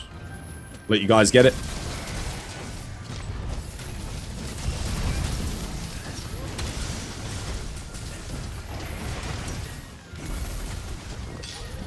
Dude, he pushed me back into it, man. Oh.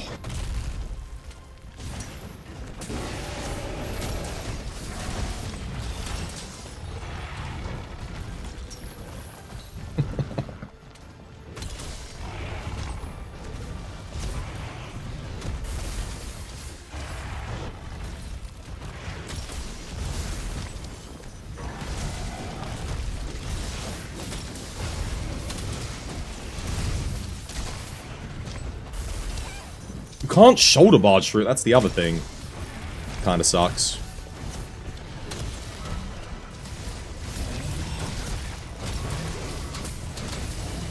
Dude, I was trying not to break the wing, so I shoulder barge cancelled so I could go for the head. And what happened? Broke the freaking wing. God damn it. The one thing I didn't want to do.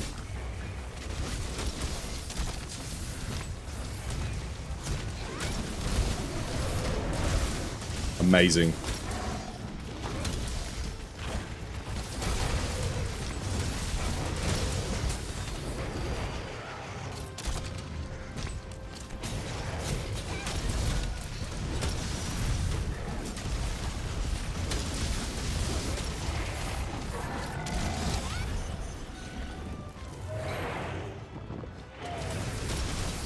Wanna trank him?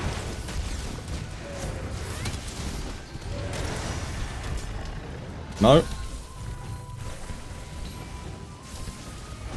Oh wow, our damage sucks, man. Holy shit.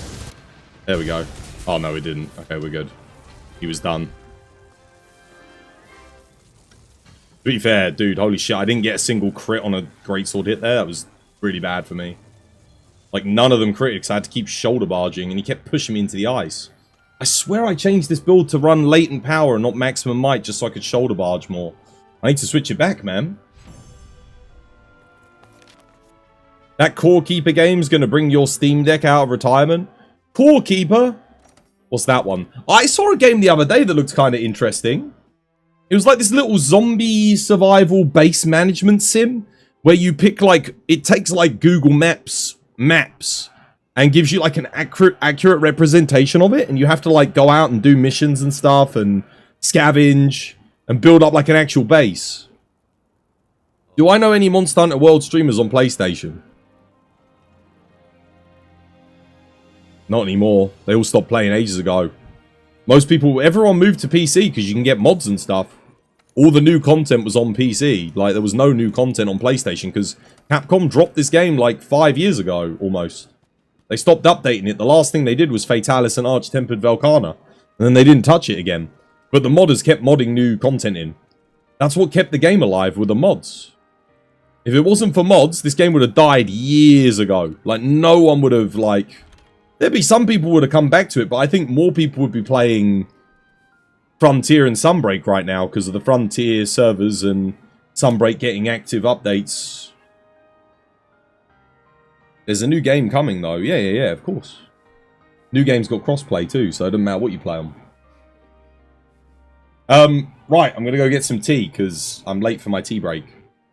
It was 8 minutes ago, I was meant to grab myself a cuppa. But yeah, it's I do find the irony in Capcom being anti-mod now all of a sudden, when this game was literally propped up by mods. Like, it kept the PC... The thing that made sales on PC so good were mods. Because everyone was like, man, I'm going to buy the game again because I can play it with mods. Like, I don't... How do you not see that? I don't understand. You're very excited for Wilds. You've been grinding the crowns in anticipation. Nice, Bonavere. Yeah, I don't think anyone else in chat is excited for Wilds, though, are you, chat? none of you are looking forward to it, really. I think you're all... I think chat all said to me, we're going to go buy PS2s and go back to Monster Hunter on the PS2. I'm pretty sure that's what everyone said. They said they're much more looking forward to all buying PS2s and playing the original Monster Hunter. I'm right, aren't I, chat? That's what you're looking forward to. You're going to go play League of Legends. Mate. Oh, we preferred Monster Hunter on the PS1. Oh, on the PS1, mate. Oh. It was on the PS1, dude. I missed that entry. I didn't get that one. You're not going to lie, you do that too just because this is your first Monster Hunter World. You want to experience the OG. If you want to experience OG, get Monster Hunter 2G. Get Monster Hunter 2G. Because Monster Hunter 2G was literally Monster Hunter 1, Monster Hunter 2, Monster Hunter Freedom 2, all put into, and Monster Hunter G, all put into one game. Like, it had everything that all those other games had except for the season system. And then it just added G rank as well. So, if there's one OG game you need to play, it's 2G. Like, that is the most important game. 2G was the hardest. Yes, it got easier when Tri came out. Like, it was still hard. Tri was still a tough game, but the game got a lot more accessible when it went to the Wii and Nintendo. But, like, 2G was the hardest version of Monster Hunter at the time. It was brutal. 2G is... oof, man. Oh, no. Frontier is harder than 2G. 100%. Monster Hunter Frontier is harder than 2G. Yes, can confirm. Frontier is the hardest Monster Hunter game ever made. Bar none. But 2G would be, like, the hardest mainline game in the series. By far. It was brutal. Yeah, it had, like, again, you had, like, the limited movesets and everything that you had from Monster Hunter 2 and 1 and Freedom 2.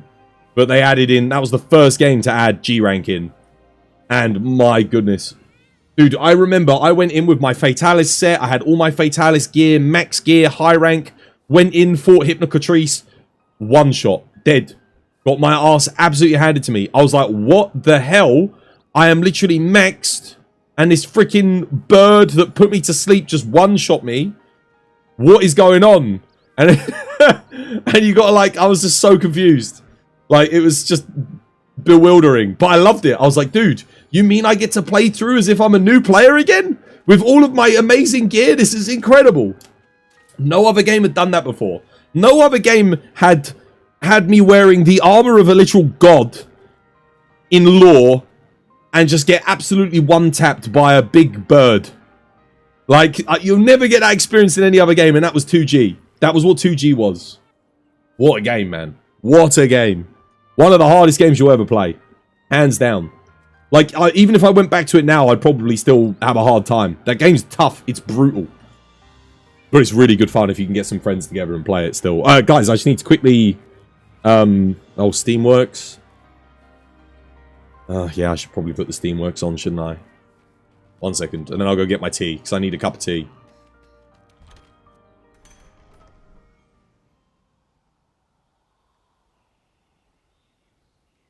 Who would win, God or Burb? Off to pour yourself a cuppa? Mate, I need a cuppa. I got like a tickly throat. I got to stay hydrated, because it's, I've been talking so much recently, it's wearing my voice down. I'm going to be talking a lot more because we've got Blimmin' Space Marine this week. I'm looking forward to that. Right, I'm going to put this on in the background. Let me get a weight to put on the spacebar. Got a nice big USB battery pack here that I just chuck on it. And we prop it up with my wallet. And pop that on. Right, let me go grab a cuppa. I'll be back in a second, guys.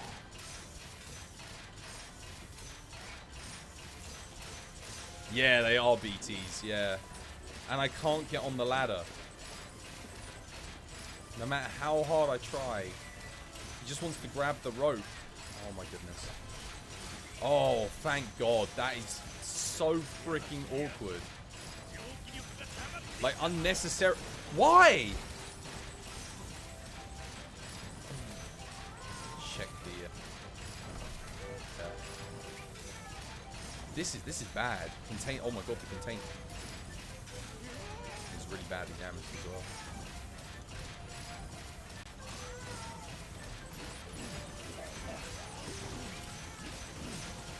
my goodness.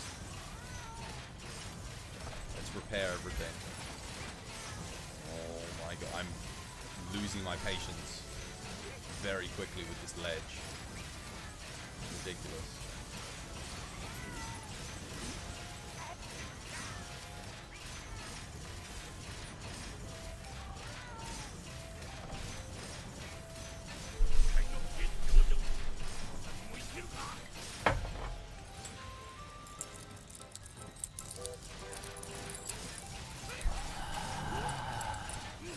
Isn't that what they do?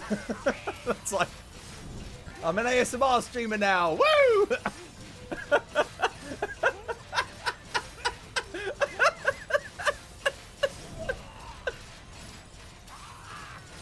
Mika Mika just comes in like, that's hot.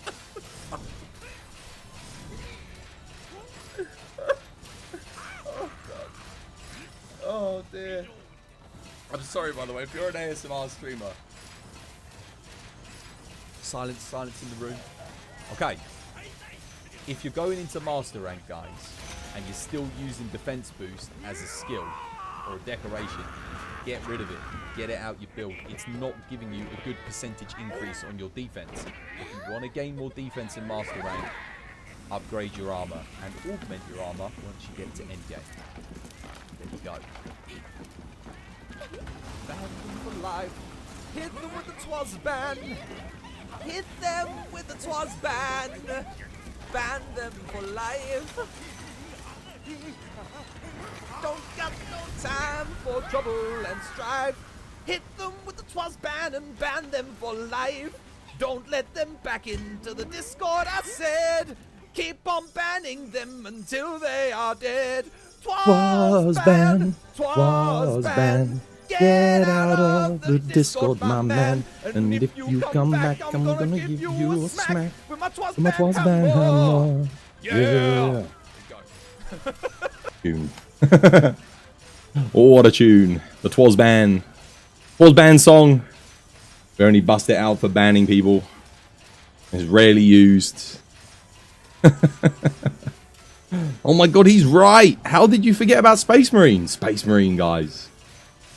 Who was the person that got banned? Oh mate, I can't remember.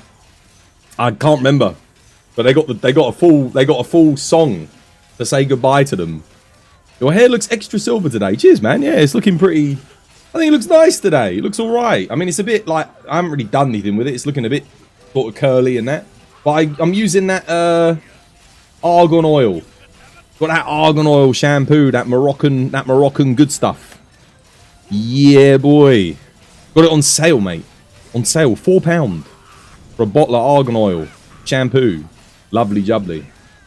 I'm trying it out. You know what I mean? I use coconut milk normally, but I'm trying out the argan oil just to see. It doesn't give me any dandruff. So, for me, the natural stuff is the best. Argan oil, coconut milk. The less chemicals, the better. That's all you need. That's all you need. I'm convinced a lot of people probably go bald just because of all the bloody chemicals that they put in that shit. I don't trust it. I don't trust them bloody to look after my hair. Just give me like something that's non-aggressive, natural. That's all I need. I'm telling you guys, argan oil and freaking coconut milk. They're your best friends. Not the cheap. Don't go to bloody Superdrug and get like the 99p bottle of coconut milk shampoo. Probably didn't have any coconut milk in it. Unlikely. Get like you've got to get the expensive stuff, like you know, like the £10, £20 a bottle coconut milk. Because if you look on the label, it will show you what chemicals it has in it. There's one chemical in particular you really don't want to be putting on your head, and it's a preservative. I forget the name of it. Dyspraxamine or some bullshit like that. I can't remember the exact name, but do not put it on your head, guys. I promise you. I remember I used the shampoo with it once. I was running it. And something happened that has never happened since, because I obviously chucked it in the bloody bin. I had hair on my hands. I looked at my hands and there was hair on it. And I was like, what the hell? What is this chemical that I've put in me bloody hair? Never again. And it's never happened since. I just used natural stuff. Yo! Yes, she games. Thank you for the raid. How you doing? Hope you're having yourself a lovely jubbly day today. Shout outs to you. And Bonavia, thank you for the subscribe as well. Much appreciated. And Jan Bolt, thank you for the follow. Much appreciado. Shout outs to you. How's the stream? The Dodo Camera Cult has come to raid. I'll go to hunts. Hope you had yourself a lovely jubbly one. What did I do with my hair? Apparently it's looking extra silver today. Everyone told me. I was saying argan oil. I said to chat, look, don't use any chemicals in your hair. Get coconut milk and argan oil. That's all you need to have a nice healthy head of hair. That's it. Keep it simple. Don't put any crap in it. I mean, it does look silver. It's very silver, yeah. It's very silver. I'm going to be the Witcher soon. Just in time for Halloween. I'm going as Geralt of Rivia for Halloween. That's what I'm doing. Not quite as handsome as Henry Cavill, but you know what? I got the hair, so we'll go with it. How you doing, Jambolt? How you doing, Yeshi Games? How you doing there? Eric the Redbeard, welcome in, Raiders. Hope you're all having yourselves a lovely, jubbly day today. Yeah, it's going to be good. That's what we're doing. You're a silver fox. That's what they call me. That's what they call me, the silver fox. I got this. Half my friends group calls me the silver fox, the female variety, and the men call me Witcher. They all call me Witcher because I come in. And then there's the other ones that call me Titanic because I'm big. Come in, I'm called Titanic because there was when I went to Morocco. I went to get my shoes fitted because they were making me these shoes out of cowhide and that. And the Moroccan guy, he sees me, he's like, come, like this, you know, he's signaling me. I'm like, oh, where's he taking me? He takes me down these back alleys. I'm going through in Marrakesh, and he takes me into this little shop. And I'm there in the shop like this, you know, like this is the thickness of the walls. And he's down there taking measurements of my feet. And he looks up at me, this little Moroccan man, and he goes, Jewish, you, yes, Jewish, Titanic. I'm not Jewish. So now all my mates call me the Titanic Jew. Because of this little Moroccan guy in his shoe shop in Marrakesh. Jewish, you, Titanic. He's sitting there. He makes me my size 14 flip-flops, Moroccan flip-flops. They're more like sandals, but they call them sandals, but they're more like flip-flops. He makes them for me. And I bought them I think they were only like 100 dirham or something, which is, I think at the time was like £8. They were really nice, really good for, you know, going about in the Sahara Desert and that. Handy. Yeah, so I've been, you know, Titanic, he called me Titanic Jew, and now, now it's stuck. Now all my friends call me the Titanic Jew. Yeah, that's my nickname, even though I'm not Jewish. But I find that hilarious. And that story stuck. That was over a decade ago now. Yeah, it's a good story. It is a good story. Yeah. You remember when your hair was more black and you were being called Kit Harington? Dude, everyone was calling me Kit Harington back when Lord of the Rings, not Lord of the Rings, Game of Thrones was popular. Thank you so much for the raid, though. Guys, shout outs to Yeshi Games. Cheeky follow, fellow Monster Hunter, Elden Ring enjoyer, legend. They've also played Monster Hunter, unlike me. I'm not jealous at all. No jealousy here. Not jealous. No, I'm not jealous. Not even in the slightest. No jealousy. They played Wilds. So they've actually got some hands-on experience. They know way more than I do because they know how the game feels. I don't have a bloody clue still. We have to wait for the demo. I'm looking forward to it. I bet you it was good. I bet you had fun. I was keeping up to date with all the stories, all the pictures on Twitter and that. They're on TikTok, they're on Twitter. You can follow them over there as well. You had so much fun. It looked like a bloody good time. I wish I was there. I hope they do one in the UK maybe at some point. Maybe for the Wilds DLC. You know, what Monster Hunter Wilds Fireman. I don't know what they're going to call it. Firewoman. Some random, whatever it is. It's got to be, you got Sunbreak, Iceborne, maybe Swampland. There you go. Monster Hunter Wild Swampland. Just a big swamp. Miyazaki's like co-directing it. You hope they do it Paris Games Week? 5 times. Oh man. What weapons did you play again? I know you played IG. What else you play? What did you get your hands on? What was the most surprising thing about the demo for you? Sorry to put you on the spot, but I mean, I haven't really talked to anyone who's played the demo, to tell you the truth. Well, actually, no. I did talk to him. Was it Inferno? Inferno played the demo. and he really liked it. He said it was incredible. Wild's Waterworld, underwater combat returns. You'd do heinous things for that. What, to play the demo? Okay, it can't be long. It can't be long. We can't have to wait long. I can't imagine it being that long. That demo looked really well put together. And if a demo looks that well put together, that means it's probably getting close to being available for us. Nah, for a Miyazaki and Monster Hunter Cola, I know, dude. I would. Oh, right, I would, dude. Yeah. Who do I need to deal with?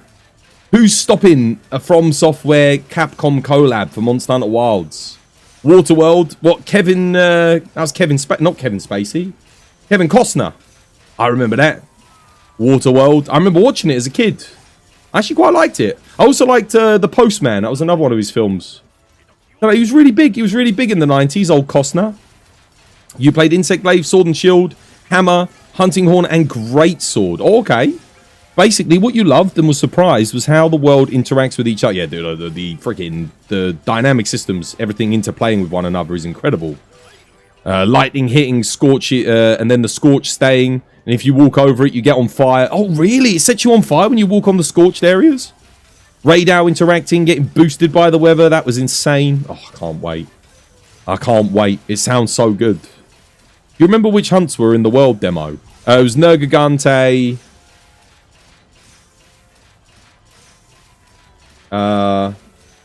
Who were the other two? It was Nergigante, Jagras, and Anjanath. I'm pretty sure that was it for the world demo.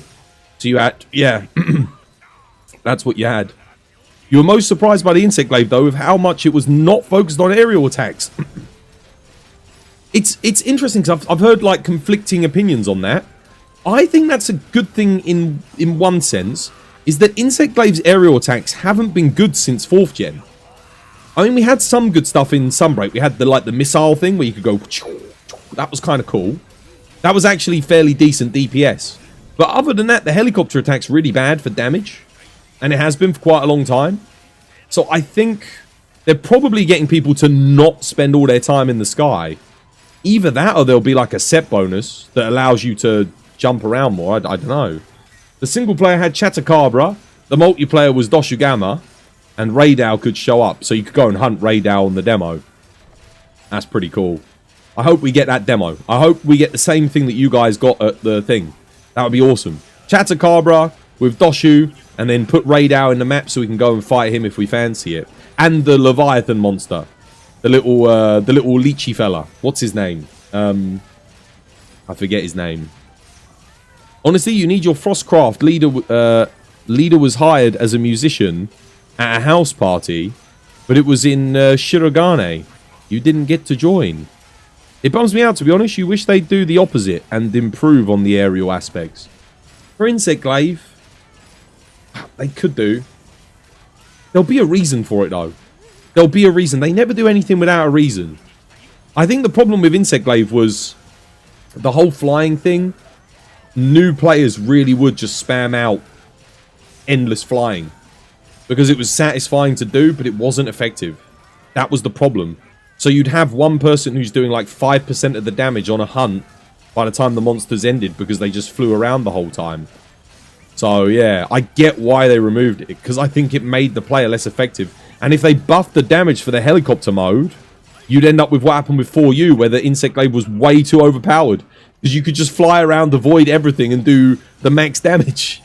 So I think that's why they're making that decision, is because they can't find the balance.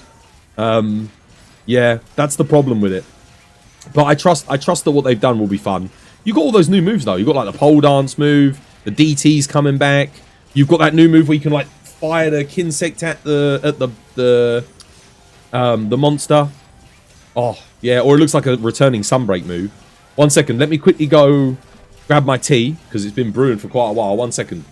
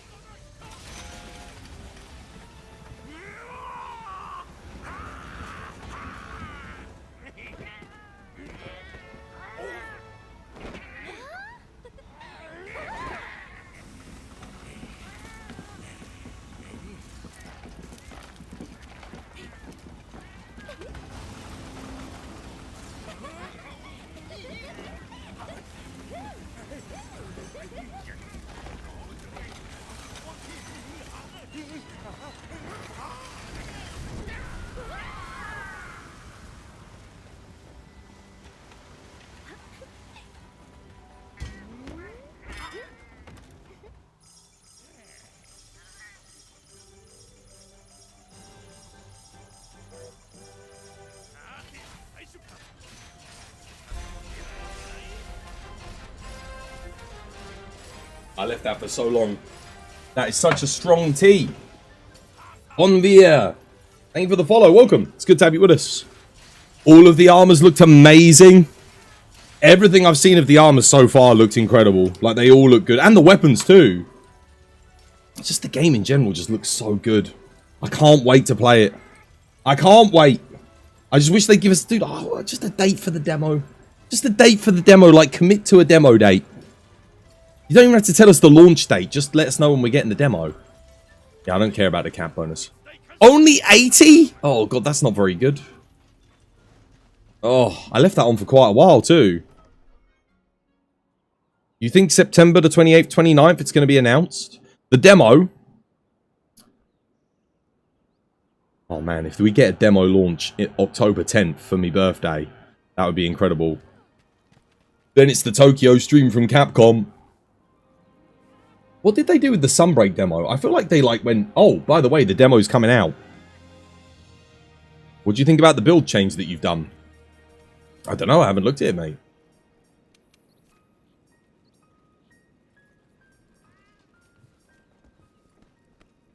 Looks good. Yeah, looks good. Just need to get your Crypt Boost decorations, which will be easy for you to get on those silver melding tickets. Hopefully you're building those up. Let's see what's going on. The Tokyo stream from Capcom. What date is the Tokyo stream? Do we have a date for that? I don't even know anything about it, to be honest with you. Alright. I'll do my daily Fatalis. Why not? I haven't done a fatty today, so... question is, what do I play? In the mood for something different. I might play...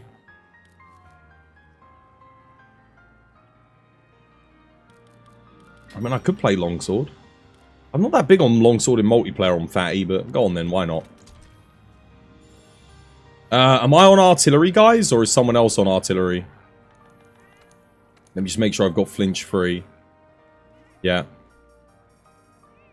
Put heavy artillery in. Yeah, do you guys need me to do it? But the only thing is I am on longsword, so... does mean I'll miss a Helmbreaker on knockdowns.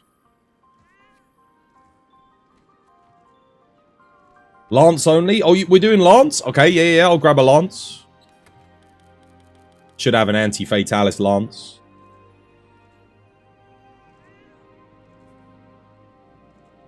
You've got to love having 400 hours on PC and you don't have a single attack 4. You've got to do Teostra in the arena. It's going to be your best bet to get it.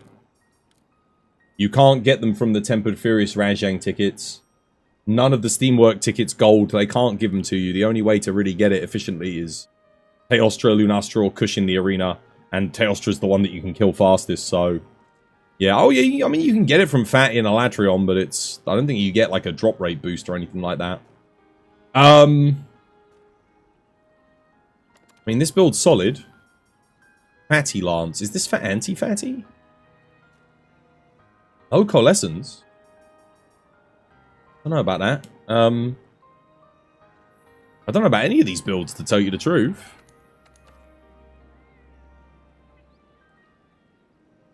I guess that's fine. I would quite like a Evade extender, but... whatever. Just so I can hop about a bit more. Never mind. Go for it. You got yours from an Alan? Teostra and I are very familiar with each other by this point. Yeah, same. Tell me about it. One of them did say anti-Fatty Lance. Oh, did it? Oh, crap. I should have looked at that. Oh, wait. Did I not put... I don't think I've got artillery in my build, guys. Someone else will have to get the artillery. I don't have artillery in my mantle.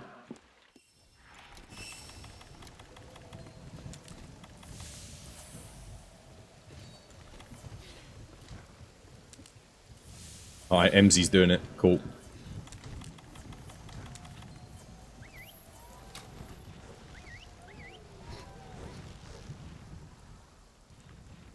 Funnily enough, you had the worst luck with Teostra for attack 4. You didn't even get an attack 4 from Teo for 2,000 hours. I think I've gotten like 30 of them from him, all in all. I've gotten quite a few.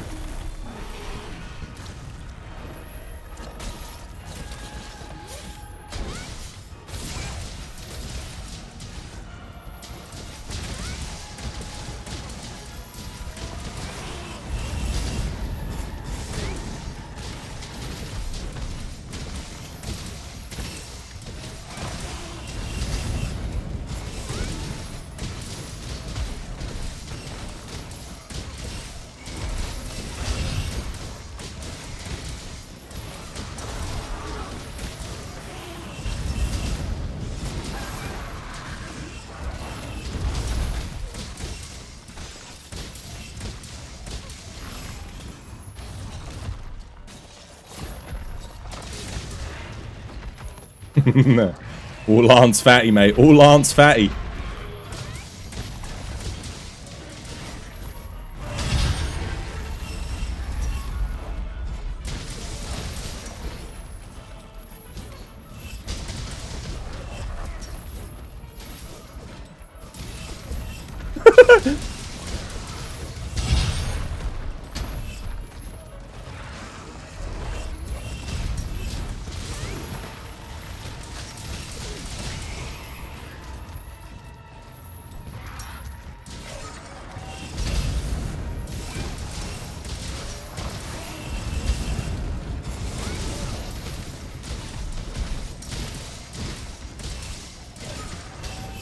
No, someone who poked there. Someone bloody poked. Cancelled out all of our guards.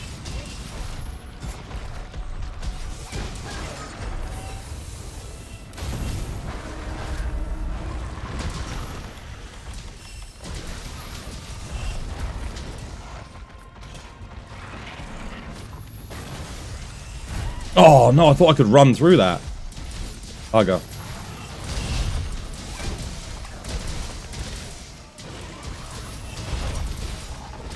What the hell?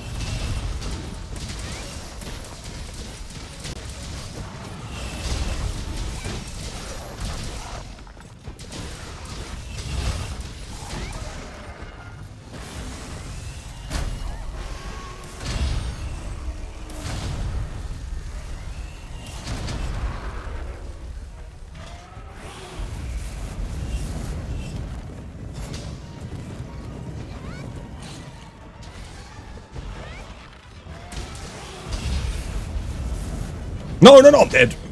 Okay, reset. We've had double death area 1. Screw it. Took too long on area 1 anyway. Dude, the move RNG was freaking abysmal. He did start doing some good bites, but I tried charging in on that sweeping flame. I didn't have enough. You're jealous that all of you know more than a weapon or two? But the only way to learn them is just to play them, mate. That's all you got to do. I don't have Fortify on my build either, so I lost all my damage there. I can put heavy artillery in my build.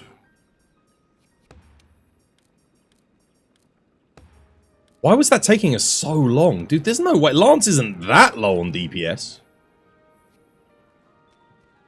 I feel like that was taking us way longer than it should have done. Everyone's got coalescence, right? Everyone's got take a look at the anti-fat. I think it's just got part breaker in it, honestly. It's less damage than what I'm using, but I don't need it because we're going to be poking the head like the whole time. Yeah, I'm running this. This is basically what I've got here. Same thing. Yeah. Okay, no, that's good. No, we're all running. They've got evade extender. That's kind of what I was thinking of getting in mind, but the only difference is they don't have coalescence. Might want to get coalescence for the plus 12 raw, because it's going to be up a lot of the time in this fight. Because every time we Every time he does a flame attack, we're going to get set on fire, right? Basically. Especially in phase 3. No, this build's good. The build is good. Alright, let's go again. Just got to hope for maybe a little bit better move RNG. And I need to counter clutch the flops. I need people to not poke me on the flops. If I get poked on the flop... oh god. I'm like mashing to cancel the cutscene because I'm thinking, is it me?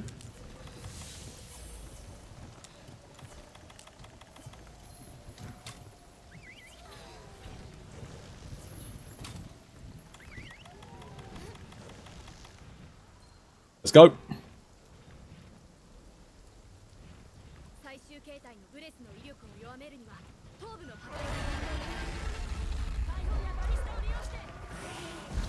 Damn, that move RNG. Garbage. Right off the bat. Terrible.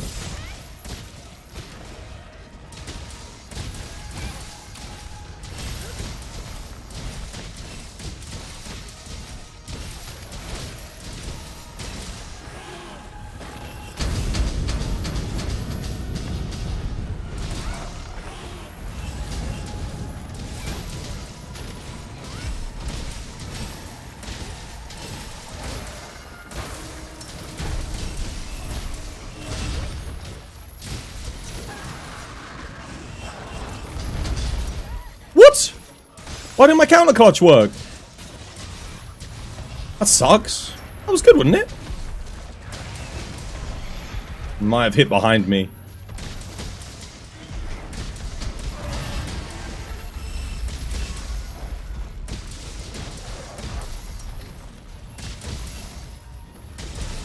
No point going for the head there, I don't think.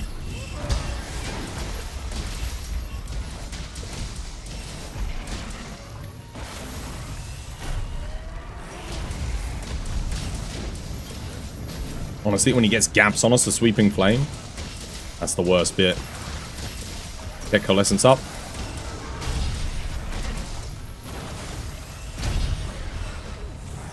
Coalescence is up, see? Going for me.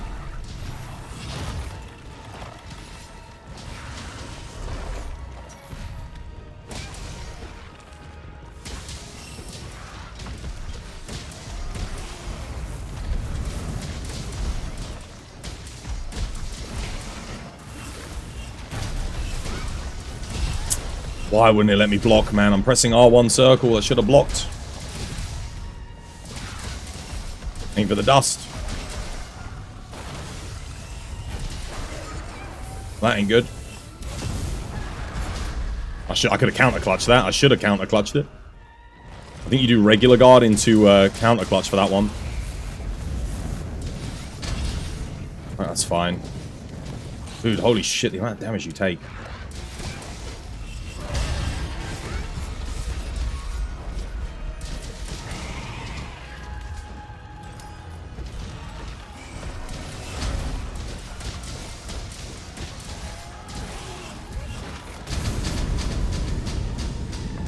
Ah, the hell.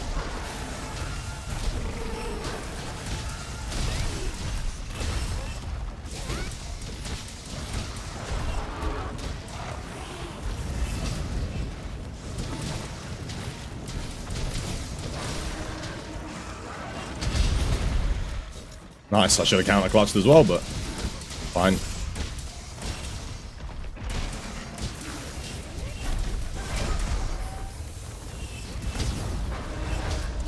Oh, he missed me, dude. Oh, that's the cool tech, by the way, that you want to do on this mission. Like the older. Okay, I got to put. Yeah, I was gonna say someone else has got it. That's good.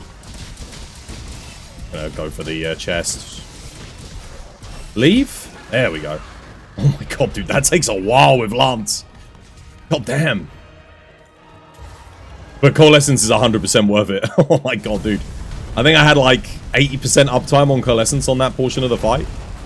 Alright, I do have artillery on my mantle. And I have got my mantle ready to go, so I can do it here if you want.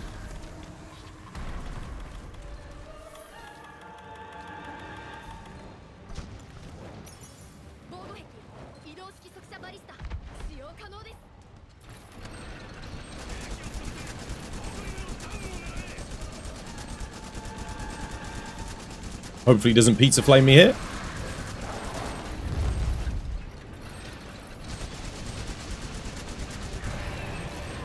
Hi.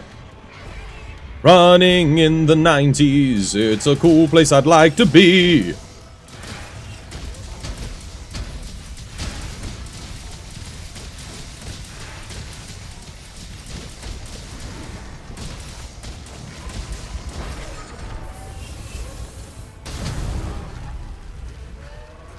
Oh shit. Oh!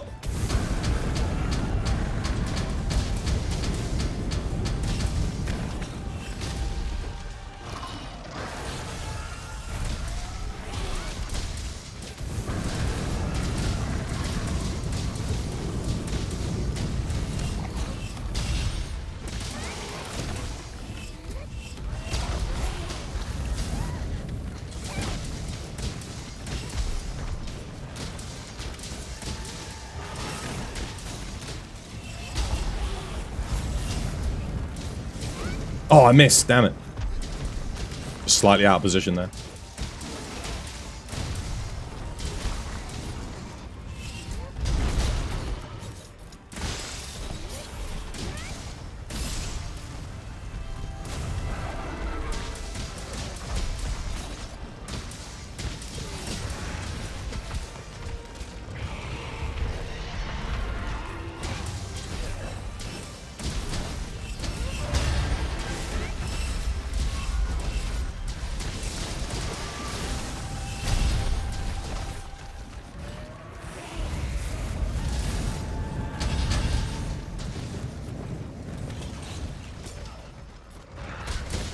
Got it.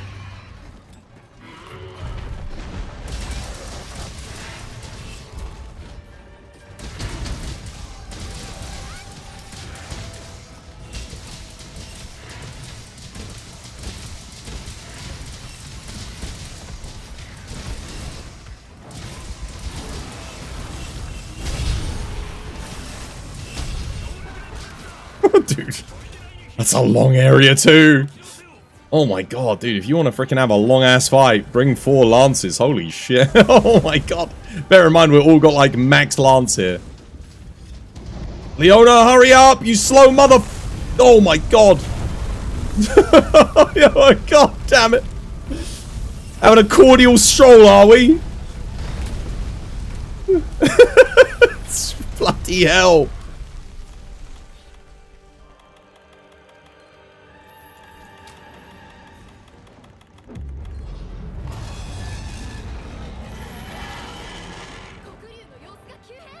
Weak spots, go, go, go. Weak spots, weak spots.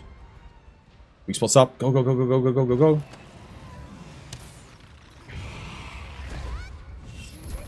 No, charge, you useless bastard! I pressed R1 triangle circle!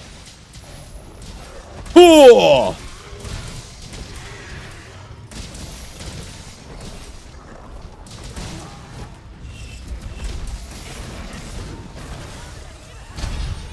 Don't you do it. Shite. I'm stuck here now. Mother...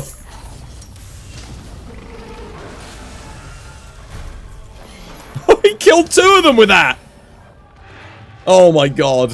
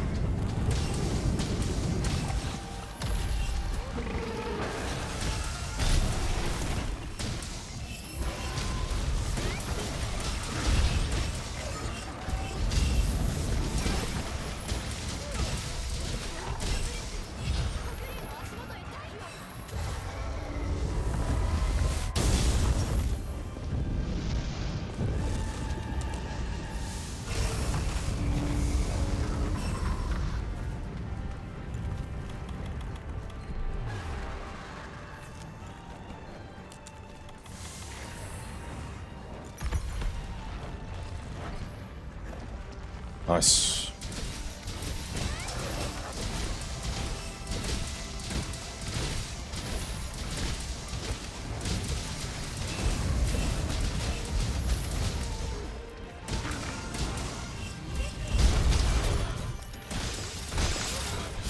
Oh, that's bad. Block. Oof. Heal yourselves, brothers!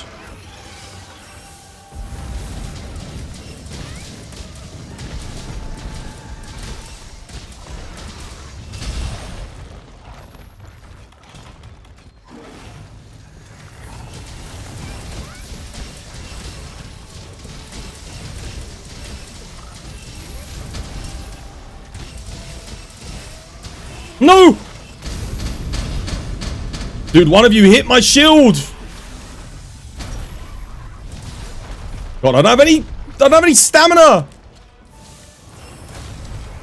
Oh my god, dude, how are you guys dying so much? Holy shit. Gotta save your asses here. Dude, oh my god. Dude, someone keeps freaking poking when they should be blocking and cancelling all of our pokes and almost getting us freaking killed.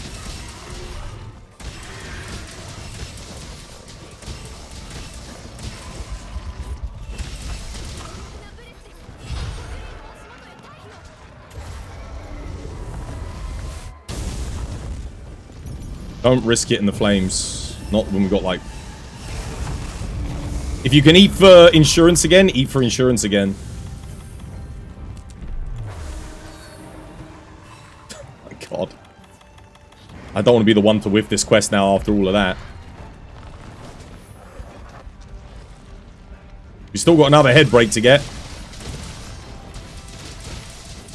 Read the goddamn situation. Make sure you block. If he's, you know, if he's doing like a flop or something, stop spamming your freaking thing. Stop poking! There we go.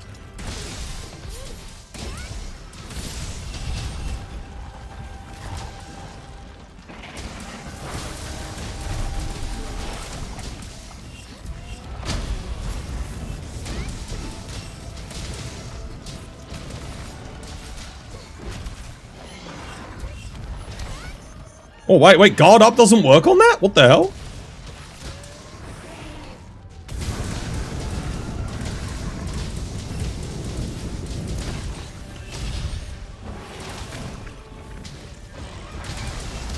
Damn it.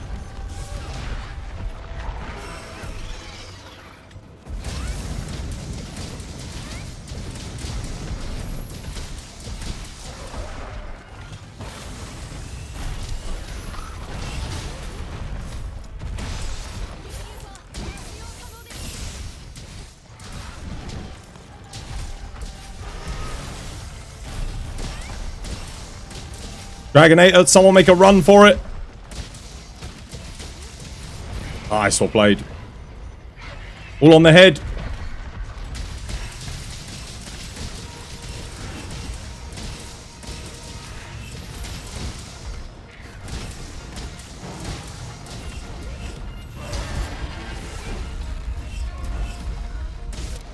Woo! There you go. GG. Well, that was fun. Yeah, it's going good. Your big sister Volcana, how you doing? Hope you have yourself a lovely, jubbly day today. GG, guys. GG. We need more power. Not fun for you. I enjoyed it. I had great fun. Got some good counter clutches off there. Anyone tracking DPS? How did old Twazboy do? Considering I'm on the artillery and doing the binders, I'm hoping I at least got my 25% in. Did I do my fair share? Did I pull my weight? I felt like that quest went alright for me. Not too bad. I got knocked over a couple of times and poked on my shield on my block. But you like the part where you poked the dragon? Yeah, that was a good bit. I like that bit too. It was good fun. Should probably bring an evasion mantle though. Well, actually, nah, not if I'm doing artillery. But evasion mantle is very good for Lance here. Evade Lance in general. The thing is, you get the 15% bonus from the blocks, so. Clever clutcher. Clever clutcher. Doing great. It's good to see you. It's good to see you too. I'm glad you're doing well. Glad you're doing good. Yeah, Hunt's good, Stunk. How you doing, mate? Hope you have yourself a lovely, jubbly day today. We were doing a 4-player Lance Fatty. Right. What are we doing next? Oh, look at that. Eli's got his legs. He's made his health boost. Very nice. What do you want to do next, Eli? Do you want to do your assigned? Boomer? Who's a boomer? Have you got your next assignment? Is this your special assignment? Just hopped into the hunt? Nice one, mate. Nice one. Sterling Pride. Let's help with Sterling Pride, guys. We're going in. You're going to lurk. You got to put the dogs in the yard and then go to bed. Have a wonderful night. And if you want to know anything else about Wilds, feel free to DM you. I will do. I probably will. But yeah, thank you so much again for the raid. Have a lovely evening. Give the good boys or good girls a pet from old Twosboy. And yeah, have a good rest. Catch you again. I'll catch you again soon at some point. Yeah. And good hunting as well. I'm not sure if you're playing Space Marine this Thursday. But if you are, enjoy it too.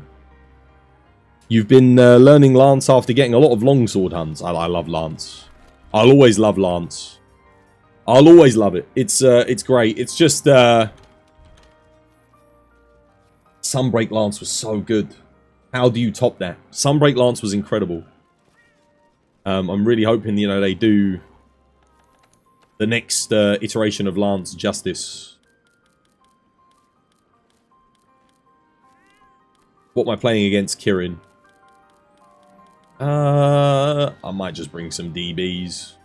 Cheeky DB. We'll bring these Safi Hellclaws just because no one ever plays with these. Show them a bit of love. Oh, wait, let me check my loadout. I'll make sure I bring Impact Mantle. Yep, for the KO. Set decos quickly. One. Yeah, I'll do Marathon Runner, and I'll chuck in... I'll do.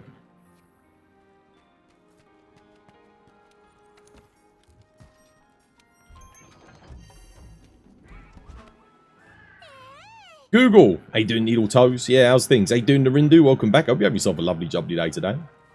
You and your friend are so ready for Space Marine. Same. Same. I can't wait. It feels satisfying to pull off those guard points. It does. Can I see your deco build? Yeah, sure. Just after the hunt, remind me. Yeah, after the hunt. Just remind me when I'm done. Because I'll forget.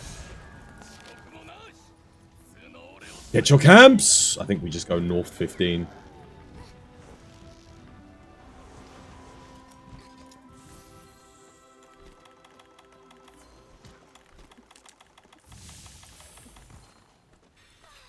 Let's go.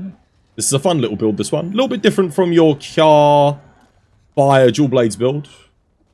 But the stats are pretty good. There's the setup. Volcana Divinity with 80 Volk for the crit element. And then all the other goodies. There's the stats.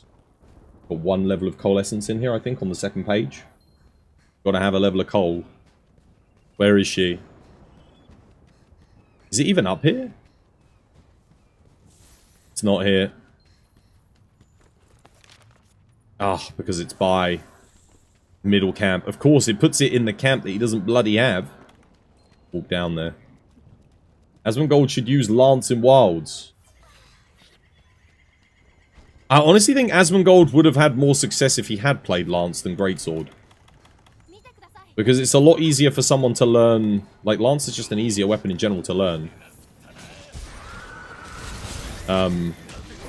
You know, and given that he just pressed triangle, triangle, triangle for, you know, spamming out TCSs even when you shouldn't do it. At least if you spam, you know, circle, circle, circle, or triangle, triangle, triangle with Lance, you can still block out of it, you know. He'd do less damage, but... Yeah. The only thing I would say would... Alatron probably would have been harder for him.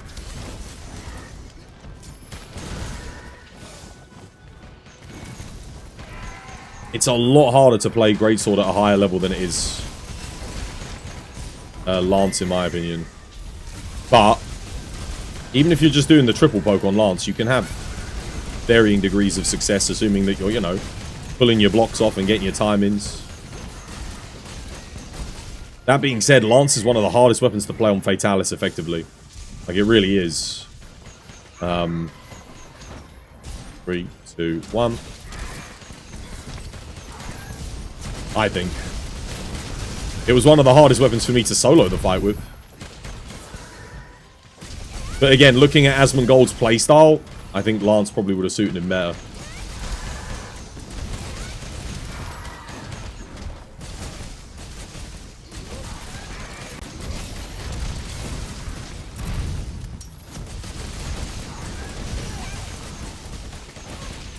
No, I'm out of stamina, bugger! Damn it, overcommitted. Should have kept me eye on me stamina. It's because I've only got a marathon runner 1, haven't I?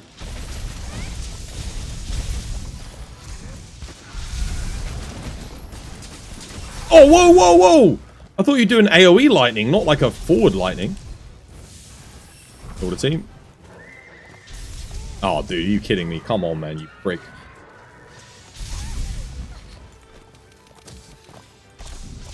Oh, come on! Dude, he hit me with literally every single one of those insta-lightnings. Every single one of them. What a cock. And now... Oh, we don't have central camp, so I can't get back there quickly. Not a single dust was thrown out apart from me on this day.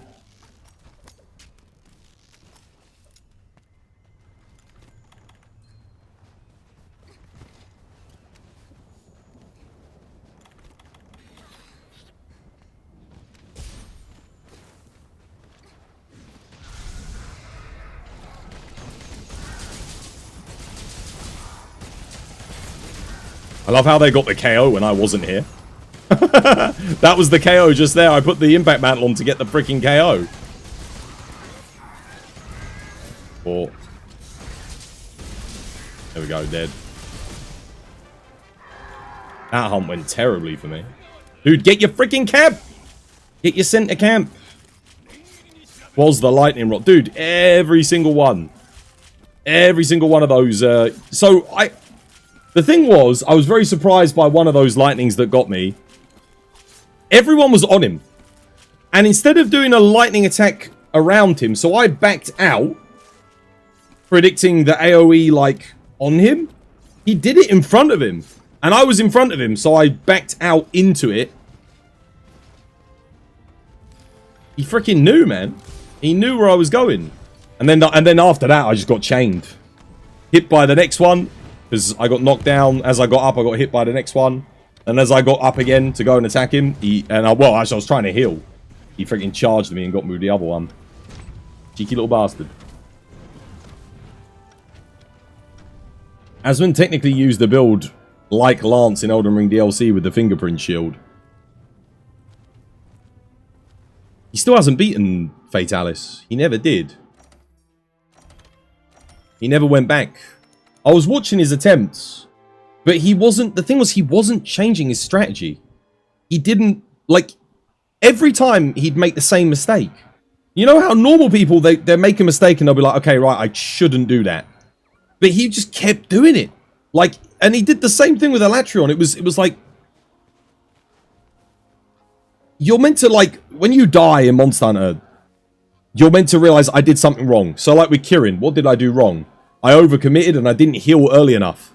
I should have healed sooner, right? That, and I gambled wrong. You know, I gambled on the dodge when that started, like, the knockdown chain. So I should have just played a bit more aggressively, stayed on top of him. I wouldn't have got hit. I would have been fine. So I learned from my mistake. I won't do that again, right? But when I was watching Asmongold, it was like... He's committing to a TCS in the opening when Fatalis is literally doing a big attack. And he's going to get punished before he can get the TCS off, but he's still doing it. And he just kept going. Like... somehow he did Elatrion that way. I don't know how, but he did Elatrion that way. So he did end up getting through it. But, like... it's a shame that he never took the time to just learn the learn the moves, learn what the monster was doing. Monster Hunter's at its best when you're looking at what's happening and going, what do I want to do in this situation?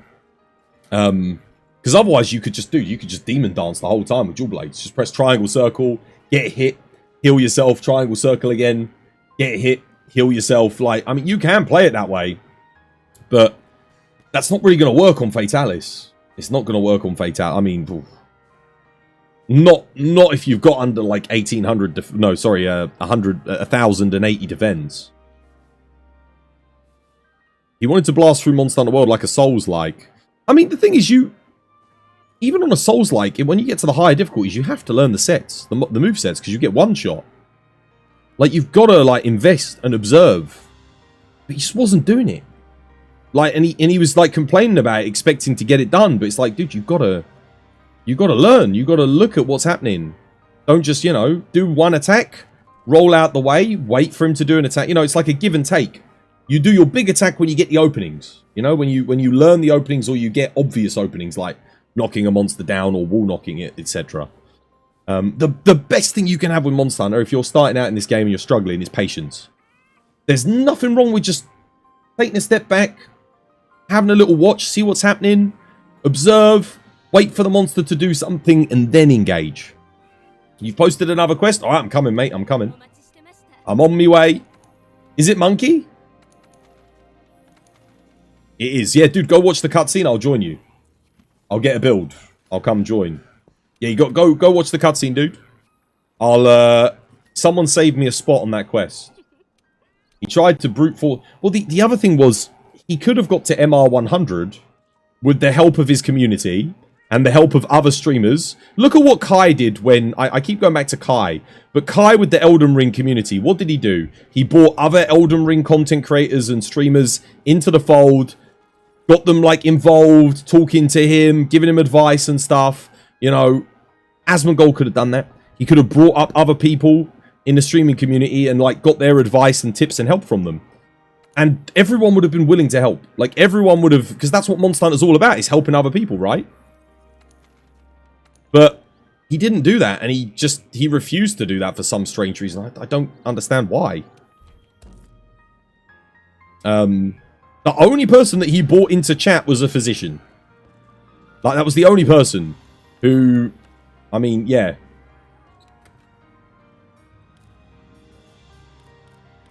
I mean, I don't know about you, but physicians ain't going to help you at Monster Hunter. You need a Monster Hunter expert to help you at Monster Hunter. I kept saying he needs to get Aris in. Like, get Aris on there. Aris is like the greatsword god.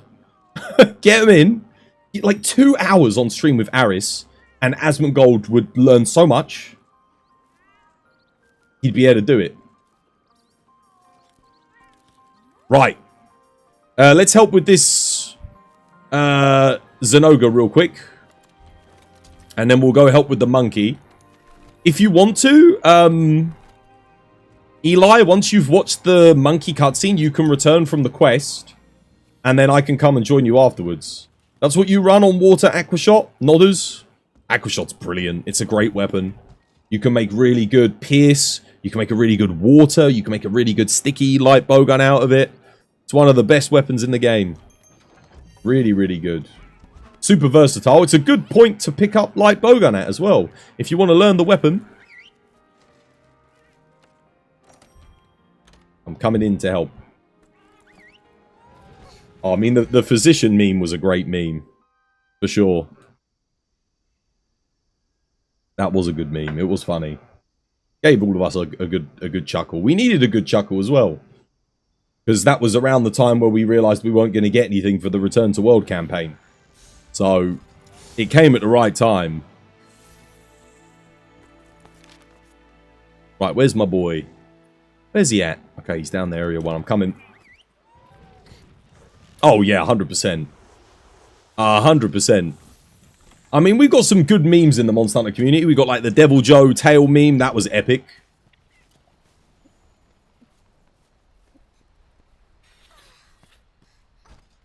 I saw a picture on Twitter of Asmongold's sink sort of floating around. And I was like, that is shocking. That's horrendous. It only takes like 10 minutes to wash a sink. Like, get a bit of bleach, you know? Like, it's not that hard.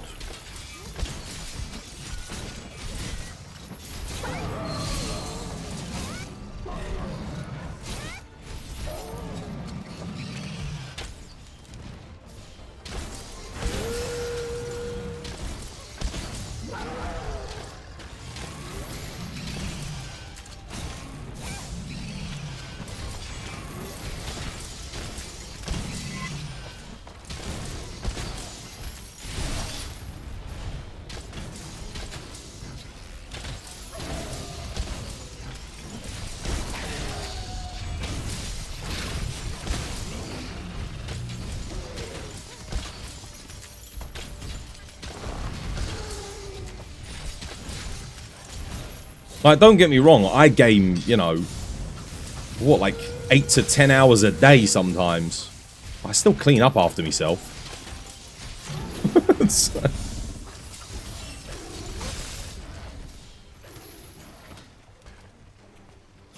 Well, with the amount of money he's got, dude, you could hire a maid. The dude's like a multi-millionaire. Dude, just get a maid, dude, if you don't want to tidy it. God damn.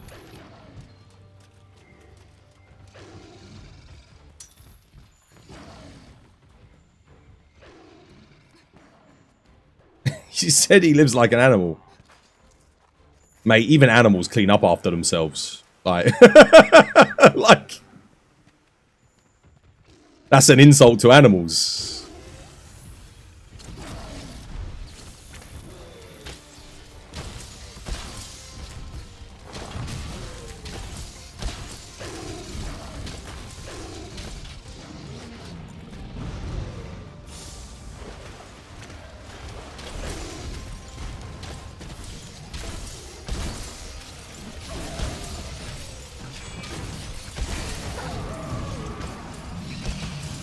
Oh, sorry, Stunk. My bad, lad.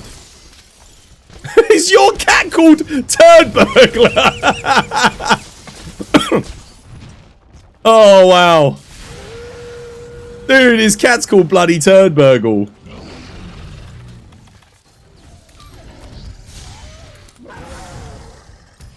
Hang on a minute. Yeah, get a pitfall down, lad. He's ready for capture. Got it, dude. You got it. Well played. See if you can get another one down underneath him. You got any more? Oh, you might have already used his. That's right, he's going to come this way anyway. At least he should do when he breaks out of the thingy. That's right, no, don't hit him, don't hit him, don't hit him, don't hit him. Let him do his thing. There you go.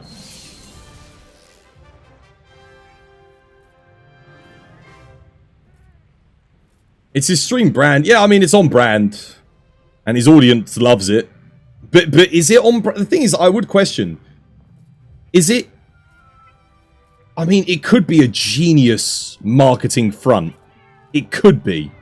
Because notice whenever he posts something about the filth in his house, it goes crazy on Twitter. Like, it does stupid metrics.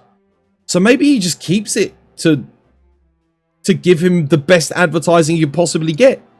There's nothing I could do in my life to get myself that level of advertising.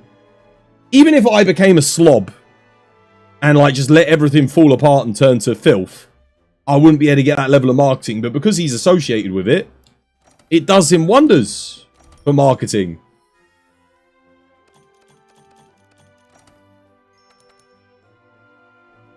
So I mean, it works. It's genius from that perspective. I don't know if it was intentional or not. Probably not. But if it was, then props to him, yeah. Props to him. It was like the whole Belle Delphine thing and her marketing strategy. Like, the stuff that she was doing, like, for everyone was like, dude, this is so weird. This is so, you know, disgusting. But it freaking worked. And then if you listen to her on all the podcasts and everything, that was her plan. Like, it wasn't... No, it was calculated. It wasn't like a mistake. So you have to contemplate. Does he do it because it's good for the viewership and the likes and the retweets and stuff at this point? Because, yeah, you could get a maid and you could fix it all, but then you lose that revenue stream. You lose that exposure. So, I mean, yeah. I mean, it's got us talking about it, hasn't it? About his filthy bloody sink. And his, what did you say? His nosebleed wall? Yeah, I dread to ask. I don't have to, you don't have to have a PhD to understand what that probably is. Dude, if you told me I could get, like, 20 million bloody, what's it? Like, views on Twitter if I just didn't clean my sink for a couple of years, I ain't gonna clean my sink for a couple of years. Like, I'll just let it fester and I'll throw as much, I'll use it as a rubbish bin. I'll take a dump in it. Just to get people talking. Oh man, did you see there's this dude that's got an even filthier sink than Asmongold? He took a shit in it.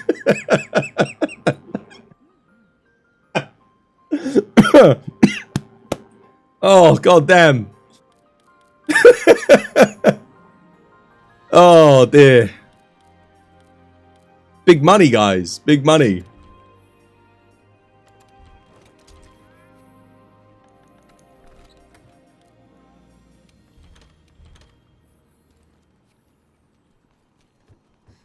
Oh, do I want to bring CC heavy bowgun? I mean, I can do. We got greatsword, hammer. Yeah, go on then. Why not? I don't play heavy bowgun very often. It went from one of my most played weapons in base world to one of my least played, just because they added the special scope. Dude, there was a spider in his sink, like a spider alive in there, like a giant one. God damn. In Japan, there's a female TikToker who that is like Asmon, who's dirtier with the trash in her room and roaches crawling all over it, and she's blowing up. It's marketing, man. I'm telling you. I think we've all overlooked something. It's marketing, because that outrage marketing works, man. It works. People go crazy for that nonsense. Guys, room for one more to help on Reveal Thyself Destroyer. I need one more helper. Have we got any more helpers in the lobby? Oh yeah, we do. Leona, Pompon, ID Theft, Maverick. Oh no, Maverick's on a quest. You want to come join, guys?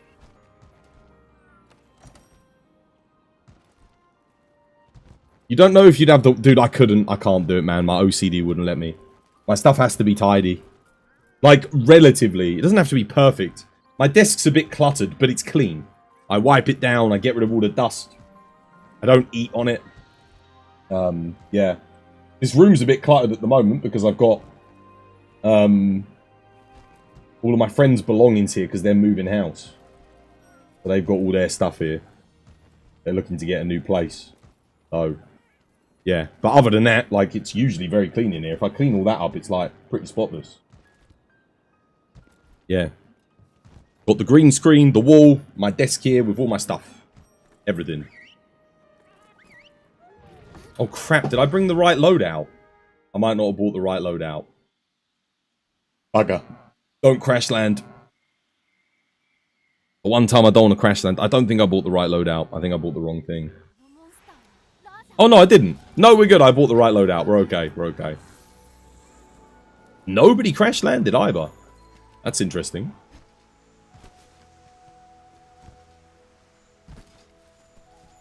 You don't care how much money it makes me. No, I'm the same. I couldn't do it. I couldn't live in filth for money. It would make me unhappy. I get really stressed if things are dirty and like, yeah, it just does me in. Does my head in, chat.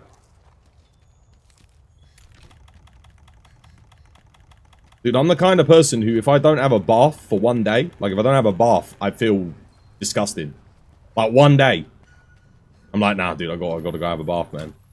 Or a shower. I don't really bath. You guys know what I mean.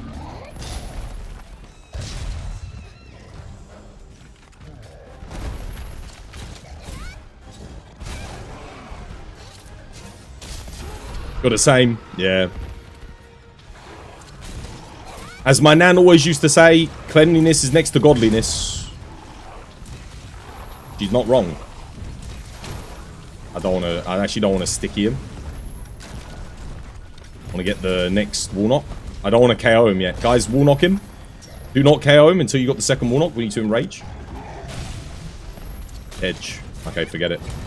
Just gonna do this then. Just to enrage him, because no one else is going for it. Gotta go for those wall knocks, guys. Don't be scrub nubs. Remember, we're trying to help. Maybe not Greatsword, because Greatsword needs the pods for PCS skip.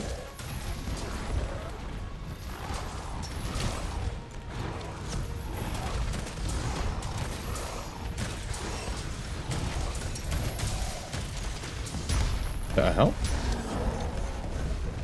How the hell did that not paralyze him? 3 para 2s? And all those para 1s? There we go. Getting it up there for Greatsword here. Do them TCSs.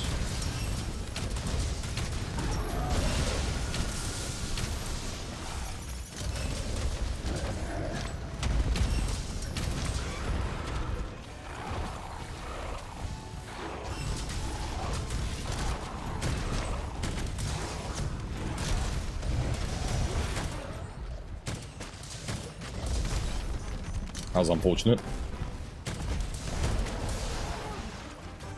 Let me get pods. Hold fire. Greatsword, do your wake up. Where are the pods? Right here, apparently. Do it, Greatsword. Do it. Do it, Greatsword. Do it. Do it. Go, go, go, go, go. Go, go, go, go, go. Go.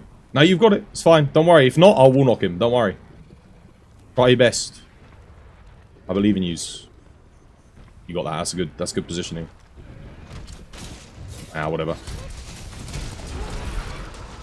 Never mind. Better to try it and fail than not try at all.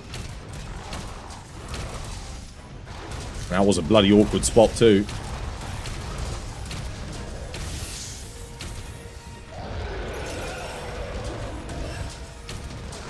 Oh, what a friggin' snipe!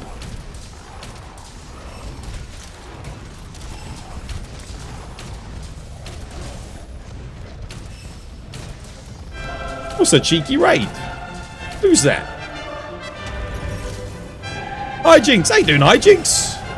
Welcome back. Hope you're having yourself a lovely jubbly day today. How's things? Shout outs to you. We are helping someone with a bit of monkey. A little spot of monkey. You know how it be. How you doing? How are the hunts? Hope all is well.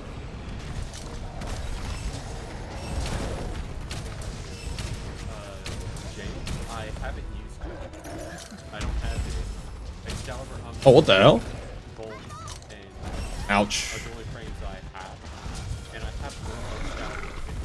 That was all because I messed up the reload.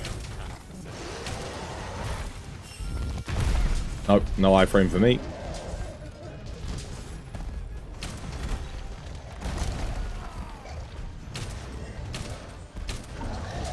Oh. Nice. Honestly, I'm going to cast the bomb in there at the back. Hopefully I don't hit the rest of my team.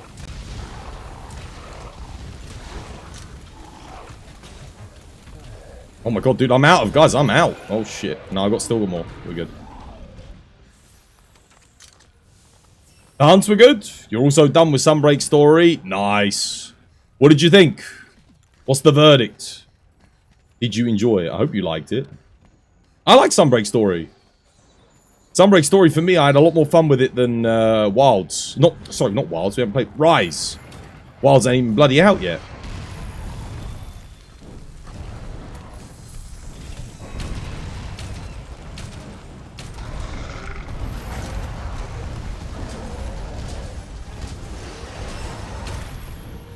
God, he's going crazy on the Rathalos. Holy moly. He is pissed.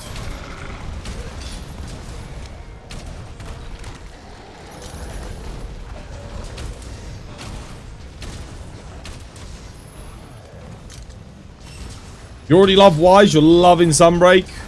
Oh, I'm glad. When you say you've beaten the story, do you mean you've beaten Geismagorm? Or do you mean you've beaten, like, the post-game? Guys, I'm out of Sticky, man. I'm out of Sticky. Got to do more damage. I got an out left.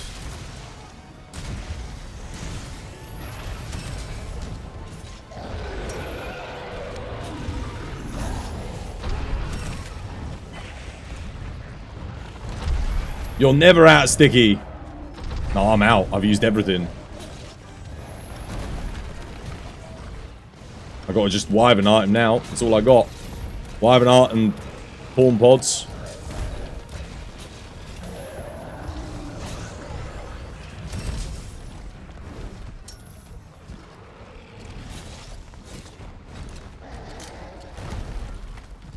Eli's just like...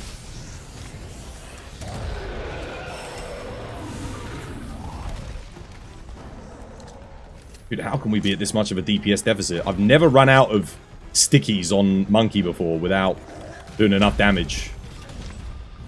Someone's running a janky build, I think. 5, 4, 3, 2, 1. You're gonna stay here? Mate, get in the quest, get in the quest.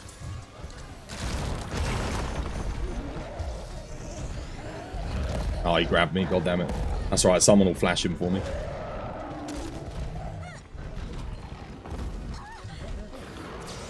Gives me that. Thank you.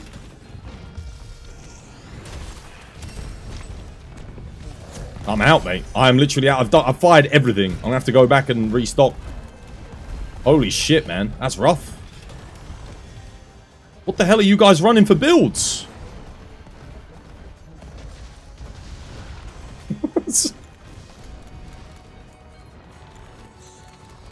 Wait, can I craft more Wyvern Heart? Oh, I can. I got stuff for Wyvern ammo.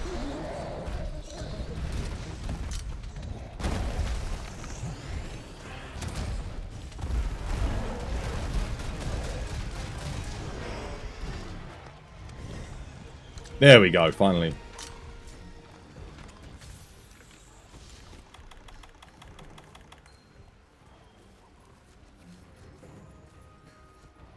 Three wide-range life powder gamers. I don't know. What are people running?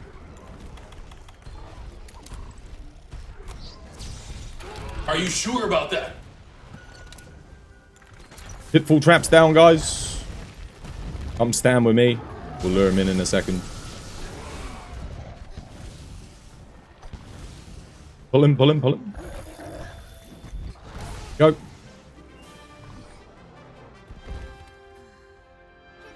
Hell. Let me see. What the hell are you guys running? Okay, Kaiser Bracky.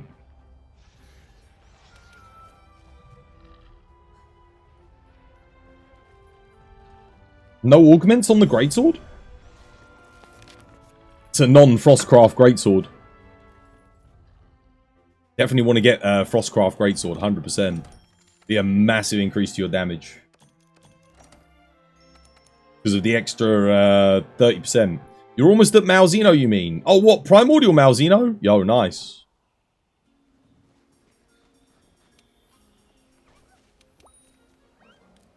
Yeah, so the problem is you have no augments. So, you don't, like, your crit won't be at 100% ever.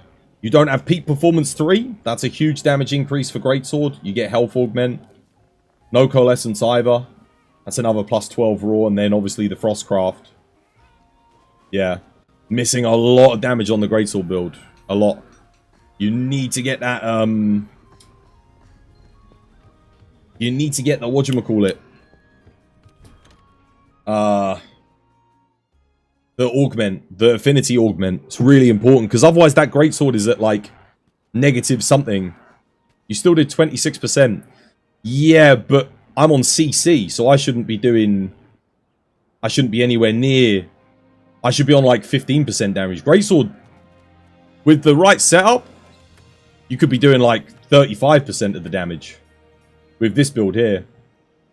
This is what you want to run.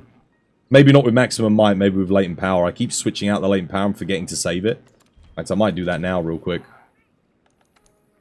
I keep forgetting to change this. I think 1 max might is fine. Because that will, again, if it procs before the latent power, but then I do want latent power. Yeah. Get latent power in. It is very important. Let me see.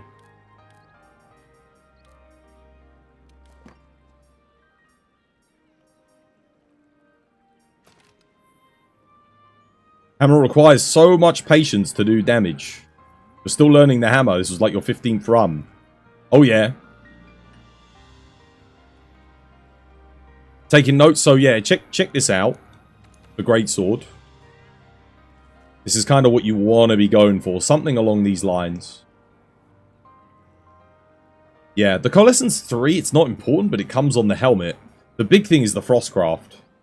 Frostcraft is going to give you a 30% damage increase.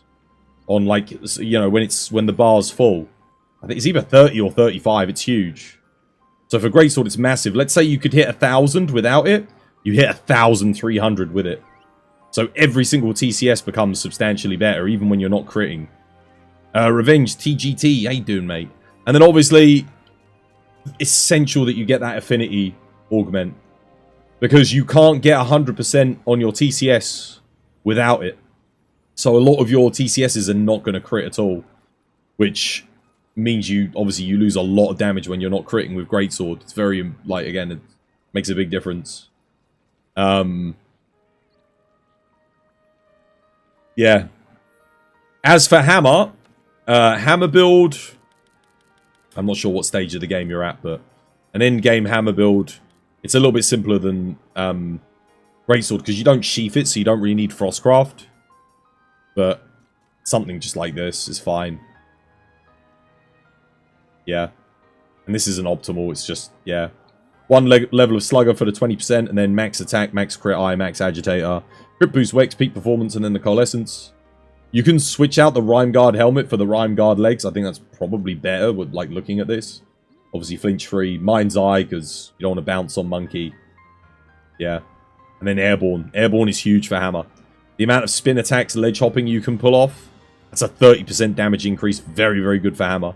It's one of the only 2 weapons where you kind of really want to have Airborne in it, outside of like a fixed strategy. And that's Insect Glaive obviously wants it, but yeah, that would be it for Hammer. Very, very good. Very nice. This is pre-Fatalis. For pre-Fatalis, you probably want this build here. Yeah, something like this. The Part Breaker's there to fight Fatalis. This build's specifically for Fatalis. With the Elatrion Hammer. Otherwise, you can use the Light Break Hammer. Light Break Hammer works with this build. You just get Protective Polish in it instead. You can drop the Part Breaker if you're doing a general purpose build. But again, attack, agitator, crit eye, crit boost, Wex, peak performance. Got Airborne in there too.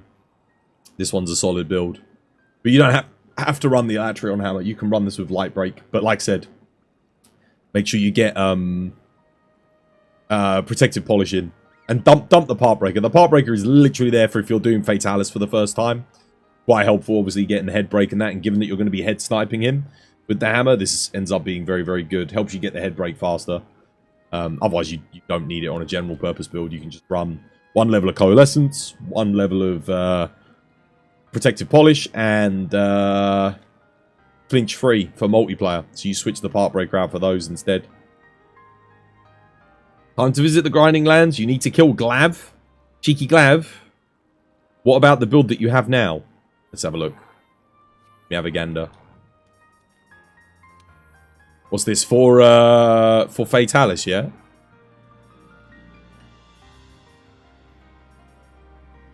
Let's have a look.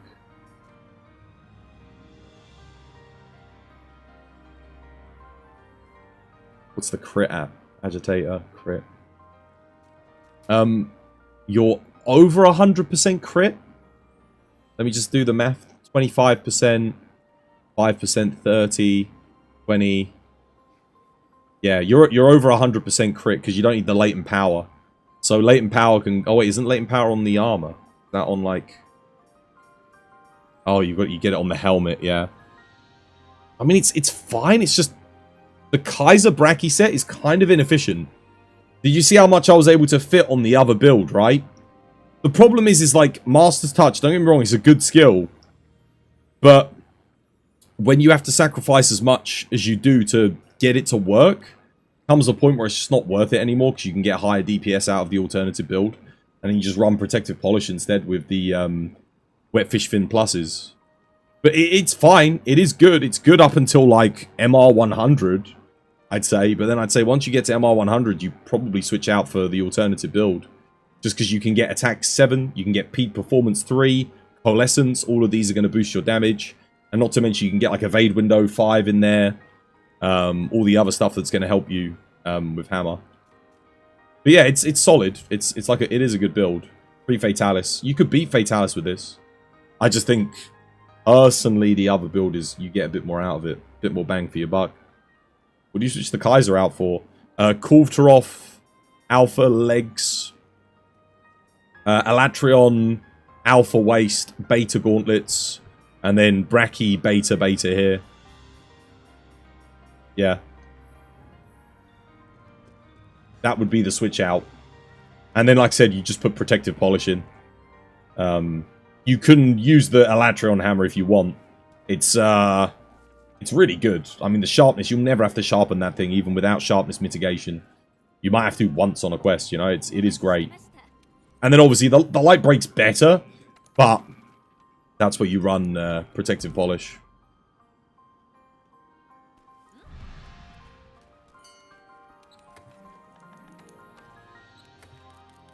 I'm going to bring... I always run Gun Lance or Lance on this fight. I'm going to run some Switchacks, I think.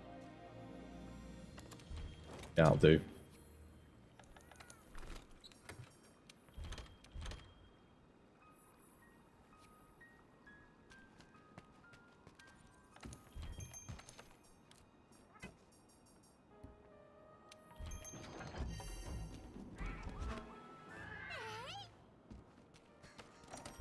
Yeah, that's the only downside to Kaiser, is that the armor's slots and skill efficiency, it just gets outclassed by the Brachy, the Elatrion, the Kulvtarov, the Safi Jiva pieces. Obviously, Safi Jiva's incredible as well if you really want to run like a max build at that stage, pre-Fatalis. You run full Safi with Resentment Agitator.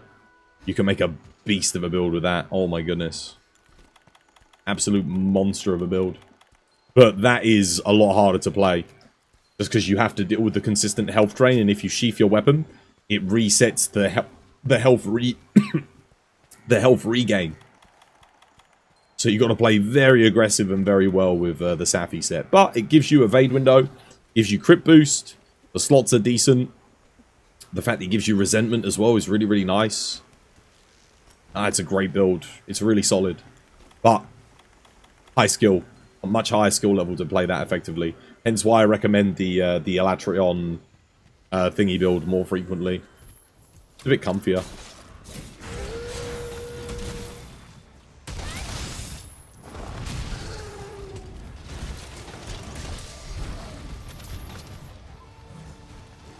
Why did I think I was playing Greatsword?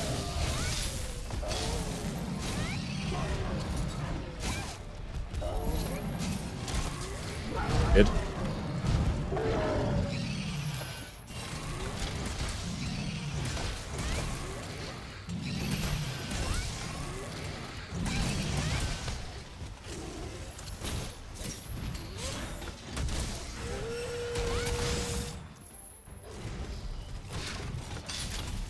Oops. This is not Sunbreak. I can't do that move. Oh.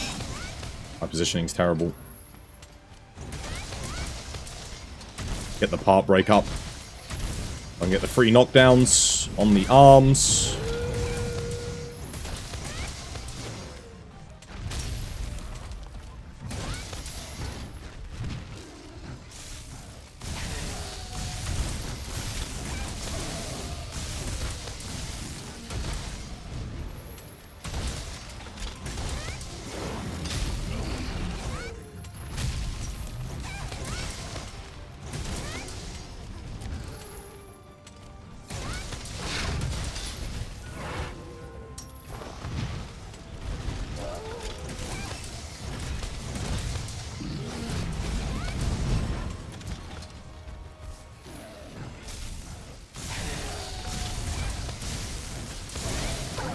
4, 3, 2, 1.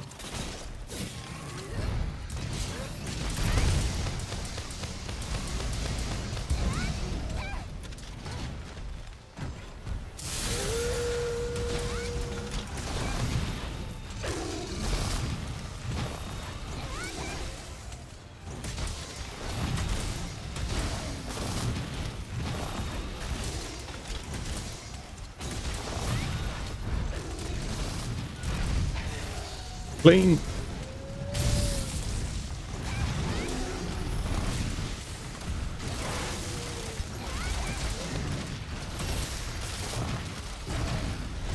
Whoop.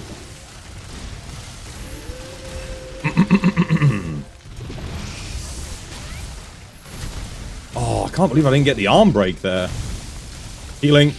Oh, shit. I'm sorry, it didn't come out in time. I tried, man.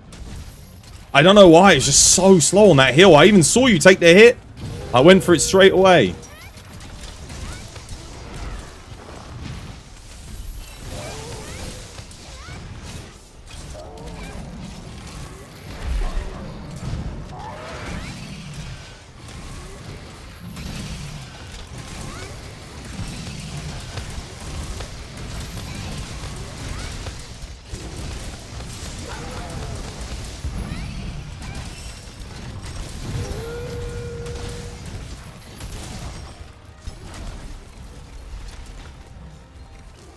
Nice.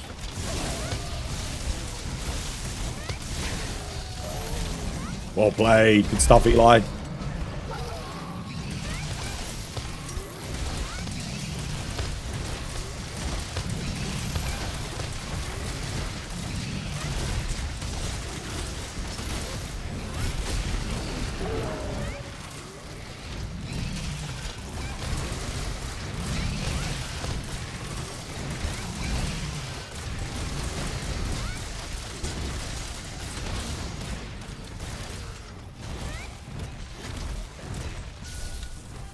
Nice. You think you got him? GG. Well played. Damn, that quest went well for me. That was a good one.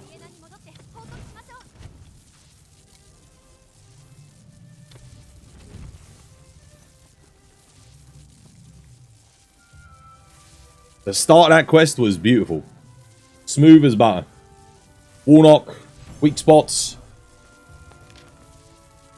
Caught every opening. Dude, he was spamming out them freaking moves too.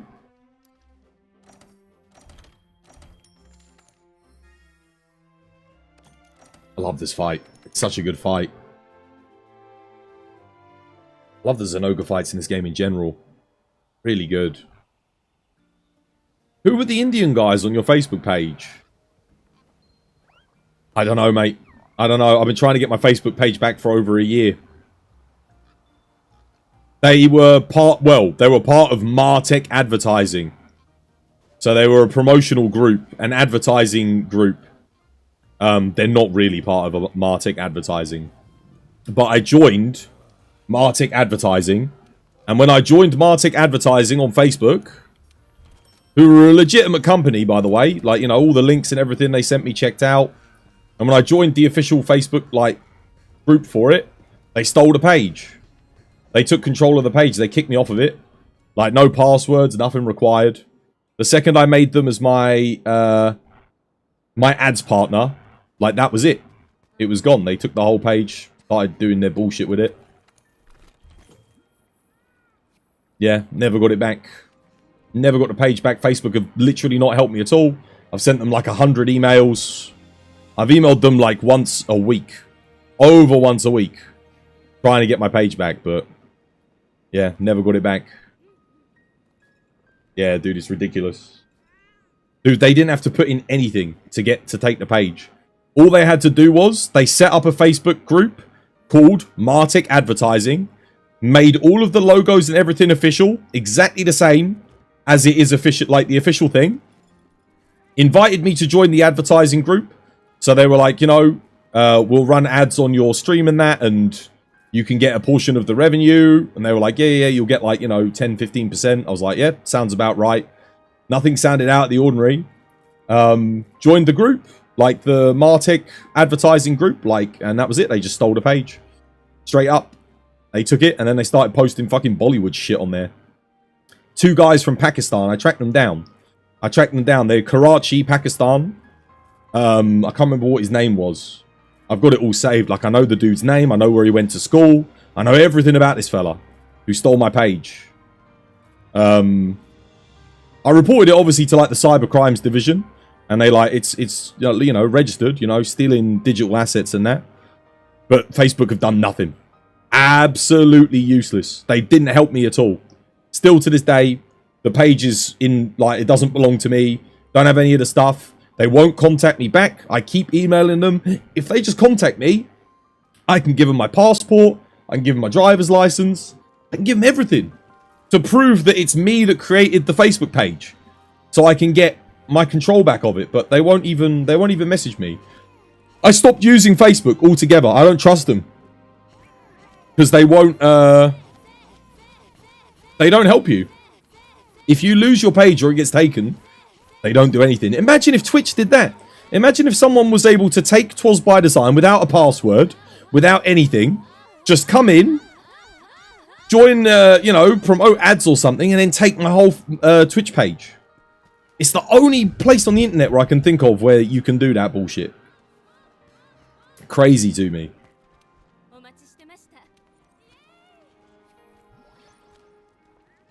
Right. And Facebook are just letting it happen. It hasn't just happened to me, by the way. I've joined many forums. We're talking thousands of people have tried to, like, you know, sign up to Martech advertising and lost their Facebook pages. Like, thousands of people buy the thing. Because if you Google Martech advertising, you'll see it's a legit firm. It's a legit firm. They had all the links to it, everything. Like, the phone numbers, called it up. It all seemed legit. I was like, yeah. It's all legit. No, it wasn't legit at all. Just running a scam. A really good scam. A friend of yours has something similar happen. Yeah. Imagine tomorrow some Pakistani guy is going to stream. Dude, he streamed on it. He already streamed on the Facebook page. He was streaming on it. All of us lot were on there, like, harassing him. Like, give us the page back. You know, he had no good... He ended the stream because it was all negative. He had tens of thousands of Twas by Designians all on there just pissed off at him. It was hilarious.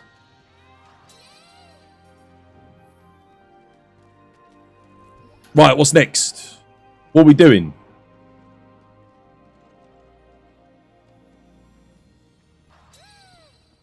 Right. Eli, you want more monkey?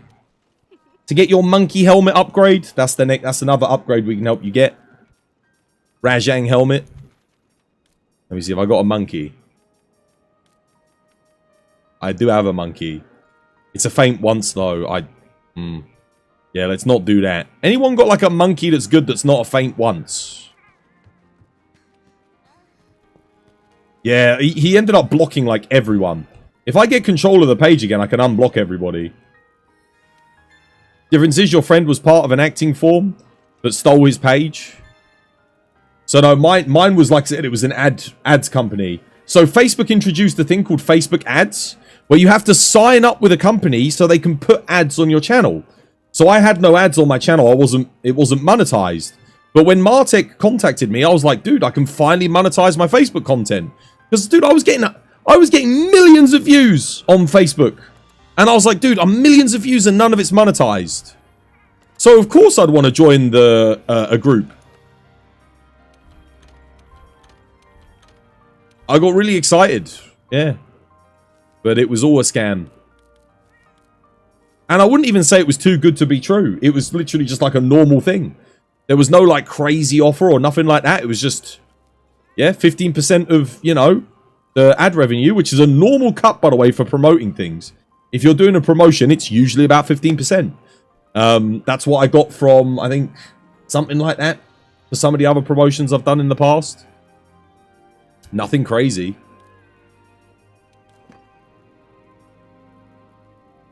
It all checked out, man. It all checked out. Otherwise, I wouldn't have signed up for it. Oh, here we go. I've got a 3 gold, 2 silver monkey, 4 player. That's a good one. 3 deaths. I got 3 gold, 2 silver. No, I got one with 3 faints. I got a good one. I'll post it up. There we go. 3 faints. And it's on the Hoarfrost, which is good. So we can spawn right above him. It's a shame, though, because my Facebook page was my biggest community. I had more people on the Facebook page than Twitch, YouTube. That was where I used to get the most views. You know, my best stream I ever did, I got 1 million views. 1 million views on Facebook. Imagine. I haven't even gotten 1 million views in all the years I've streamed on freaking Twitch. 10 years on Twitch, I don't even think I've had 1 million. Well, maybe. I might have done by now, but I didn't. For the longest time, I didn't have 1 million views on Twitch. And I got that on 1 stream on Facebook. A single one. I can't remember what game. I think that was for Monster Hunter. That was for Monster Hunter World. Yeah. Even like a bad stream over there, I was getting like 40, 50,000 views a stream. That's how good it was to stream on Facebook back in the day. When they introduced Facebook streaming. It was so good. None of it was monetized, but it was good advertisement, you know? Good for the channel and the brand recognition. They dropped the ball, man. Facebook. They stopped promoting their streamers. They made it so that like your content couldn't be shared. I got banned on Facebook for sharing my stream content. Like there was like a limit. It was like you can only share your content 3 times. But it's not a rule. Like no one knew it. So if you shared your stream more than 3 times, they banned your page. That's one of the reasons why I stopped promoting to Facebook. I was like, dude, just don't let us share the thing more than 3 times. What kind of a bullshit rule is that? Like, of course I want to promote my stream, share it more than 3 times. Who wouldn't? It's free advertisement, you know?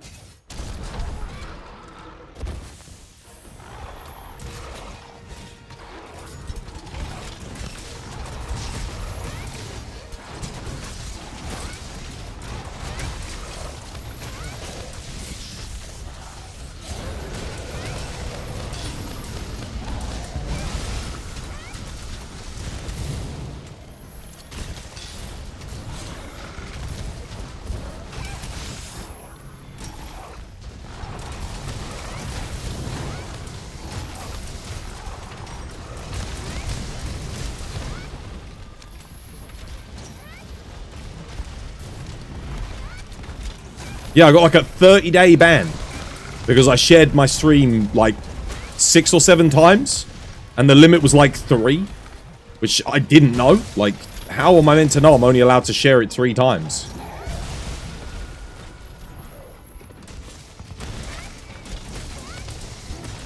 That was dumb, man. They ruined it. They killed it. Could have been like one of the biggest streaming platforms. But they messed it all up.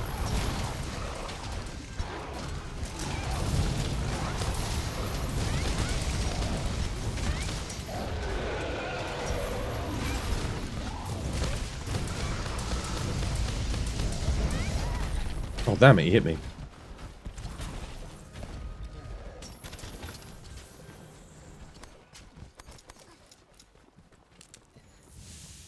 Also just started Iceborne last session. You haven't done Monkey Boy yet. Oh, if you only just started it, he's Monkey Boy's quite a bit away. You gotta... He's post-game. He's not like in Rise where you have to beat him, you know, before Narwa and that. I don't know why I'm clutching on there. Well, I had a 0-sum ready to go.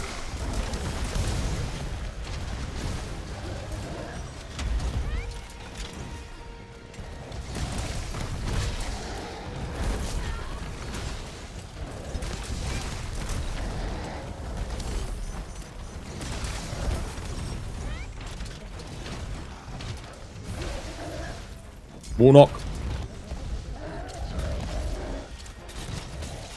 Man.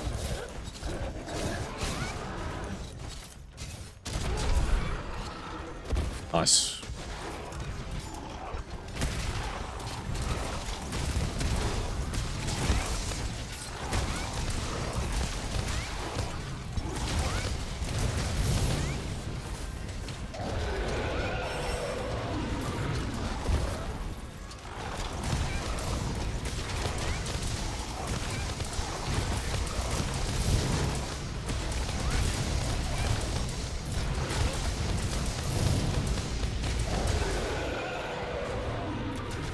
Dude, why is he running away so much? He's not even in a corridor.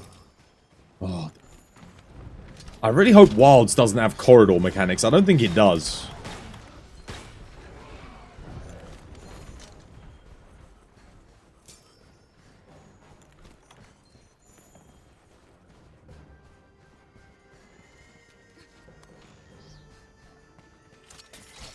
Just let us fight the monsters wherever.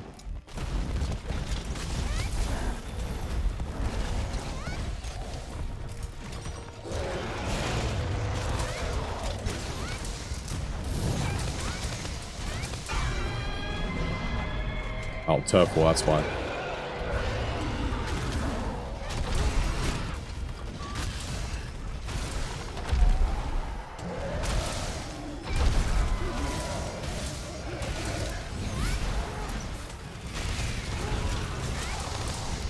GG.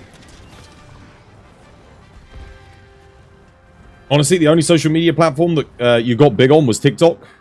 Platforms like Facebook make me bored easily. Yeah, like I said, I just went off Facebook because they treated me so badly. Like, banned me for something that doesn't even seem like a bannable offense. Like, think about it. Sharing... Dude, it wasn't like I was sharing my stuff to inappropriate places. I was sharing my Monster Hunter stuff on the Monster Hunter places. So if I made Monster Hunter content, where did I post it? On the Monster Hunter page. And I do like a unique post and everything. All this, that, and the other. And the pages didn't ban my posts. The pages wanted my post because they got good traction for the page. They helped improve the metrics. People got more views. They got more likes. They got more comments on the streams. So it was good for the Monster Hunter Facebook pages. So they were okay with me posting it. I asked all of the page moderators if it was okay for me to post. And they said it was absolutely fine. But then Facebook banned me for posting on their pages. They were like, no, you shared it to too many places. What? Imagine having a system where I can share my stream with on your own platform to keep people on your platform and then banning someone for doing the very system that you created to get them exposure and help them grow. Twitch has nothing. You can't share Twitch anywhere. YouTube, nothing. You can't share a YouTube embedded stream anywhere on the platform. You used to have hosting on Twitch. Hosting was incredible. I could host other people's channels to get them exposure to help them grow when I was offline. It was one of the best systems they ever had. They got rid of it. They got rid of it. None of these platforms, I noticed all of these platforms do the same thing. They get a bunch of content creators, they put them at the top, and then they pull the ladder out. They pull it out so that no one else can get up there. They did the same thing with Twitch. They got rid of hosting. That was a great way for people to grow their channels. They got rid of, Facebook got rid of the sharing thing. They made it a rule so you can only share for like a few minutes. You once watched like a 10-minute video of the guys just riding a train, smiling at the cam. What was that on Facebook? Oh, dude. I can't describe to you how good Facebook was when they first added streaming. As a content creator, I can't describe to you how good it was. I'll never ever, like, I mean, hopefully I'll see those views again, maybe on Twitch one day, but, you know, to get like a million views a stream on Twitch. That's where we were at on Facebook, guys. That is where we were at. And a view on Facebook, it had to be 60 seconds. It had to be 60 seconds to count as a view. So I know that those people were watching for at least a minute. Which, I mean, hey, you can see a lot of stuff a minute in Monster Hunter. That's pretty good. A lot of people still come by the channel to this day and they go, I used to watch your stream on Facebook. Even to this day, people come by on Twitch and they're like, oh, you used to stream on Facebook. I'm like, yeah. Oh, it was so good, man. Oh, I wish I could get those views on Twitch, man. A million, just imagine. A million views a stream. That's where we were at. Big money, man. And I didn't monetize the streams. I was making no money off of that. Because there was no ad revenue. That was why I wanted to get the Martech thing on. Because I was like, oh, man, yeah. Finally monetize my content. Stolen from me. Some bullshit. I'm thinking I could make a new Facebook page and start again from scratch. I might just do that, honestly. Ready for Monster Hunter Wilds. Would anyone on here follow me on Facebook if I made a new Facebook page? I doubt any of you still use it, but at this point, I might as well. I might as well just make a new one. Call it 'Twas by Design Official. Yeah. I could just make a new one. At this point, it's been a year. It's been a year and they haven't given it back to me, so probably worth it, isn't it? Let's help Bonavere get their melding material, their upgrade materials. You haven't used Facebook in years, dude. Neither have I. Neither have I. If I get it back, though, I could start streaming to it straight away. I think.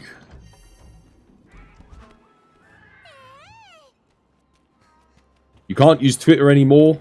For now, at least. Oh, dude, I know. Yeah, they freaking blocked it in Brazil.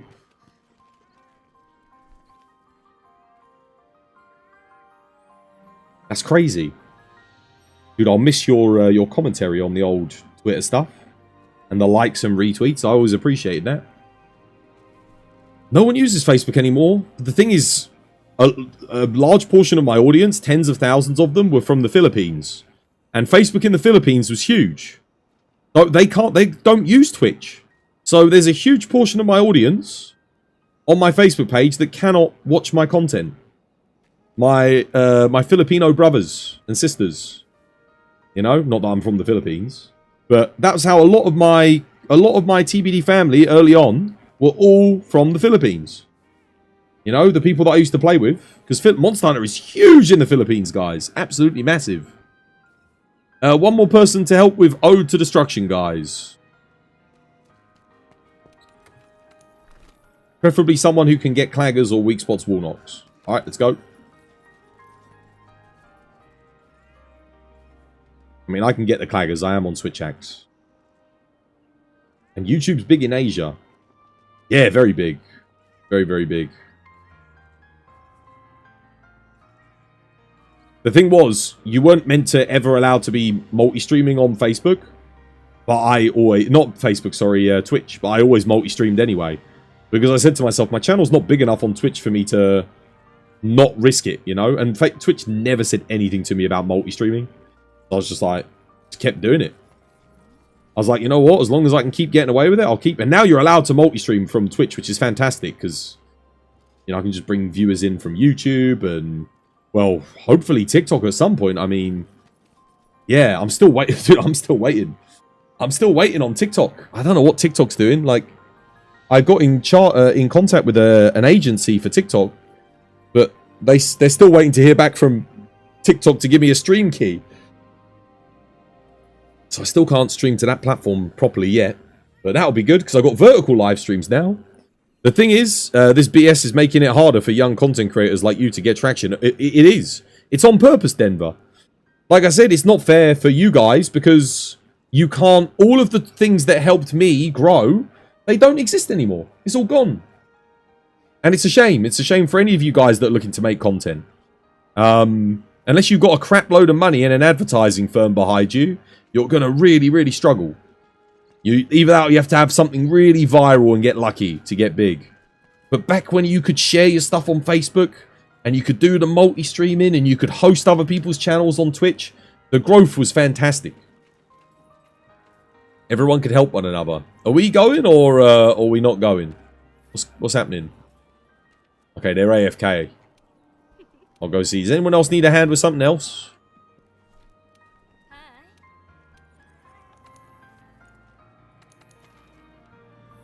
Nothing else posted. Right. Well, we can help Eli here. Eli, come join. Let's get you some decorations, mate.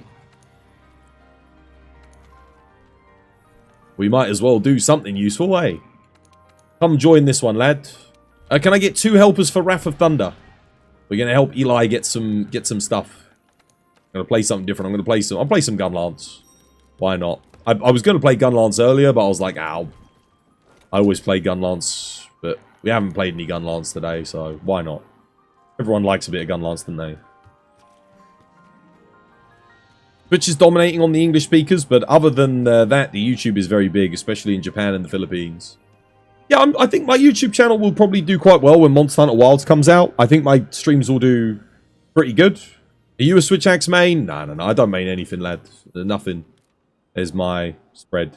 I play everything, just whatever I feel like, you know? Literally.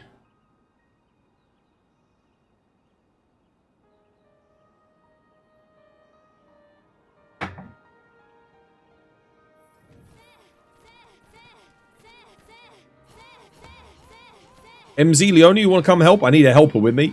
Oh, Leona, come join me. Bring your gun lance. We can do some double gun lance. That'll be good fun.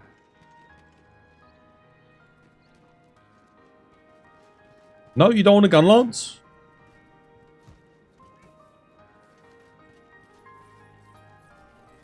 Okay. Right, well, I guess he doesn't need this because he ain't joining, so... What do you need, mate? What do you need, Eli? I'm trying to post things that you need, but you're not joining anything.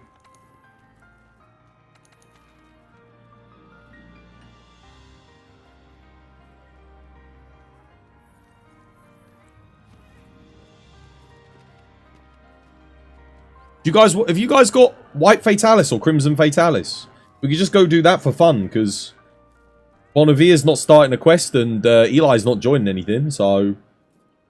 He needs more monkey. He needs more monkey? Have one of you got a good monkey? Do you want to come join? Oh, I've got a good monkey. I'll just post the monkey again then, fine. Here, come. We'll do the other monkey then. Why not? Seeing as I got a good one. 4-player, no deaths. Failed to create... What? Dude, it wouldn't even let me create a quest for some reason.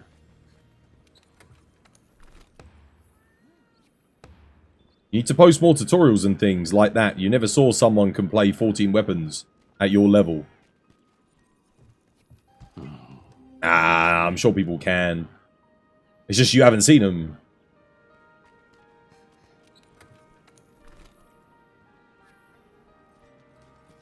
Just got done with the 2:30 ad. Got put right into another one. The ad break should have been 7 minutes ago. Ad breaks at 1 AM. Ad break at 1 AM. There'll be one at 1:30. There'll be one at 2 AM. That's when the ad break should be happening. And it shouldn't be 2 minutes and... Oh, well. Yeah, it should be 2.5 minutes. That makes sense. It's 10 minutes of ads per hour on my channel. So for every 50 minutes, there's 10 minutes of ads. Yeah. That makes sense.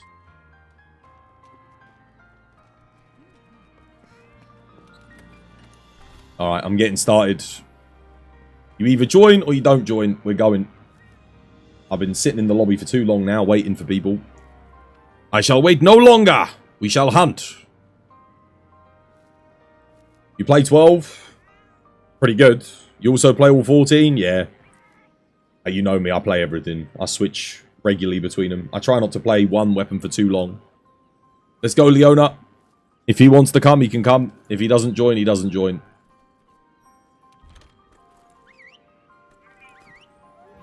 It's not called Monster Hunter Wait. It's called Monster Hunter World. I want to get out into the world.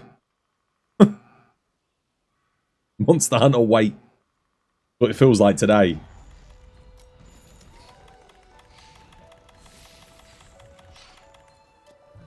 The problem with weapon tutorials, and there is a big issue.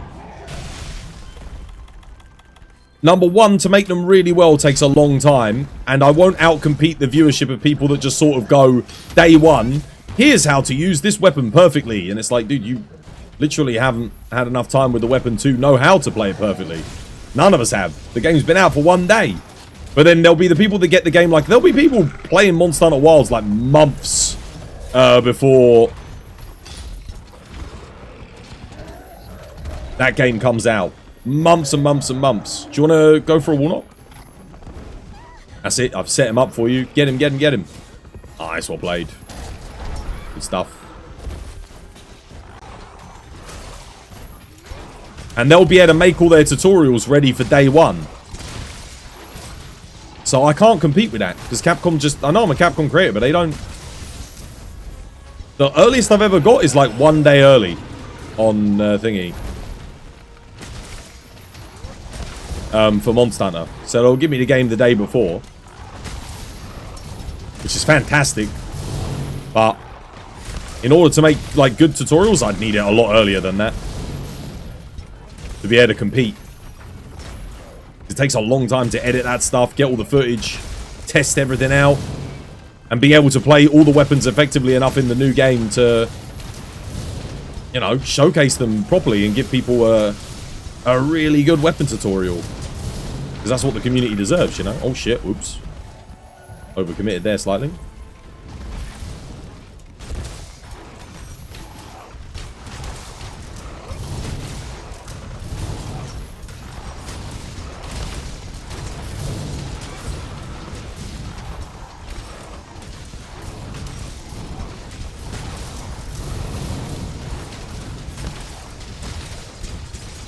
Oh, I missed, damn it.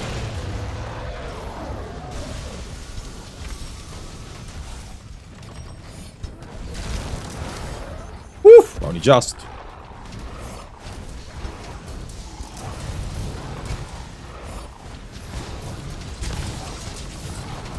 The best Monster Hunter tutorials for weapon usage usually come after about a month of the game's been out, you know? That's usually when the speedrunners will put out their weapon tutorials. And that shit's usually really good. You'll get stuff from, you know, like all the big players. And obviously if they get it early, I mean if Peppo or someone gets it early and they can play for, you know, like a month beforehand, they'll probably get like a really good tutorial out on release. About content creation, you're trying to get enough material to start a YouTube page. That's something that you're willing to put effort into. For YouTube, yeah, so I had... Gaudi was editing my stuff at the start of the year, and it was fantastic, because I was making good money. And then, I mean, we had like 650 bloody paid subscribers here on Twitch. The ad revenue was booming. It was so good. I could afford to pay them as an editor. It was great. And now I can't do that anymore, so my edited content's like gone. Do you like speedrunning monsters? Not particularly. Can I? Yes. If I get a really good team together and all my speedrunners are on, we could do it. But most of them don't play the game anymore. I know MZ and Leona and that can speedrun. But again, we're just here to have fun most of the time. The problem with speedrunning is it gets very stressful very quickly. TA? No. Freestyle. Freestyle runs for me. We had a couple of freestyle world records back in Base World. We had the Greatest Jagras and My Name is Lavasioff freestyle world records. TA runs are boring. It depends what weapon you're playing. It depends. Like, TA Longsword is really good fun. Some weapons less fun than others. I like TA Lance. I like TA Longsword. TA Switch Axe is really good. TA Gun Lance is good fun as well. You like watching speedrunners doing it is another matter. The other thing is, I think speedrunning is good to watch in small bursts.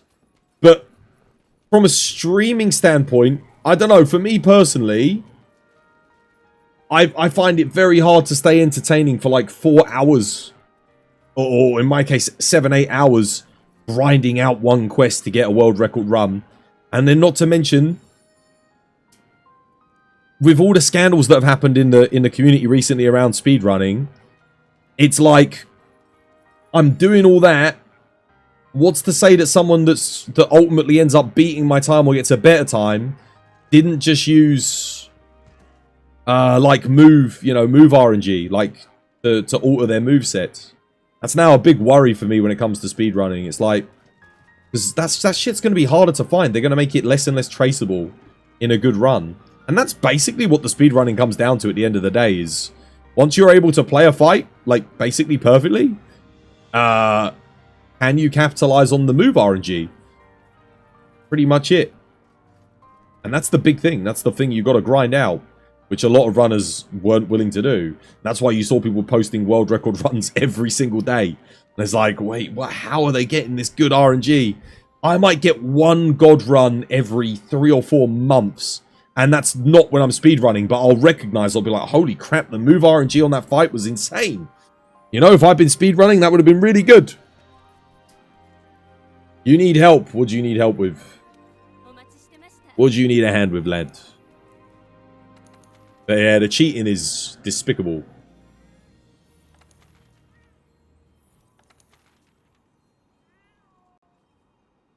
Alright, I'm coming.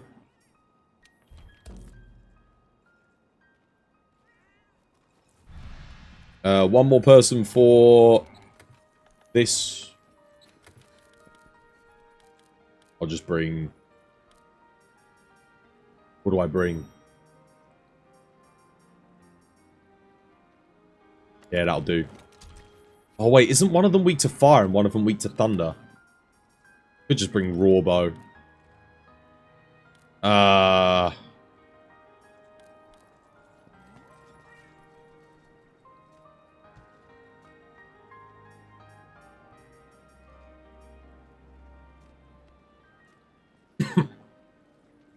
think Rawbow's actually best here, oddly enough. Fatalis Bow. Saves me having to switch. From those weird ones. Speedrunning content's very niche. It does do good viewership on YouTube. I just don't think it does as good viewership on Twitch. Because some of the best speedrunners I know, like, you'd think they'd get, like, based on how good, you know, they are at running, and how good their content is, you'd expect them to get, well, I would expect it to get a lot more viewership than what it does. But I think it's just hard, man. It's hard. Most people don't understand how difficult, like, it's tough doing speedruns for, like, 2 hours, and, you know, staying entertaining and keeping your cool and everything, but it's stressful, man. It's stressful. It's the kind of thing you do off-stream, and I don't have time off-stream to do speedruns. And I don't think anyone in my community that's left wants to do speedruns. I used to have a lot of speedrunners in my community. A lot. And we would do speedruns from time to time when we all got together and it was good fun. But they're all gone. They're not streaming the game, they're not playing it. They're not, you know, active in my community. I haven't heard from many of them in years.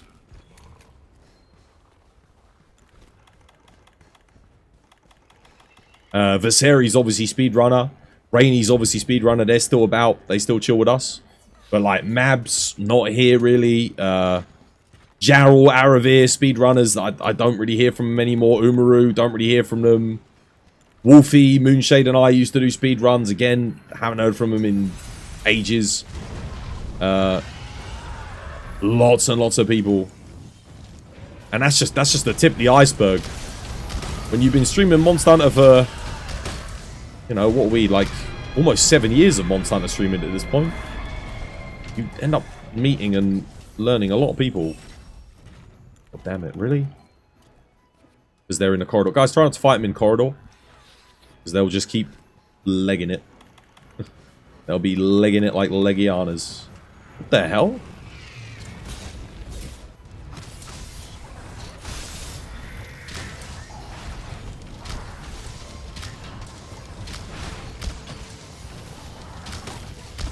Weak spots, guys. Again, CC heavy bowgun. You should be putting on weak spots for the people that need it, because you've got a Rocksteady mantle and, you know, we're running light weapons.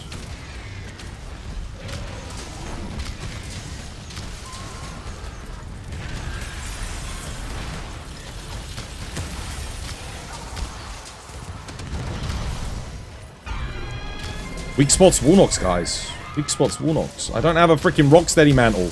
I will literally go back to camp and get a mantle change. Swear to God.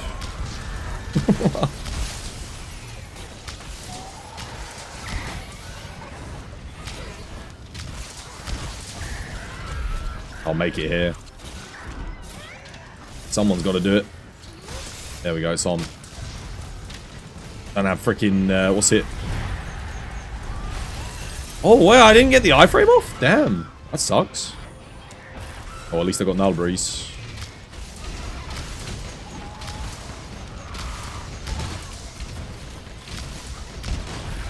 Nice. Oh my god, dude, this guy is freaking dead angling me like a mofo. Literally, I can't even see it coming. I'm going to focus on shrieking because he keeps going for me. The other one's not really targeting me at all.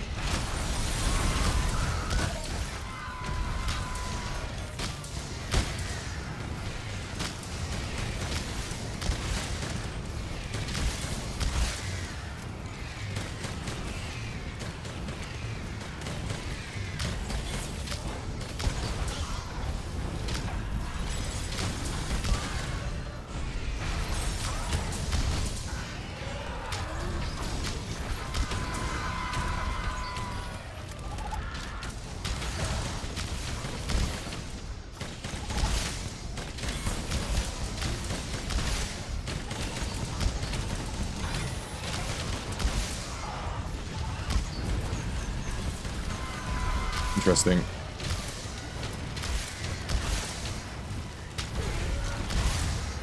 One done. Well played. I'll try paralyzing this other one.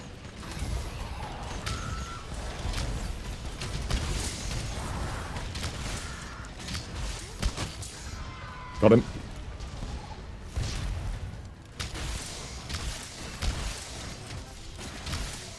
No, he's not in a trap, dude. I'm just paralyzed him. That's all.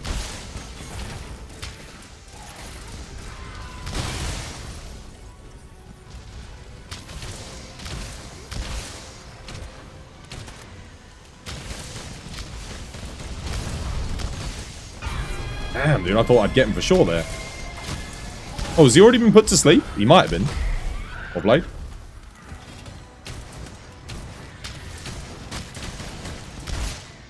There we go. GG. Well played.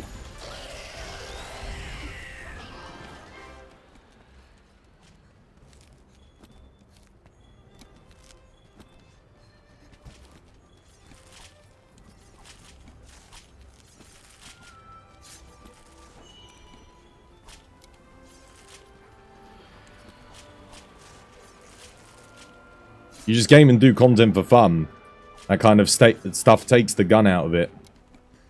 Again, it depends on what mood I'm in. If I had, like I said, if I have a full team of, like, pro players in and they're like, yo, Twas, you want to do some speed runs? Hell yeah. Let's do some. But that doesn't really happen at the moment. That hasn't happened for me in years.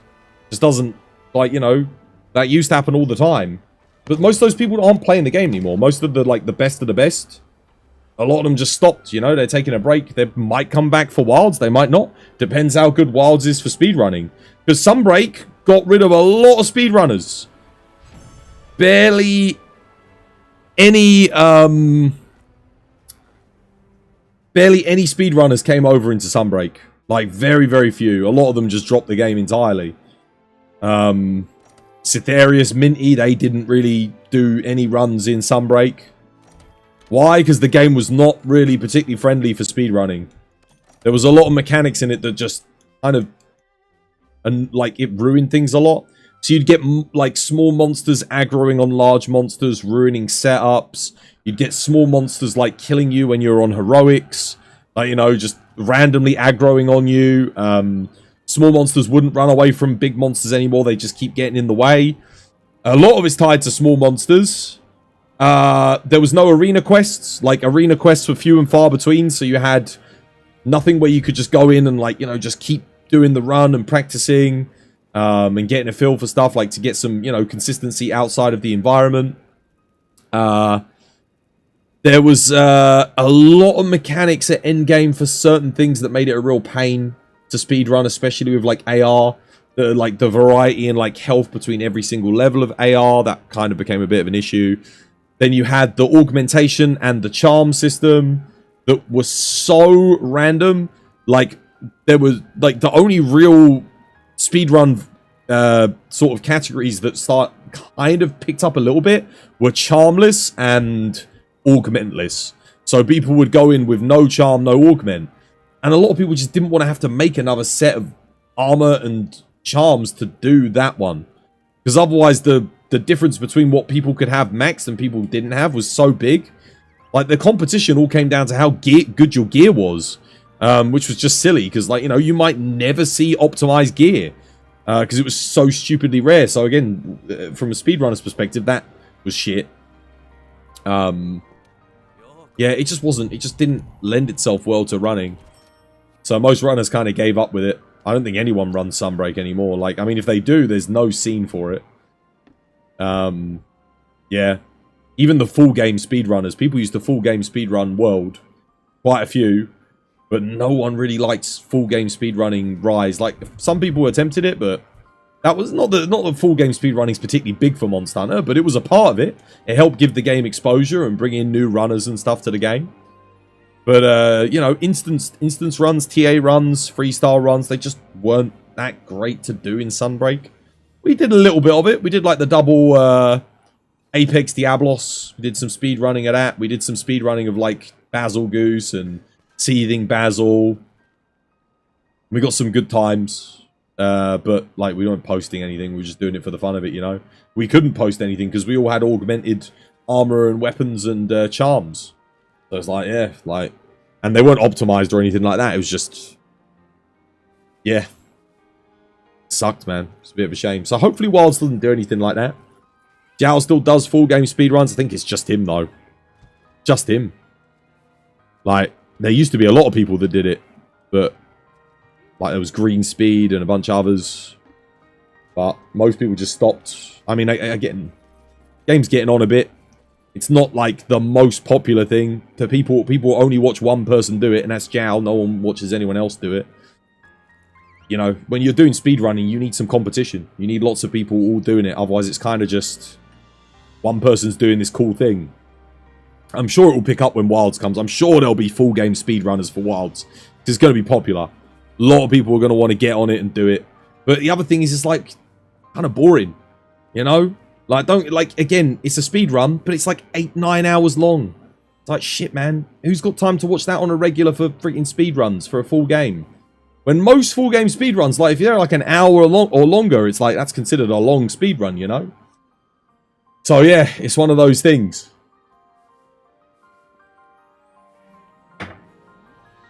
Realistically, how much content can you make out of it?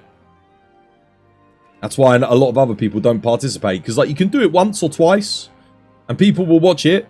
But, like, if you've watched a full game speedrun of Monster Hunter, and you watch it again, you're only watching to see optimized elements and things like that. It's not like Super Mario, where if you can stop him for, like, 20 minutes, watch a full speed run, and, like, go, oh, there was some cool tricks and that, and then they do it another run, and you can bug out and watch something else, or you go again. No, if you're going to watch a Monster Hunter speedrun, dude, you are sat there for the whole day. You're committing a whole day to watch that run. Yeah, it's long.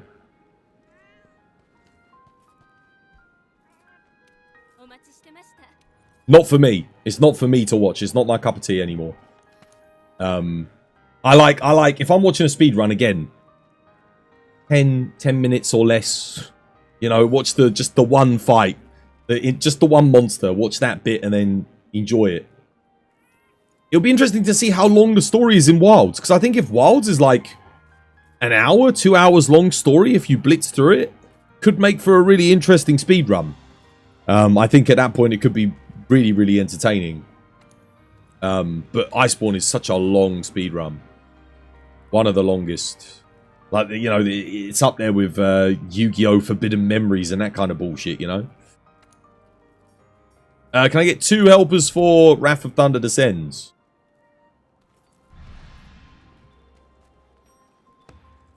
You're almost positive that I'll beat it day one? What, Wilds? Can I get a helper for Wrath of Thunder Descends? Please?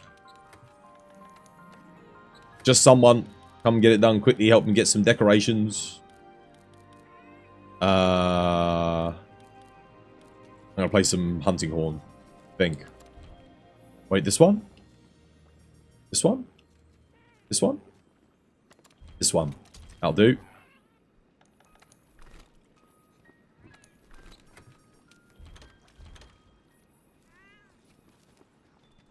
Let's go.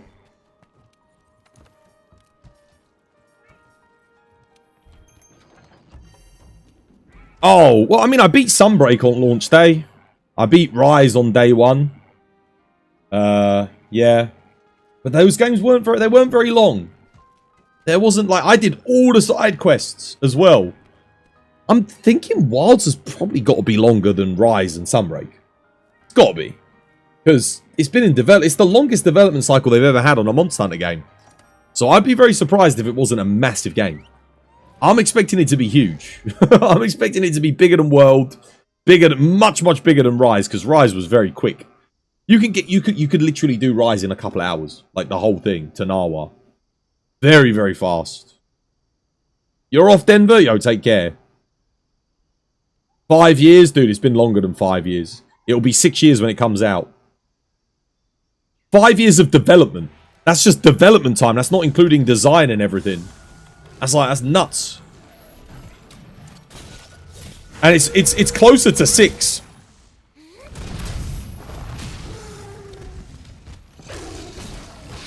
need a pod. I don't want to put weak spots on that.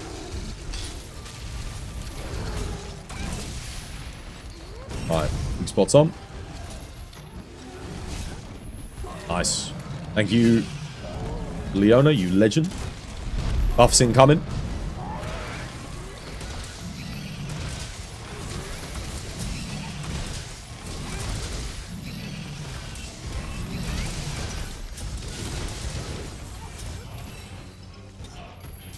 Yeah, speed running definitely becomes more fun when you got some rivalry and some beef going on. Makes things a bit more exciting, I think.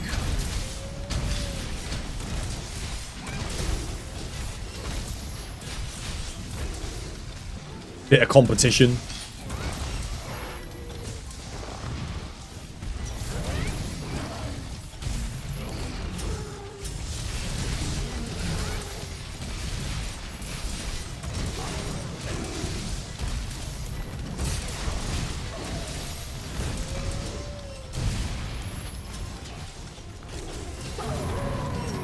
Four, three, two.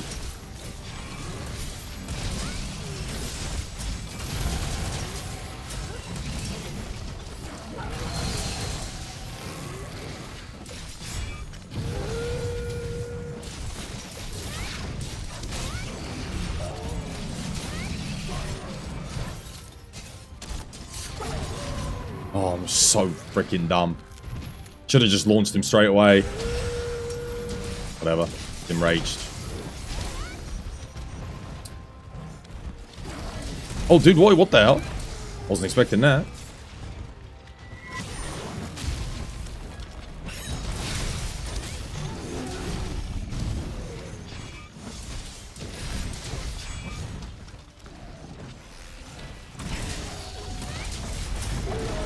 Nice.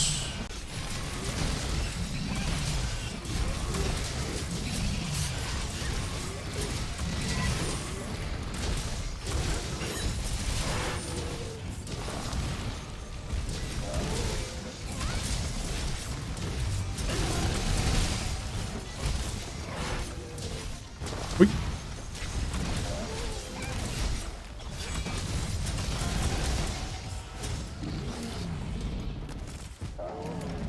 Flash him. Flash would be nice. Yes. There we go, got him. Can't roll. Locked in. Son of a bitch. Close. 3, 2, 1. No! I wanted to... Oh, nice. Well played.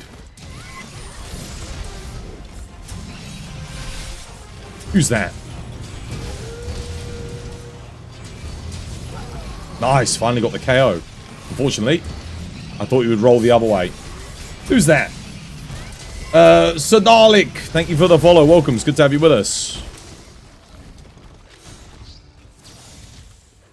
Yeah, no way you getting that with that flash. That was optimistic. That was more optimistic than Optimus Bloody Prime, that was. Oh, what? It didn't... Oh, you're kidding me. Missed it.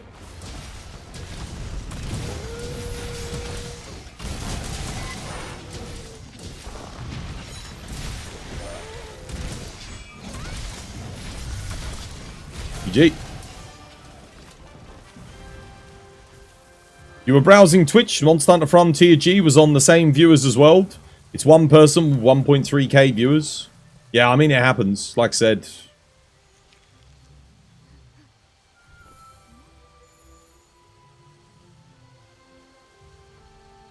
Who is it? Is it anyone we know? 1,300 viewers on Frontier. I've never seen that before. That's really good. Must be popping in there. Dude, who the hell is playing Frontier to 1,300 people? That's incredible. To 1,700 people? Dude, holy shit, I'm going to look and see who this is. I must know them. Let me see. Monster Hunter Frontier? Who is it? I recognize the name, but I don't feel like I've ever seen them stream before.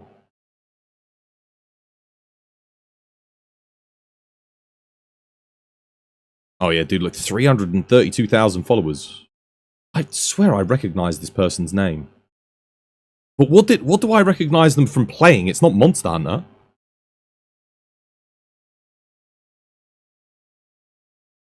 Dude, what the hell are their tags? What the fuck are those tags? Oh my god. That's crazy, man. 1,700 people watching Frontier.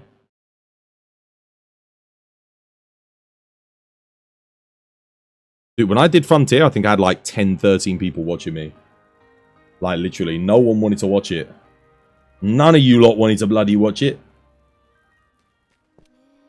I enjoyed playing Frontier. It's a shame. It was just War and I on the server in the end. No one else joined us. Dead AF. Sounds like it's a group stream. 1,700 people. Bloody hell.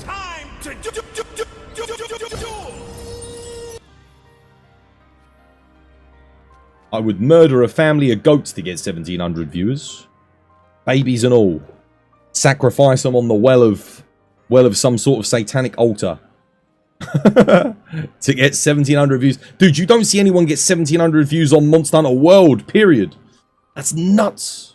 That you get that many views doing Frontier. Wear a deep V-neck and you'll get 17. Dude, I do wear deep V-necks. I don't get 1,700 viewers. In fact, I've got a correlation on chart of where I wear something that's slightly more revealing, and I typically get less viewership than when I wear something that's just like this, modest. Unless you're Asmongold. Yeah, but Asmongold could literally film himself taking a dump in his sink, and he'd get like 20,000 viewers, so that doesn't mean anything. The people are there for him, they're not there for the game, but they don't give a shit what Asmongold plays. No one cares.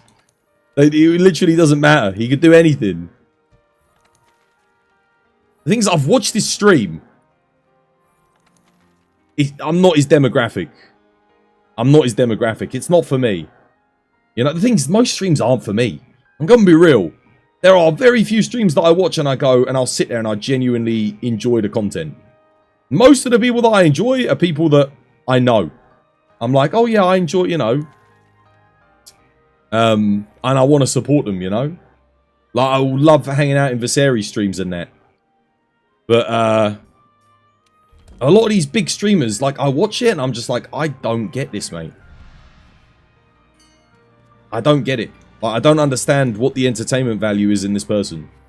I must be missing something. There was a Japanese guy streaming World earlier this summer with 30,000 viewers. Probably a big Japanese... The thing is, it's a very popular game in Japan. And if you get a big Japanese streamer playing it, it's going to do good, isn't it? Makes sense. Yeah, I can definitely see that. I think Wilds is going to see some crazy numbers for certain people.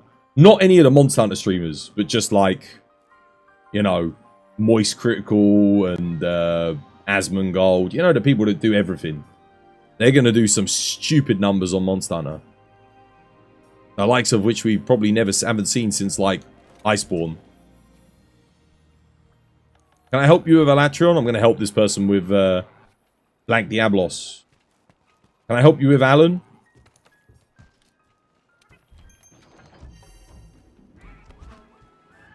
I'm going to do this first. Because his is already in a quest. How were the numbers for Rise? Abysmal. For me, shocking. Like, dog shit numbers. It was so bad. My stream died overnight when Rise came out. It was dead. Like, we went from, like, 200 average viewership in World the day before to 50 average viewership when Rise came out. Like, awful.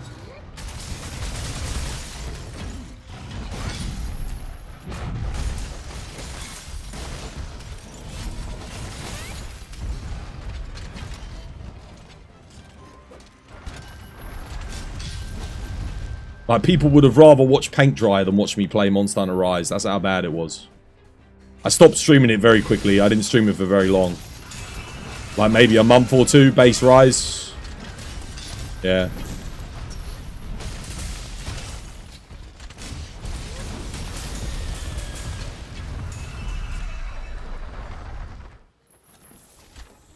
The hell? He left. Wait, why is she attacking Glavenus? Why? Dude, what the hell, man? Oh my god, what is this shit AI? Now she's just walking around like...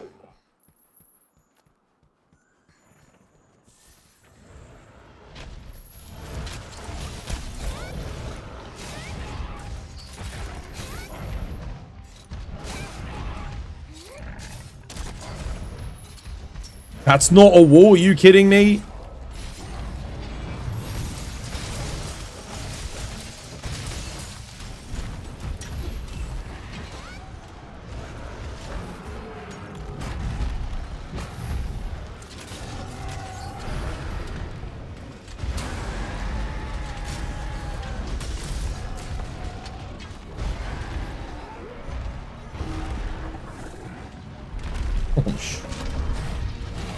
Shadam.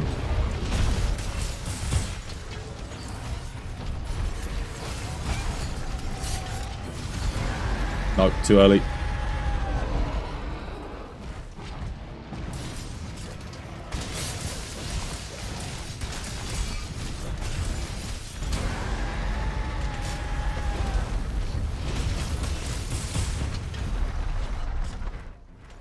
Why is she leaving as well? Dude, you just left the area. Dude, this is the worst AI Black Diablos I think I've ever seen in my life.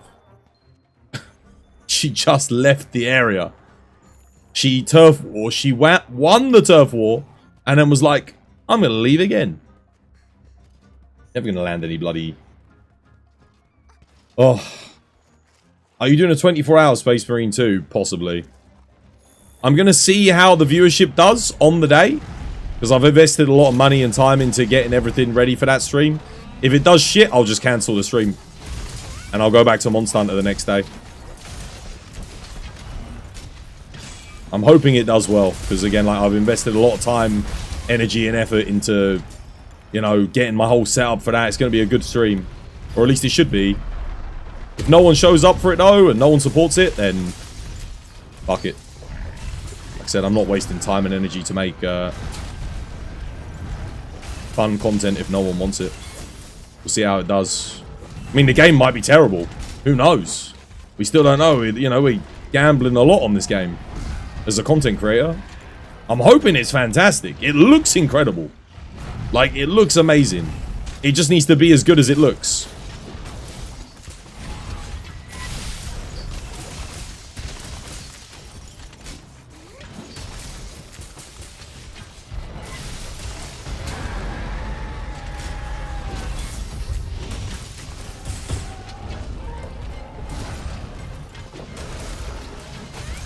There we go, GG.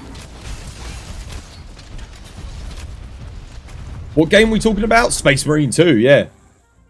Space Marine 2. If everyone buggers off and doesn't watch it, like I said, I'll power it off. Because I've spent a ton of money to get all of my setup for that, like the Space Marine helmet, and I've been chasing up, you know, the developers to try and get a key for it. If I don't get a key, I've got to spend like 80 freaking quid on that game to get it. We'll see how it does. If it's crap, I'll just cancel streams for the week, because that was my plan anyway. I'll go do something else, man. I doubt you remember me, but it's been a few years since I last popped in. Curious to see how you're doing? Fine, mate. Yeah. Welcome back, I guess. Hopefully it's not as repetitive as the previous Warhammer games, that they get old quick. Space Marine 1 was incredible. I love Space Marine 1. It's probably my favourite action Warhammer game they've ever made. So all they have to do is take that formula and make it better, which, dude, they've added co-op. Proper co-op. So that alone should make it better than the original Space Marine. Just going to depend on how it plays. You went by code user 1? I don't remember, but, I mean, if it was a few years ago, yeah.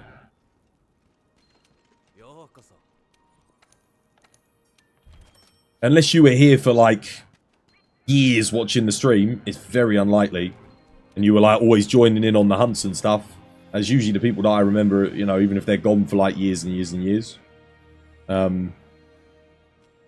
If you've been absent for, you know, 3 or 4 years, chances I probably don't, I have to be honest.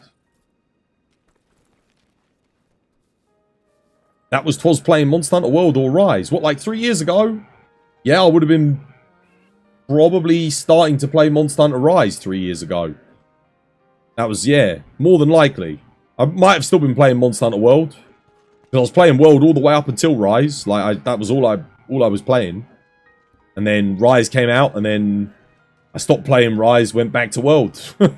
I played it for a little bit on the Switch.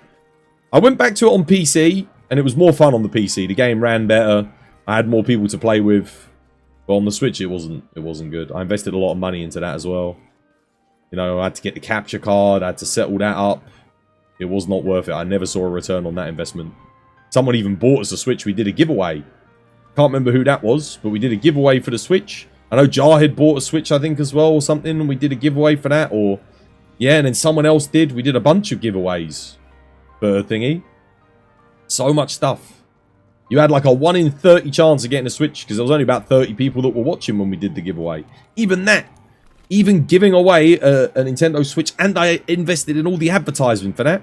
Did all the advertising on Twitter and Facebook ads and everything. You know, to advertise the giveaway on the stream, to get people in. It didn't work. You couldn't even get, even a 1 in 30 odds of getting Nintendo Switch couldn't save the viewership of my channel on Monster Hunter Rise. That's how how much people dislike that game. Unbelievable. Shocking. Just because it didn't look as good as World for the most part. That was the biggest complaint. People were like, oh, doesn't look as good. I mean, it didn't play as good either in a lot of cases, especially base Rise, but the main thing was, yeah, I just don't like the way it looks. Lots of people didn't buy it because it didn't look as good. Since you last streamed it? What, base Rise? Sunbreak, it's been a while since I streamed. Would it have been last year? No. Year before last? I can't remember. I streamed a lot of stuff last year. Baldur's Gate. We did. Dark Tide. We did that. What else did we do? Did a lot of variety streaming last year. Did lots of Monster Hunter too, but there was a lot of good games that we streamed. Oh yeah, Star Citizen. Yeah, we did Star Citizen. What else? What else did I stream last year? I did a lot of like good, unique, fun content that nobody watched. Yeah, loads of good stuff. It was a good year. It was fun, but was not good for viewership. Terrible, terrible viewership metrics and growth. I was at like 9,000 followers last year. My goal was to get 10,000. Didn't get 10,000, and then I made it my goal this year. I said, let's double down. It's a Monster Hunter Wilds. Well, let's get 100,000. We still haven't even gotten 10,000. I've been losing more followers than I've been gaining, even with Monster Hunter. It's tough, man. Because all the new followers I gained with all the variety content unfollow when you do the Monster Hunter content. And all the Monster Hunter bloody followers unfollow when you do the variety content. You can't win. So it's just a constant cycle. You'll get there eventually, mate.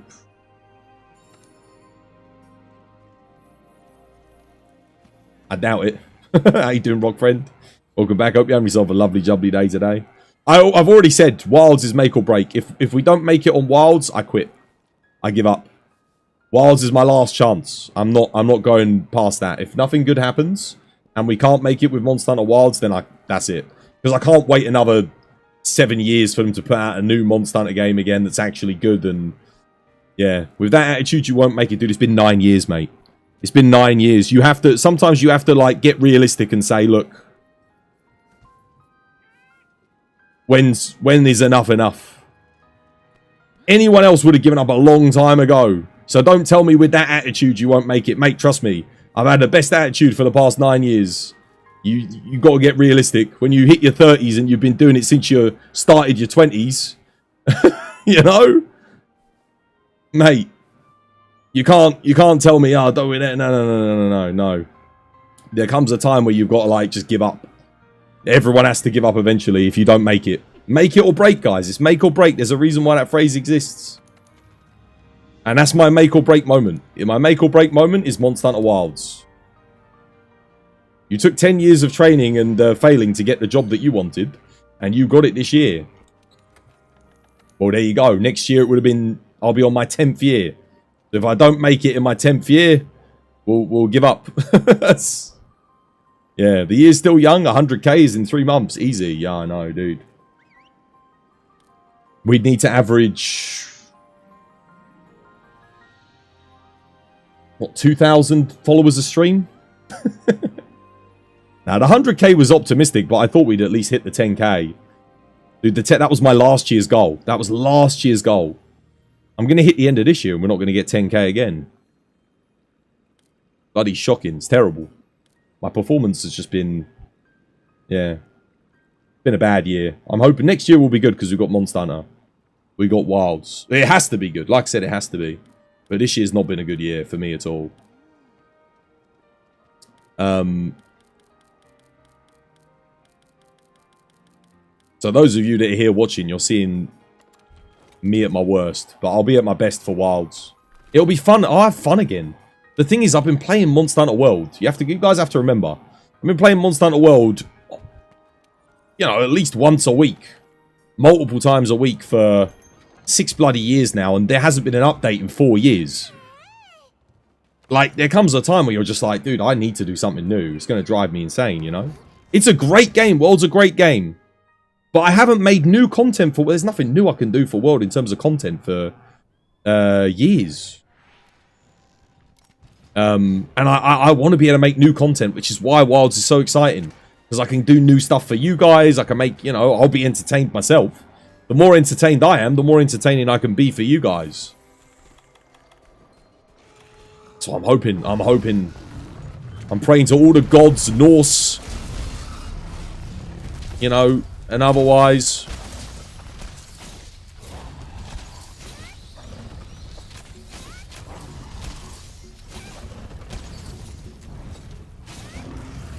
Nice. There we go. He's up. Enraged. That's what we want.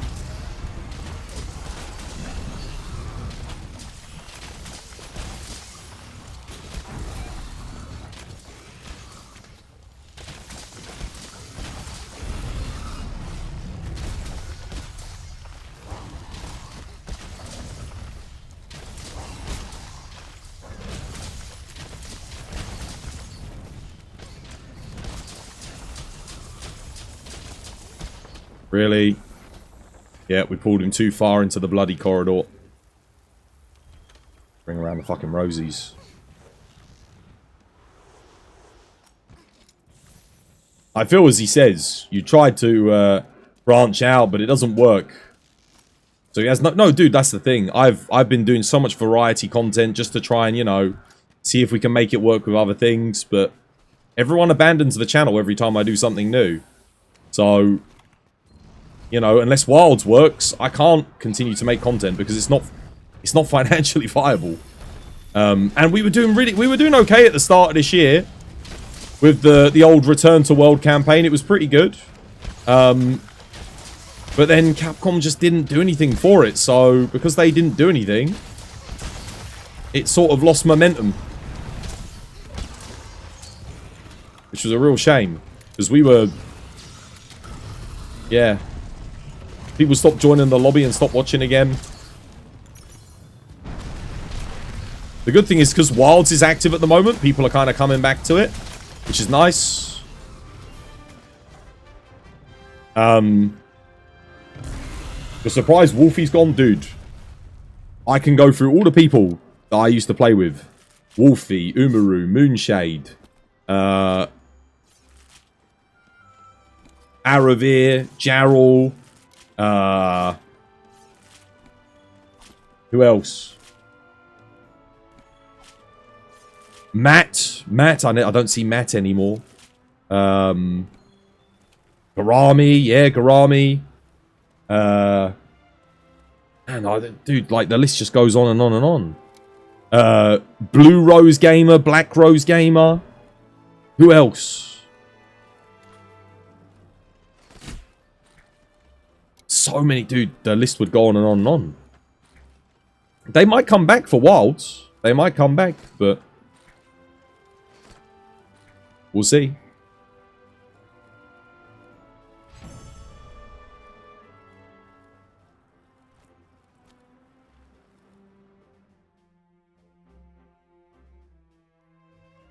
But yeah, it's just tough. And the thing is, if Wilds ends up like Rise again, that's my biggest fear. My biggest fear is that Wilds goes the way like Rise. You know? Like, we get all that hype. I'll be playing Monster Hunter World, obviously, up until Wilds launches. And then they do something with the game. I mean, dude, look at what happened to Dragon's Dogma 2. Imagine if you were a Dragon's Dogma content creator, primarily.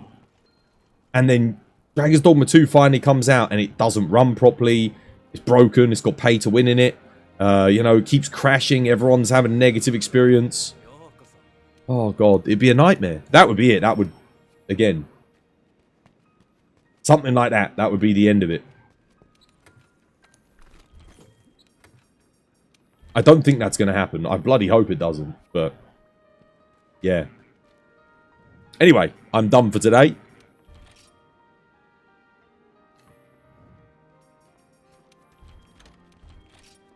Space Marine later this week anyway. We're going to try that. We're going to try that. Maybe Space Marine goes good and we pick up. The thing that I love, though, what I will say is this. All the people that have watched my other content and didn't watch my Monster Hunter content have come in to watch the Monster Hunter content and love the Monster Hunter content. Which I really freaking appreciate.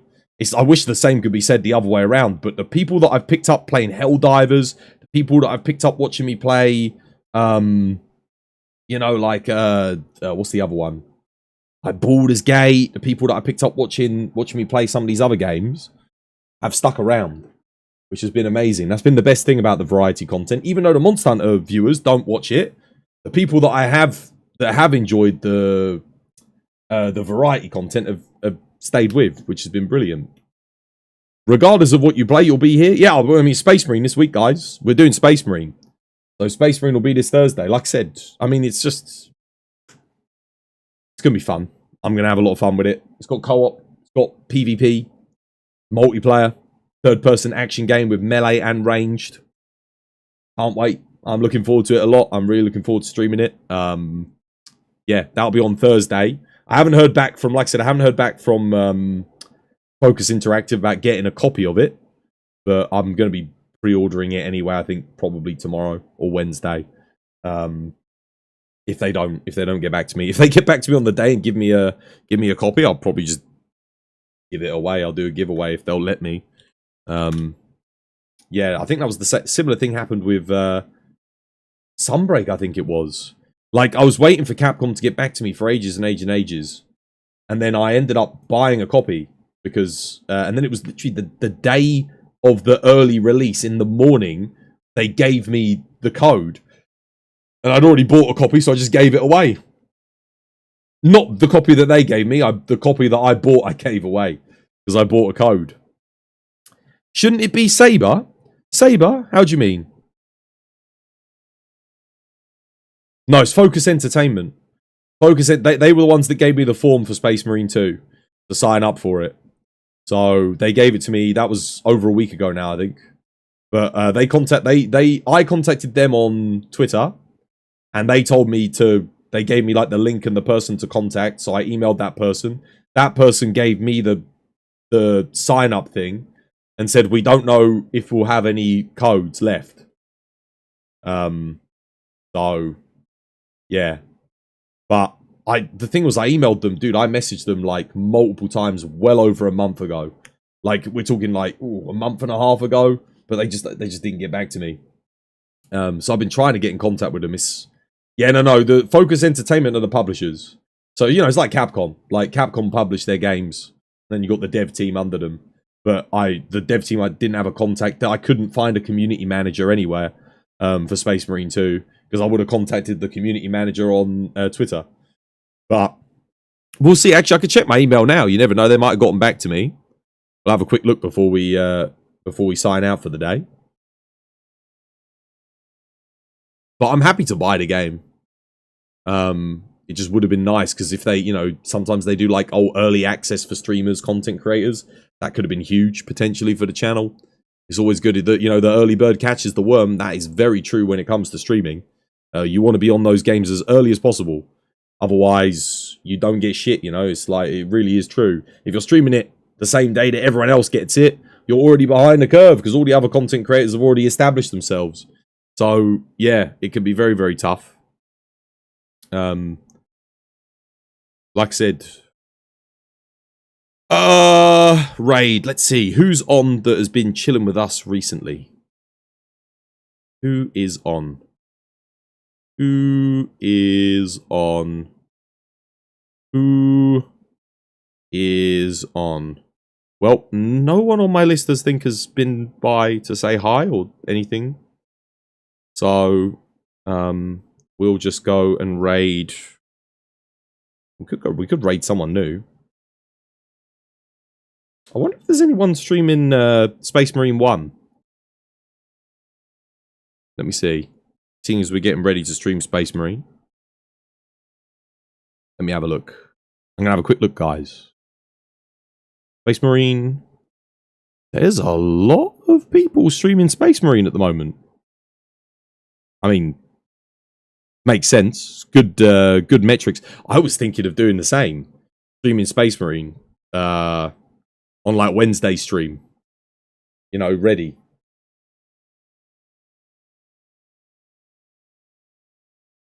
Raid Young Tora.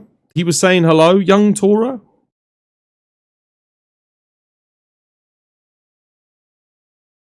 Young Tora.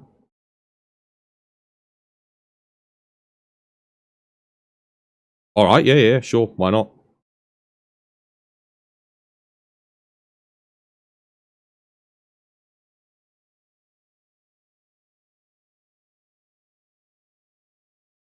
Right. I was just seeing if there was anyone on Space. There's a lot of people on Space. It's all VTubers on Space Marine at the moment. It's very popular with VTubers, apparently. Yeah, I wouldn't have thought Space Marine would be, but... there you go. There it is. Is indeed. Alright. Well, I'm off. Yeah, see ya. You're welcome for all the help. 1, 2, 3, go. 'Twas by design. 'Twas by design. 'Twas by design. 'Twas by design. 'Twas by design. 'Twas by design. 'Twas by design. 'Twas by design. 'Twas by design. 'Twas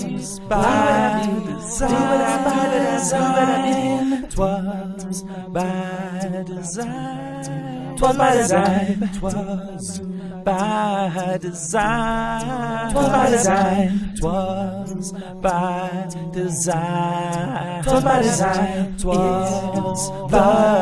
'Twas by design.